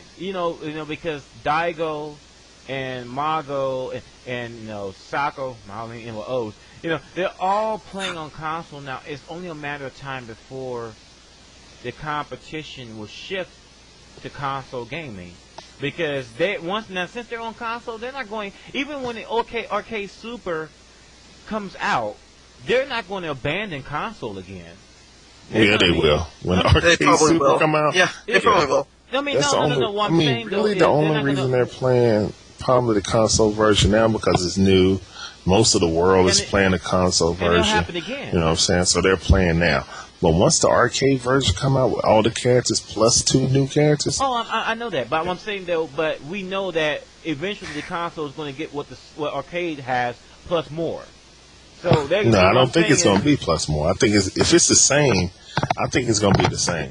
I think Capcom felt real bad about making somebody pay $20,000, $22,000 for the kit to be able to play Street Fighter 4, the original, and then within 6 or 7 months, they had the console version with all these console characters and didn't have any downloadable patch. Well, you also have to I'll continue. No, go ahead. Oh, okay. Well, Capcom did actually say when console first came out, they were actually going to release a patch for arcade to put the console characters in, but they never did that. That was a rumor, man. I never saw a fiction. Yeah, that was a rumor. They never. Ono never came out. Actually, Ono said that the console characters will not be on arcade. That's what I remember. I remember that him saying in an article saying that the characters on the console will not be released on arcade. That's what I remember. Well, then you also have to remember Ono did say that there was going to be no Super Arcade also. He did say that. Yeah, he did say that. But then Super Arcade's coming out. So, I mean, you can't really take developers what they say, 100%. Because their company, because they're not the top head of their company, so. Yeah. But here's the thing, though. Obviously, but Capcom is clear that they want the Japanese players that play the arcade to transition to console. So I think that what we're going to see is they're going to do a revision. They're going to do whatever they're going to do for arcade. We're going to eventually get it on the console. I think that it's going to be just like it was with the original vanilla Street Fighter 4. There's going to be a second update to the console that will eventually make its way back to the arcades. But that second update will be a major update. It won't be just 4 more characters. Oh yeah. There's going to be like a substantial change because I don't think that they're through with Street Fighter 4. I think they're going to do another a big change, sort of like what Super 4 was to vanilla down the road, and they'll put it back and they'll offer an upgrade to the arcade owners for it. We're probably about 18 to 24 months out from that, though. I don't think so, Bob. I don't think that they're gonna. I don't think they're gonna screw over the arcade industry anymore. They did that the first time, and it really. I mean, I think this is the main reason why they came out with Super, and they're coming out with Super Arcade because, really and truthfully, man, that was almost the end. I mean, that could spell the end for Capcom in the arcade industry. They wouldn't have released the arcade version. I mean, that would have been 2 console versions released. When that pretty much getting to dang on Hyper Fighter, and you still playing World Warriors. That's what it was from the arcades in Japan. But What times are SBO different, was though. gonna. I mean, think about that, man. But Think times are about if different, we're though. all playing. The rest of the world is playing Hyper Fighter. You know what I'm saying? Street Fighter 2 Hyper Fighter, and you're still stuck playing World Warriors. You know what? I think that times are different now because back then, back in the past, in the 90s, you had to buy an entirely new board when a game update came out. But that's not the case anymore. They don't need to buy an entirely new hardware to update to whatever because everything is still running on the same hardware. It's the same operating system. It's still it's not like they have to rebuy all. If the arcade operator got to go and spend another $20,000. Still not that simple, Bob. I mean, it's not. I'm not saying it's easy as pie, but it's certainly not as bad as it was back in the 90s. Well, it's gonna be more than a patch. A patch is. I mean, why do you think they resold Super Street Fighter 4? I don't think they could have patched it. Now, maybe we need Gilly in here. He could tell us better. They could have patched it or not. But personally, I don't think they could have patched Super Street Fighter 4. Putting new stages in and all these new characters, I personally don't think. And nerfing characters, you know what I'm saying? Damage and stuff like that. Right. I mean, that's more than a patch. You're exactly right. But Exactly. You're talking about downloadable. Right. No, man, that's going to be a new game. I don't think they're going to make a Super Turbo version. They said Super Street Fighter 4 is the last version. There won't be any more versions of Super Street Fighter 4. I disagree. With that said, I totally disagree. I think there's going to be more versions. There's going to be a Super Turbo. I don't think it's going to be a Super Turbo. I think so, and I think what they'll do is that they will just sell the hard drive or something, and then you just buy it for the arcade operators, and they just buy the hard drive. If they do Super Turbo, no, I don't think they'll do Super Turbo. At least with this new patch, they're going to do it so you don't have to buy a whole new board. I mean, hell, you know how much it was when the game first came out? It was $22,000. Or $24,000. It was $12,000 for each kit. Not the arcade cabinet, for a kit.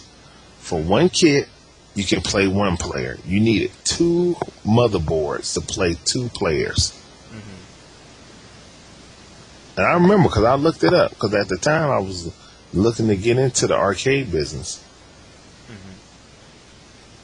But I couldn't get a loan. And then luckily I didn't because when Street Fighter, the console version, came out, everybody was playing the console version.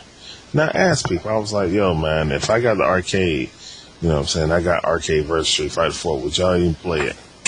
No, not really. Because the console version got all these console characters. And it's free. Right. See what I'm saying? But when that happened, I was just like, man, I can't. That's going to be one of my biggest draws. And you know, within 7 months, Capcom released a console version that had more characters. Right, because their whole aim is to get people to play the console version.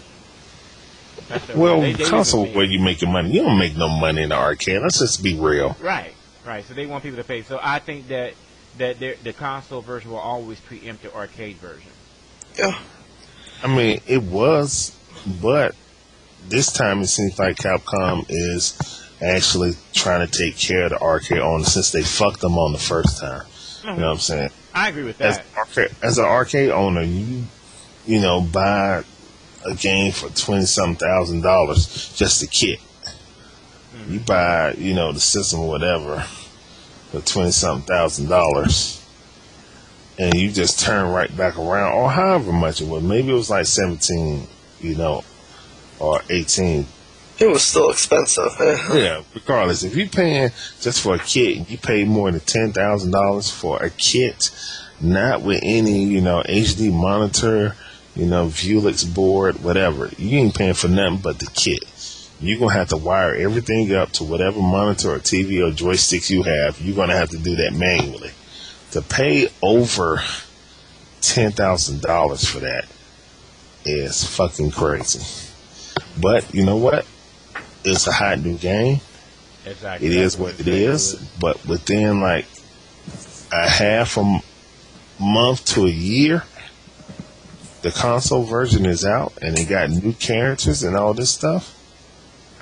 And then a year and some change after that, a totally new game comes out. And you still got a whole nation that's still, playing vanilla. Yeah, but F and J makes a good point. He's like, I don't know if it's really fucking them over as Capcom is playing both sides of the scene by staggering the arcade and the console revision to keep both teams ready to buy new versions. And that's what's cool. What I was talking about. I think that they're going to keep on doing this. I think that the arcade version is preempting the console version.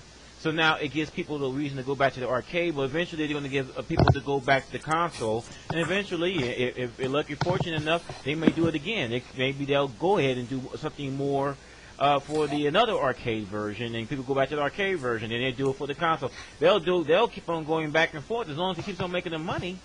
They'll keep on doing it. No, but the reason why they're doing this is the same reason why Soul Calibur did it. You make your money off the console version, okay? Correct. The arcade version, to me, I'm not in that industry, so I don't know. But I would just guess that the money they get from the arcade version don't do nothing but basically fund the console version to be completed. You know what I'm saying? Like, Soul Calibur is the only other game I can remember that came out on console first and then was tweaked and made better in the arcade. Other than that, most games come out in the arcade. But Larry, don't you agree that right now we're basically beta testing Super Street Fighter 4 on console? Yeah, we are. So that's what I'm saying. It's like they can keep on playing both sides, because by doing that, I agree that they did do a bad service to the arcade owners by not releasing a upgrade. Whether that be a hard drive or a patch for vanilla Street Fighter 4 with the console characters, whatever. I think they did a bad job. It definitely didn't help the arcade owners by not doing that. But now I think that they kind of realize, we can kind of go do both ways with this. We'll keep people going to both, and we keep on beta testing, switching off. So right now we're beta testing for arcade. Once we have the arcade, we're beta testing for the next console version. The next console version will beta test for the next arcade version. They can keep on doing this over and over again. Not just for Street Fighter 4, but going to Street Fighter 5. Okay, well, I don't think that that's a good strategy when you're trying to deal with arcade owners, especially in America, because arcade scene is almost dead anyway. Yeah, it's on life support. Who cares? And to ask someone after spending, $20,000, however much they spent, then to come back and spend, I don't know how much this patch is going to be, or the new card you're going to stick in the motherboard is going to work. Maybe it's like $5,000 or something like that. So if you keep doing, it's easy for, somebody on the console to have downloadable content or buy new, part. Even if you buy a new game, you spent $40. You spent an extra 10, the $15 on, outfits. So really it cost you $60 if you bought all the outfits. Normally, the console version is the finished version. Now, our community has seldom liked the console version if it's not like Arcade Perfect. You know what I'm saying? Our community usually turn our nose up to anything that's not oh man, I don't like this. I don't like this balanced game, this, that, and the other. So I kind of like that, the console version came out and now the arcade version is going to get more characters. That's fine. I'm fine with that. You know, I personally don't think that they're going to go back and forth because it still costs the arcade owner more. You know what I'm saying? And to bring out characters right now in the arcade version. But you even said that arcades are basically dead here in the United States, and in the United States. So and they're not the as strong as the arcades are really affected in Japan. It's still a part of their culture in Japan. It is. You know It's what I'm not as saying? strong as it used to be, but I mean, it's still. I mean, but it's still there, as I said, and I think that them going back and forth. I think that the arcade owners should really kind of count their lucky stars, because really count their lucky stars on spending more money on a game that's going to be eventually it's better outdated. than none at all. That's what I'm saying. It's Well, better than it'll none be at all. good because at least they'll have the same characters as the console version. But Yeah, I mean, overall, right, it's but still bad for the arcade owner that they got to keep spending thousands of dollars. Somebody is going to the store and paying $40 or $60 for it. I mean, think about it, Bump. I am totally in agreement, but you know what? They're in the business to make money. I mean, thousands there's of always dollars. going to be those making money. There's going to be those losing money. I mean, that's how things are. Nah, dude, it's still. I mean, to me, if they add any more characters, size of characters to the arcade, then it's just becoming. I mean, it's money. Yeah, I mean, everything's for money, but Right. So it'll come to a point that that'll be a personal. Okay, this is the way you can kill Capcom in the arcades. Do we really want that? It becomes. Well, you already said it. They don't make much money from the arcades anyway. You see what I'm saying? I mean, it's you already said that they don't really make that much money from the arcades anyway. I know that, and that's the whole point. Yeah, so you got to overprice, what I'm saying, your stuff to make the arcade version. And arcades are dwindling. You're going to outprice your consumer. For the arcade, yeah. Yeah, exactly. Right, and so, but I think they're prepared for that. I think they're prepared for that anyway. They feel like that's going to come sooner or later anyway. You think that? I don't think they're personally trying to drive out the arcade. I mean, I think it's the personal, favor to the arcades that they even are making the arcade version and going to put more characters than the console version. Right. I don't think they're going to add 6 because 6 new characters is pretty much a new game. You see what I'm saying? I think it's just going to be 2. That 6 character thing got to be a rumor. I don't think so. You know why I say it's not a rumor? Because of a few things. First, the biggest thing going for being at 4, 5, 6 characters is that what they did with the PlayStation avatars. And they had avatars from 2 characters that were already being considered for Super Street Fighter 4, and and popular characters from Third Strike. And the thing about it though is, if they were really just doing it to advertise Alpha Thing and Third Strike, then why did you choose these particular 5 characters or 6 or 7 characters and not all of the roster? They didn't do the entire roster for Alpha Thing and Third Strike. Only these particular characters, along with the Super Street Fighter 4 characters. To me, it's pretty obvious that they are going to add maybe not all at once, but they're going to add eventually. They're going to be 6, 7 characters added to the game. So you think they're going to Resident Evil or Mega Man Street Fighter? That's what you're telling me. I'm sorry, repeat that?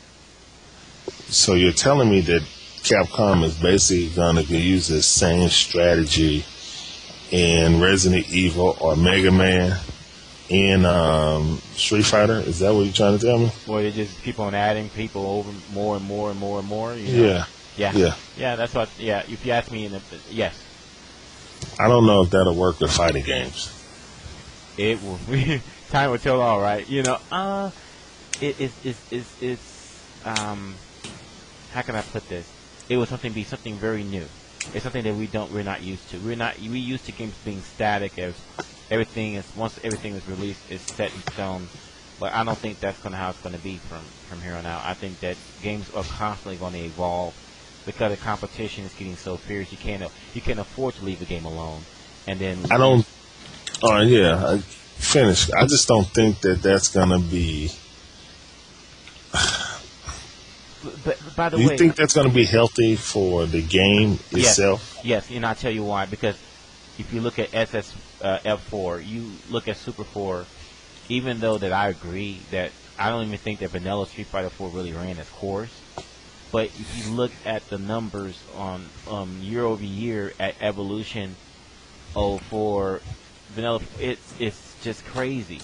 I mean that's going to tell Capcom, okay, this can work. You know what I'm saying? I don't think that's a reflection of how good the game is. I think that's a reflection on how great Evo event is. And how many people come? Yeah.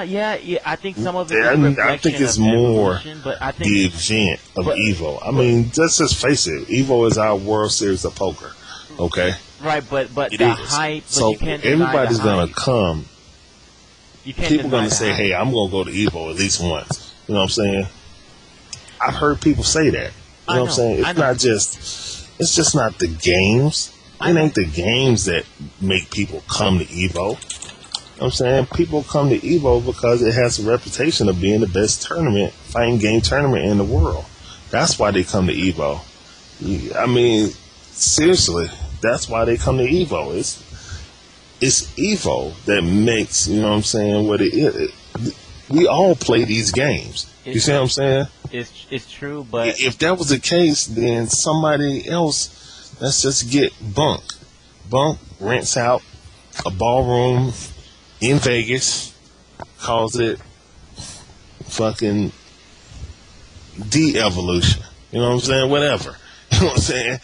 And he gets 12 sponsors, and he has a room twice the size of Evo, and you have guaranteed pot or whatever. But they're going to say, okay, most people are going to look at it and be like, oh, this got to be a scam. Who is this guy? He just, well, people know you, Bump, but they don't know you to throw no tournament. So they were like, oh, yeah, this got to be a scam. Right. You know what I'm saying? Or some shit like that. Right. Evo is Evo because people, trust what they're doing. They're known to have great tournaments.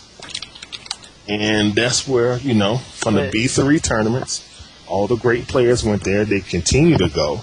You know what I'm saying? Larry, standard. I agree with you. The only thing I will add to that is that you cannot deny that the hype that Super has even matched the hypeness on the original versions. I mean, but it ain't this is what I'm trying to tell you, man. I understand what you're saying. You think that game. people go to the Evolution because of the experience, because it is the be-all and end-all of tournaments. Exactly. Right. But I'm saying is that, but at the same time, though,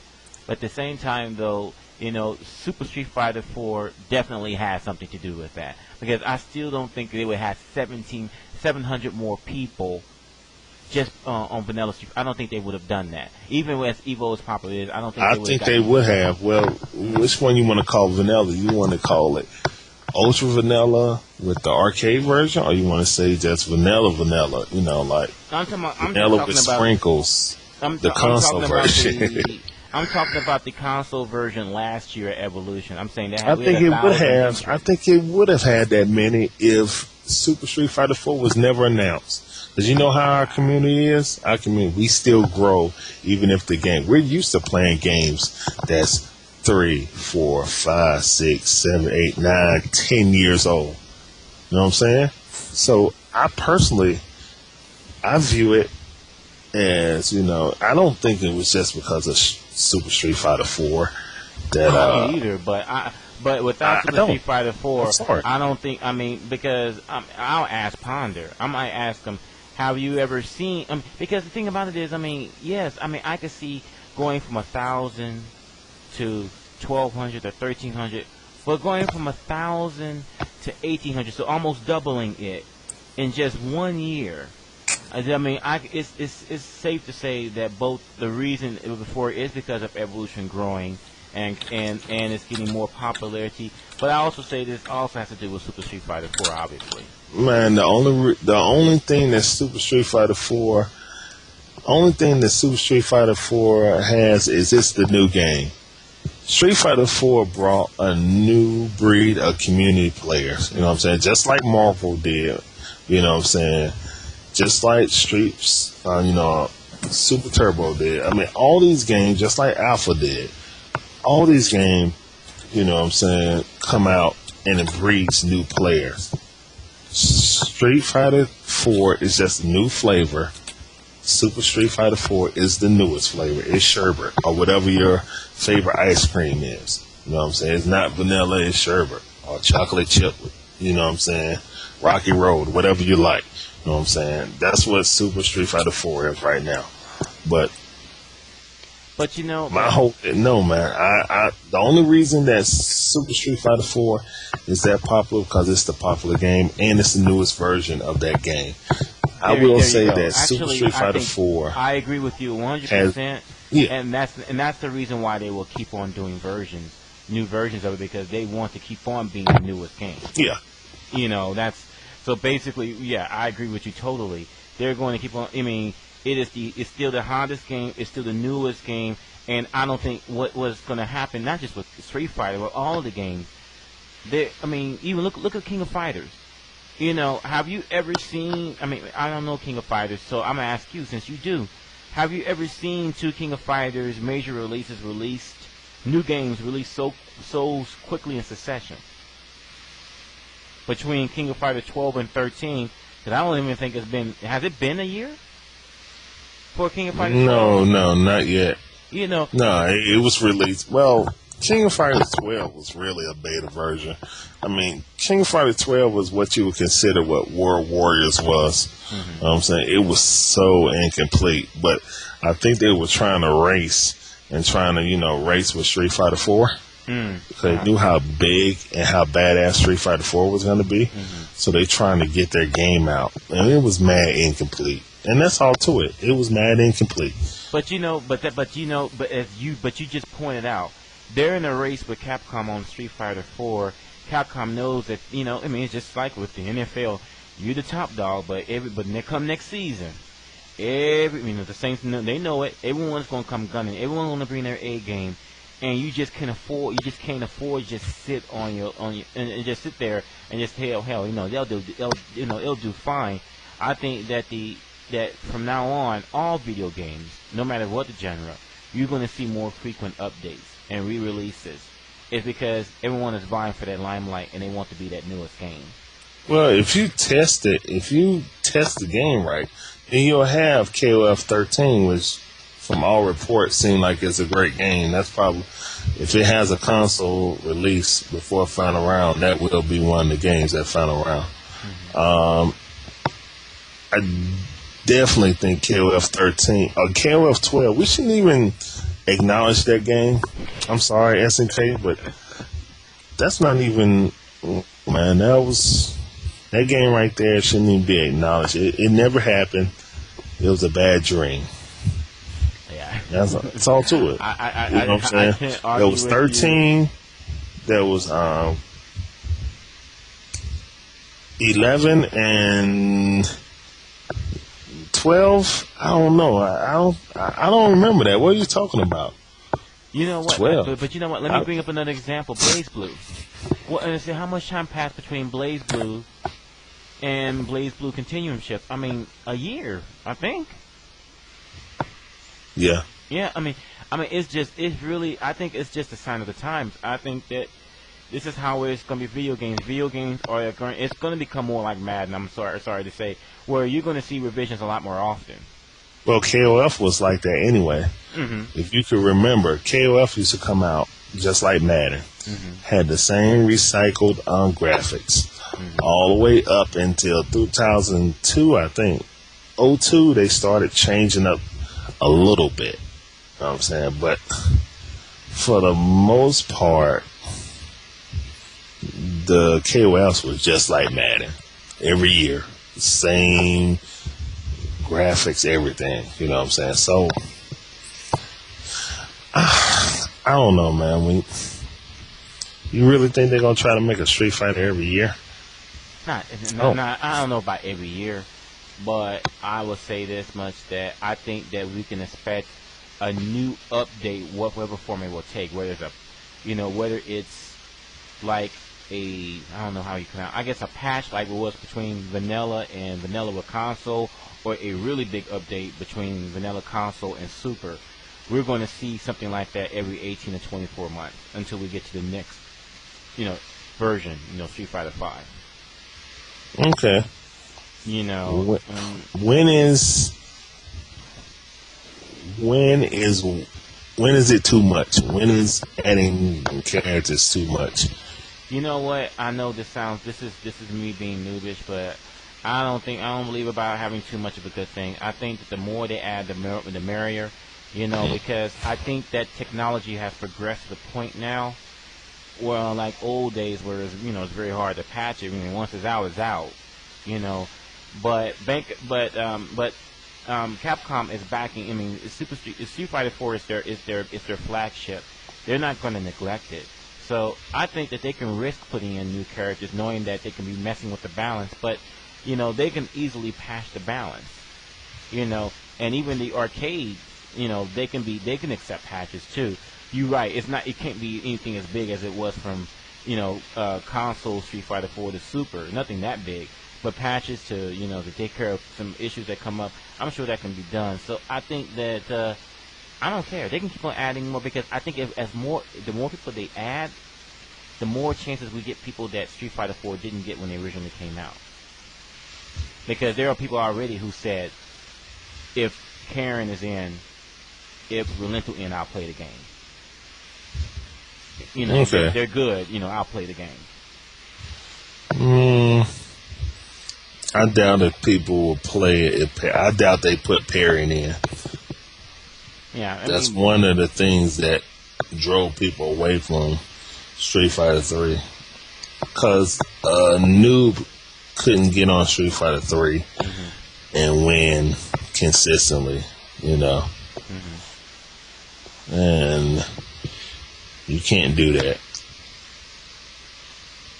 on Street Fighter 3. You'll get murked, like for real. So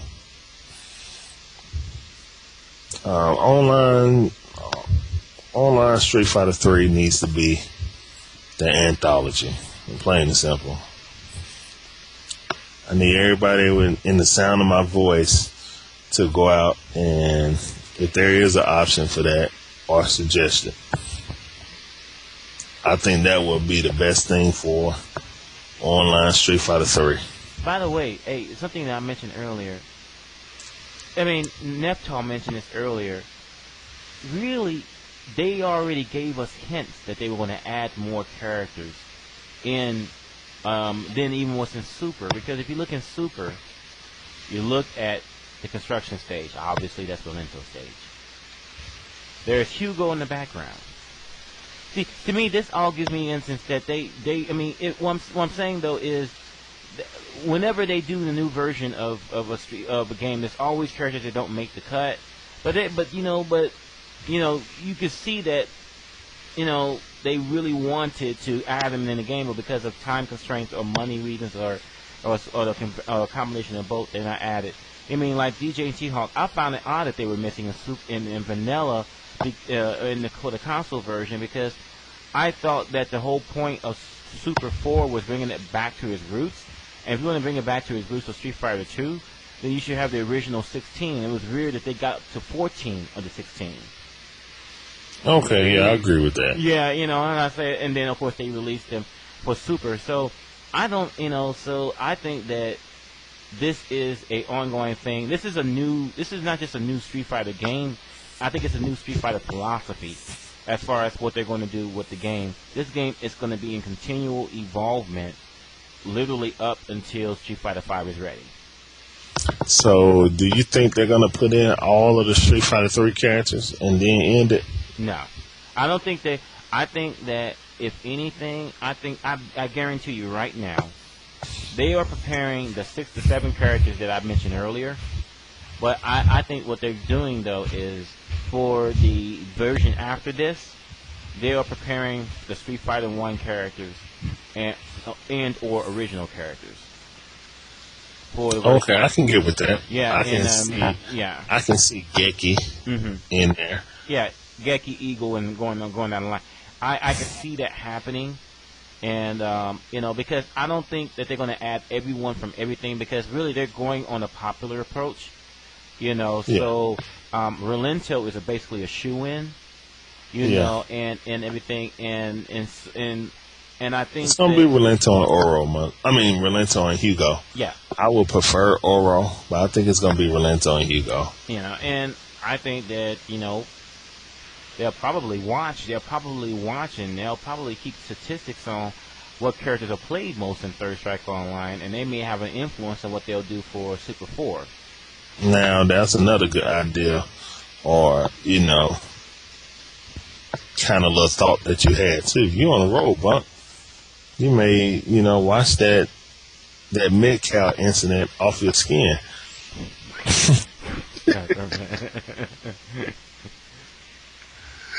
But there's certain great games.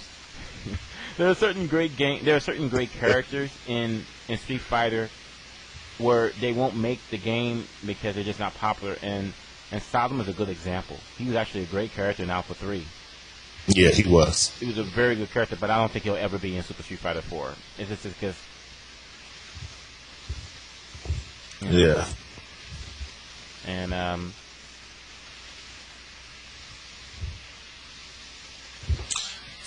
oh, that's interesting. FJ brought up a good point. He says in Street Fighter 3 in general was Street Fighter title only. Street Fighter 2 characters weren't even going to be added in the game, and that is true because I remember the rumors about Street Fighter 3. That Ken and Ryu were not going to be in it. It's going to be like their children, or like Ken's son. I forgot his name, but I remember that, and Mel. You talking about Mel, Ken's son? Yeah, Mel. Yeah. And I think that's sort of where Sean springs from, was that idea, but they decided to use Sean. Because his storyline doesn't make any sense. His teacher is Ken. How he met in Brazil, I don't know. But I think that I definitely would not mind seeing more of Street Fighter 3 characters and Alpha, and Alpha characters. But I think that what they're going to do though is after this arcade update, they're going to start working on original characters or characters that are popular but never been in a Street Fighter game before. Or not been very, very many. So, and that will be really interesting. I mean, I know one thing, though. I know a lot of people are crying foul over Hugo. Because as popular as he is, the one argument here, do we really need another grappler in Super Street Fighter 4? And that's a good Only point. people that say that is non-grappler people. There can never be enough grapplers, in my opinion. Yeah, and come on, that's why I say the more the merrier, and I think that's probably the version after this. I wouldn't be surprised if this is the version where they actually change the mechanics of the game, because they didn't really change the mechanics of the game other than a few, no more, trade into Ultra type of thing, but I wouldn't be surprised if there's some substantial changes to the gameplay engine, in the version following the arcade version, so this is our Ultra console vanilla Street Fighter 4 that's coming out, and then Super Street Fighter 4, whatever the name they will take, that will be the one with the big changes and the new characters and new gameplay, and I think people will eat it up. I think people will eat it up because we have been Street Fighter 4 has been dormant for so long that I think that we'll eat it up. I know a lot of people are against the downloadable content. I think people are very antsy, but just get with the program. It's going to happen. This is how they're going to make their money. And that's just how it is. And hey, I mean, new characters. Anytime you have more than 3 characters or something like that in the game, it's going to be interesting for the game. It's going to bring more excitement into the game. It will, because another thing that you think of that we haven't thought about, Larry, is the very fact that they keep on adding characters to the game, and they're buffing characters up, slightly nerfing other characters. You'll never get a feel for the tiers. You'll never get a feel of who really runs the game, because the game is changing, and because even if they do come up with a tier list, people won't really put stock into it until it's been out for 2 or 3 years. It's been proven. But with the game always changing, then it needs to be out for at least 3 years. Yeah. To get a true tier list. So that tier list that they got right now for Super 4, you can throw that out the window. I mean, pretty much. Yeah. Why are you making a tier list before the console version is a year old? Like, seriously. Even 6 months old. You can't make a tier list of any game. All right, case in point. Remember ST? No one, and I mean no one, played, at least back in the day when, I didn't travel a lot, so I can't really state what happened around all of America, but everyone played Gal, no one played DJ. Mm-hmm. Who's better at ST? DJ by far, I think. And ST, yeah, maybe. Not in the older game. Well, ST is probably DJ's best game. Well, not even probably, it is DJ's best game. He wasn't anything in Alpha on the console, was he? No, he's trash in Alpha. Yeah. He's trash in Alpha. I don't know how good he is in the PSP version. Mm-hmm. Alpha, but I know on the PS2 version he was trash.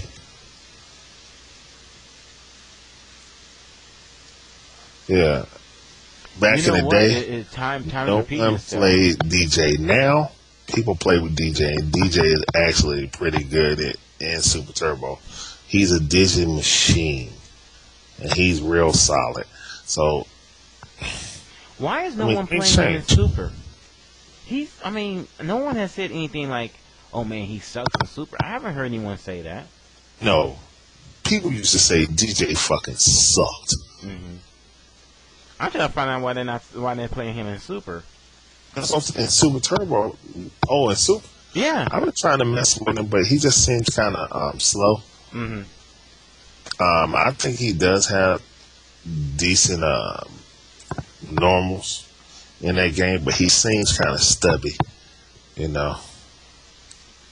don't know. Is it possible we're sleeping on him again? I don't know, man. There's a lot of just like I said before, Vanilla with Sprinkles, wasn't out long enough. I think a lot of people, was just getting into it, learning the power of the console carriers, then boom, here comes Super. So hopefully after they get all this downloadable content, I think it's going to only be 2 characters, but you think it may be up to 6. It could be 2 characters. I don't think they'll all be released at once. They're going to have to release another game. Mm-mm. Yeah, I think that it could be just 2, but I think that because I don't know how many are going to be divided up, and maybe they will do just 2 for arcade, and then the remaining 4 is for downloadable.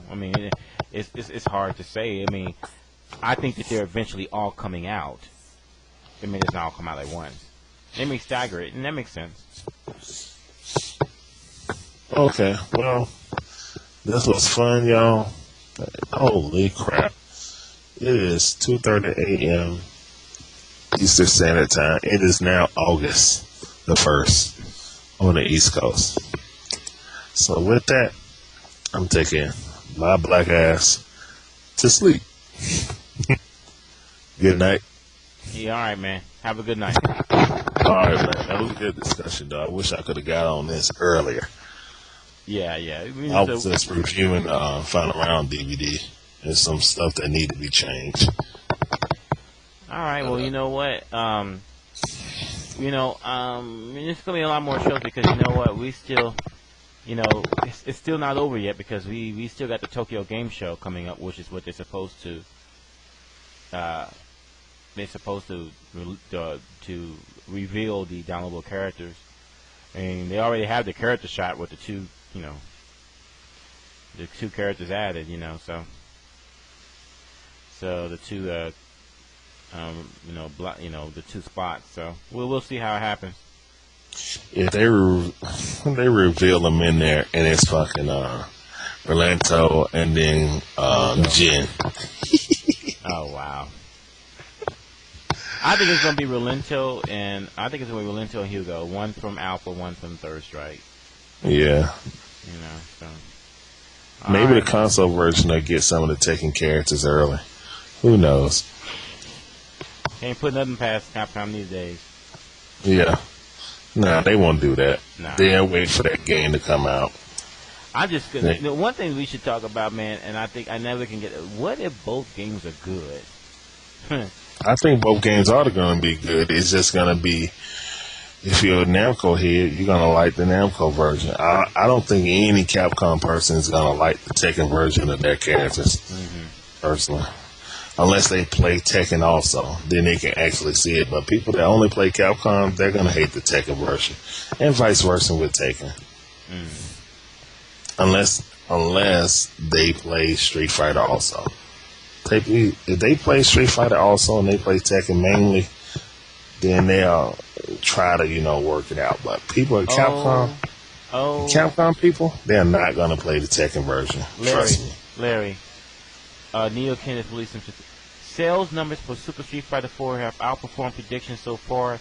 The original forecast was for the title to sell 1.1 million copies. It's at 1.35 million copies and still counting. Yeah, well, I mean, regular Street Fighter 4 was the catalyst. Everybody liked Street Fighter 4. You know what I'm saying? So when the new version came out, of course, more people are going to buy Super because the scene is getting bigger. I mean, when did you see now, really and truthfully, when did you see a Street Fighter commercial on a sporting event before Super Street Fighter 4? The last Street Fighter Fighter 4 period. The last Street Fighter 4 commercial, last Street Fighter commercial I saw was literally in 1993 or 1994 when I saw the commercial for Street Fighter 2 Turbo on the Genesis. NES and Genesis. That's the last Street Fighter exactly. That was so. It's Street Fighter 4 coming out, and them, Capcom really pushing it. You see Street Fighter 4 sponsoring wrestling, you know what I'm saying? Street Fighter 4 on UFC, you know what I'm saying? Street Fighter 4 everywhere. Sporting events, basketball, football. So, to me, man, Capcom really put in the time to not only advertise to mainstream, but they're also listening to, the hardcore fans. That's why they're asking our opinions. And I'm not about to talk about this no more because it was 2:30, now it's 2:34. No, 2:35. So good night, Bump. You can talk about this by yourself, or we can talk about it on the next fucking AlphaISM. But it's too fucking late, man, on the East Coast, dog. I agree, but this is a Saturday night, so it's not like, I'm not got you up on a weeknight, Yeah, next time I will get on earlier. Yeah. And good thing we didn't talk about no fucking Mid-Cal or North whatever this time. It's Northern Mid-Cal Coast. Northern Mid-Cal Coast, yes. Yeah. All right, y'all. It was nice talking to y'all. Shin Blanca is gone. Shout it. Take it easy, man. Yep. Hold on. Let me click this button off Skype. Peace. So there you have it, folks.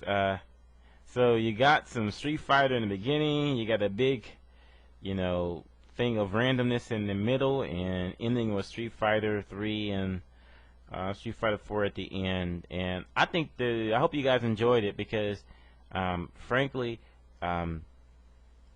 this is I can't really. I think it's okay to say now we're back in the golden age of fighting games, and I mean, we've been waiting this for a long time.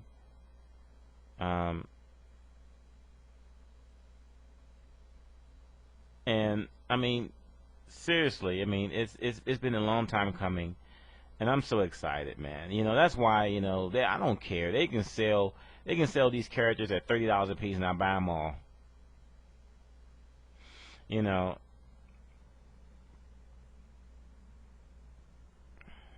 And so, I mean, no, I have not seen Deadly Wave Neo video. Wait a minute. I think I have vaguely.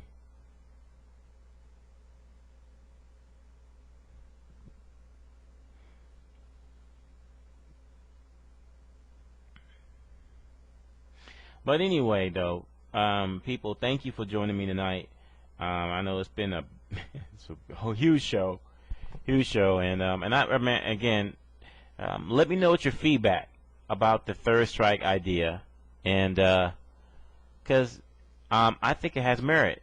I think it has merit of that to maybe just have a Street Fighter 3 anthology, because I don't think it would be as bad as Alpha 3 anthology, because it was Alpha 1, Alpha 2, Alpha 3, and Championship Edition. These are all totally different Street Fighter games, and they tried to stick characters in, and it just wouldn't work. But it's not so bad, because this is all from Street Fighter 3.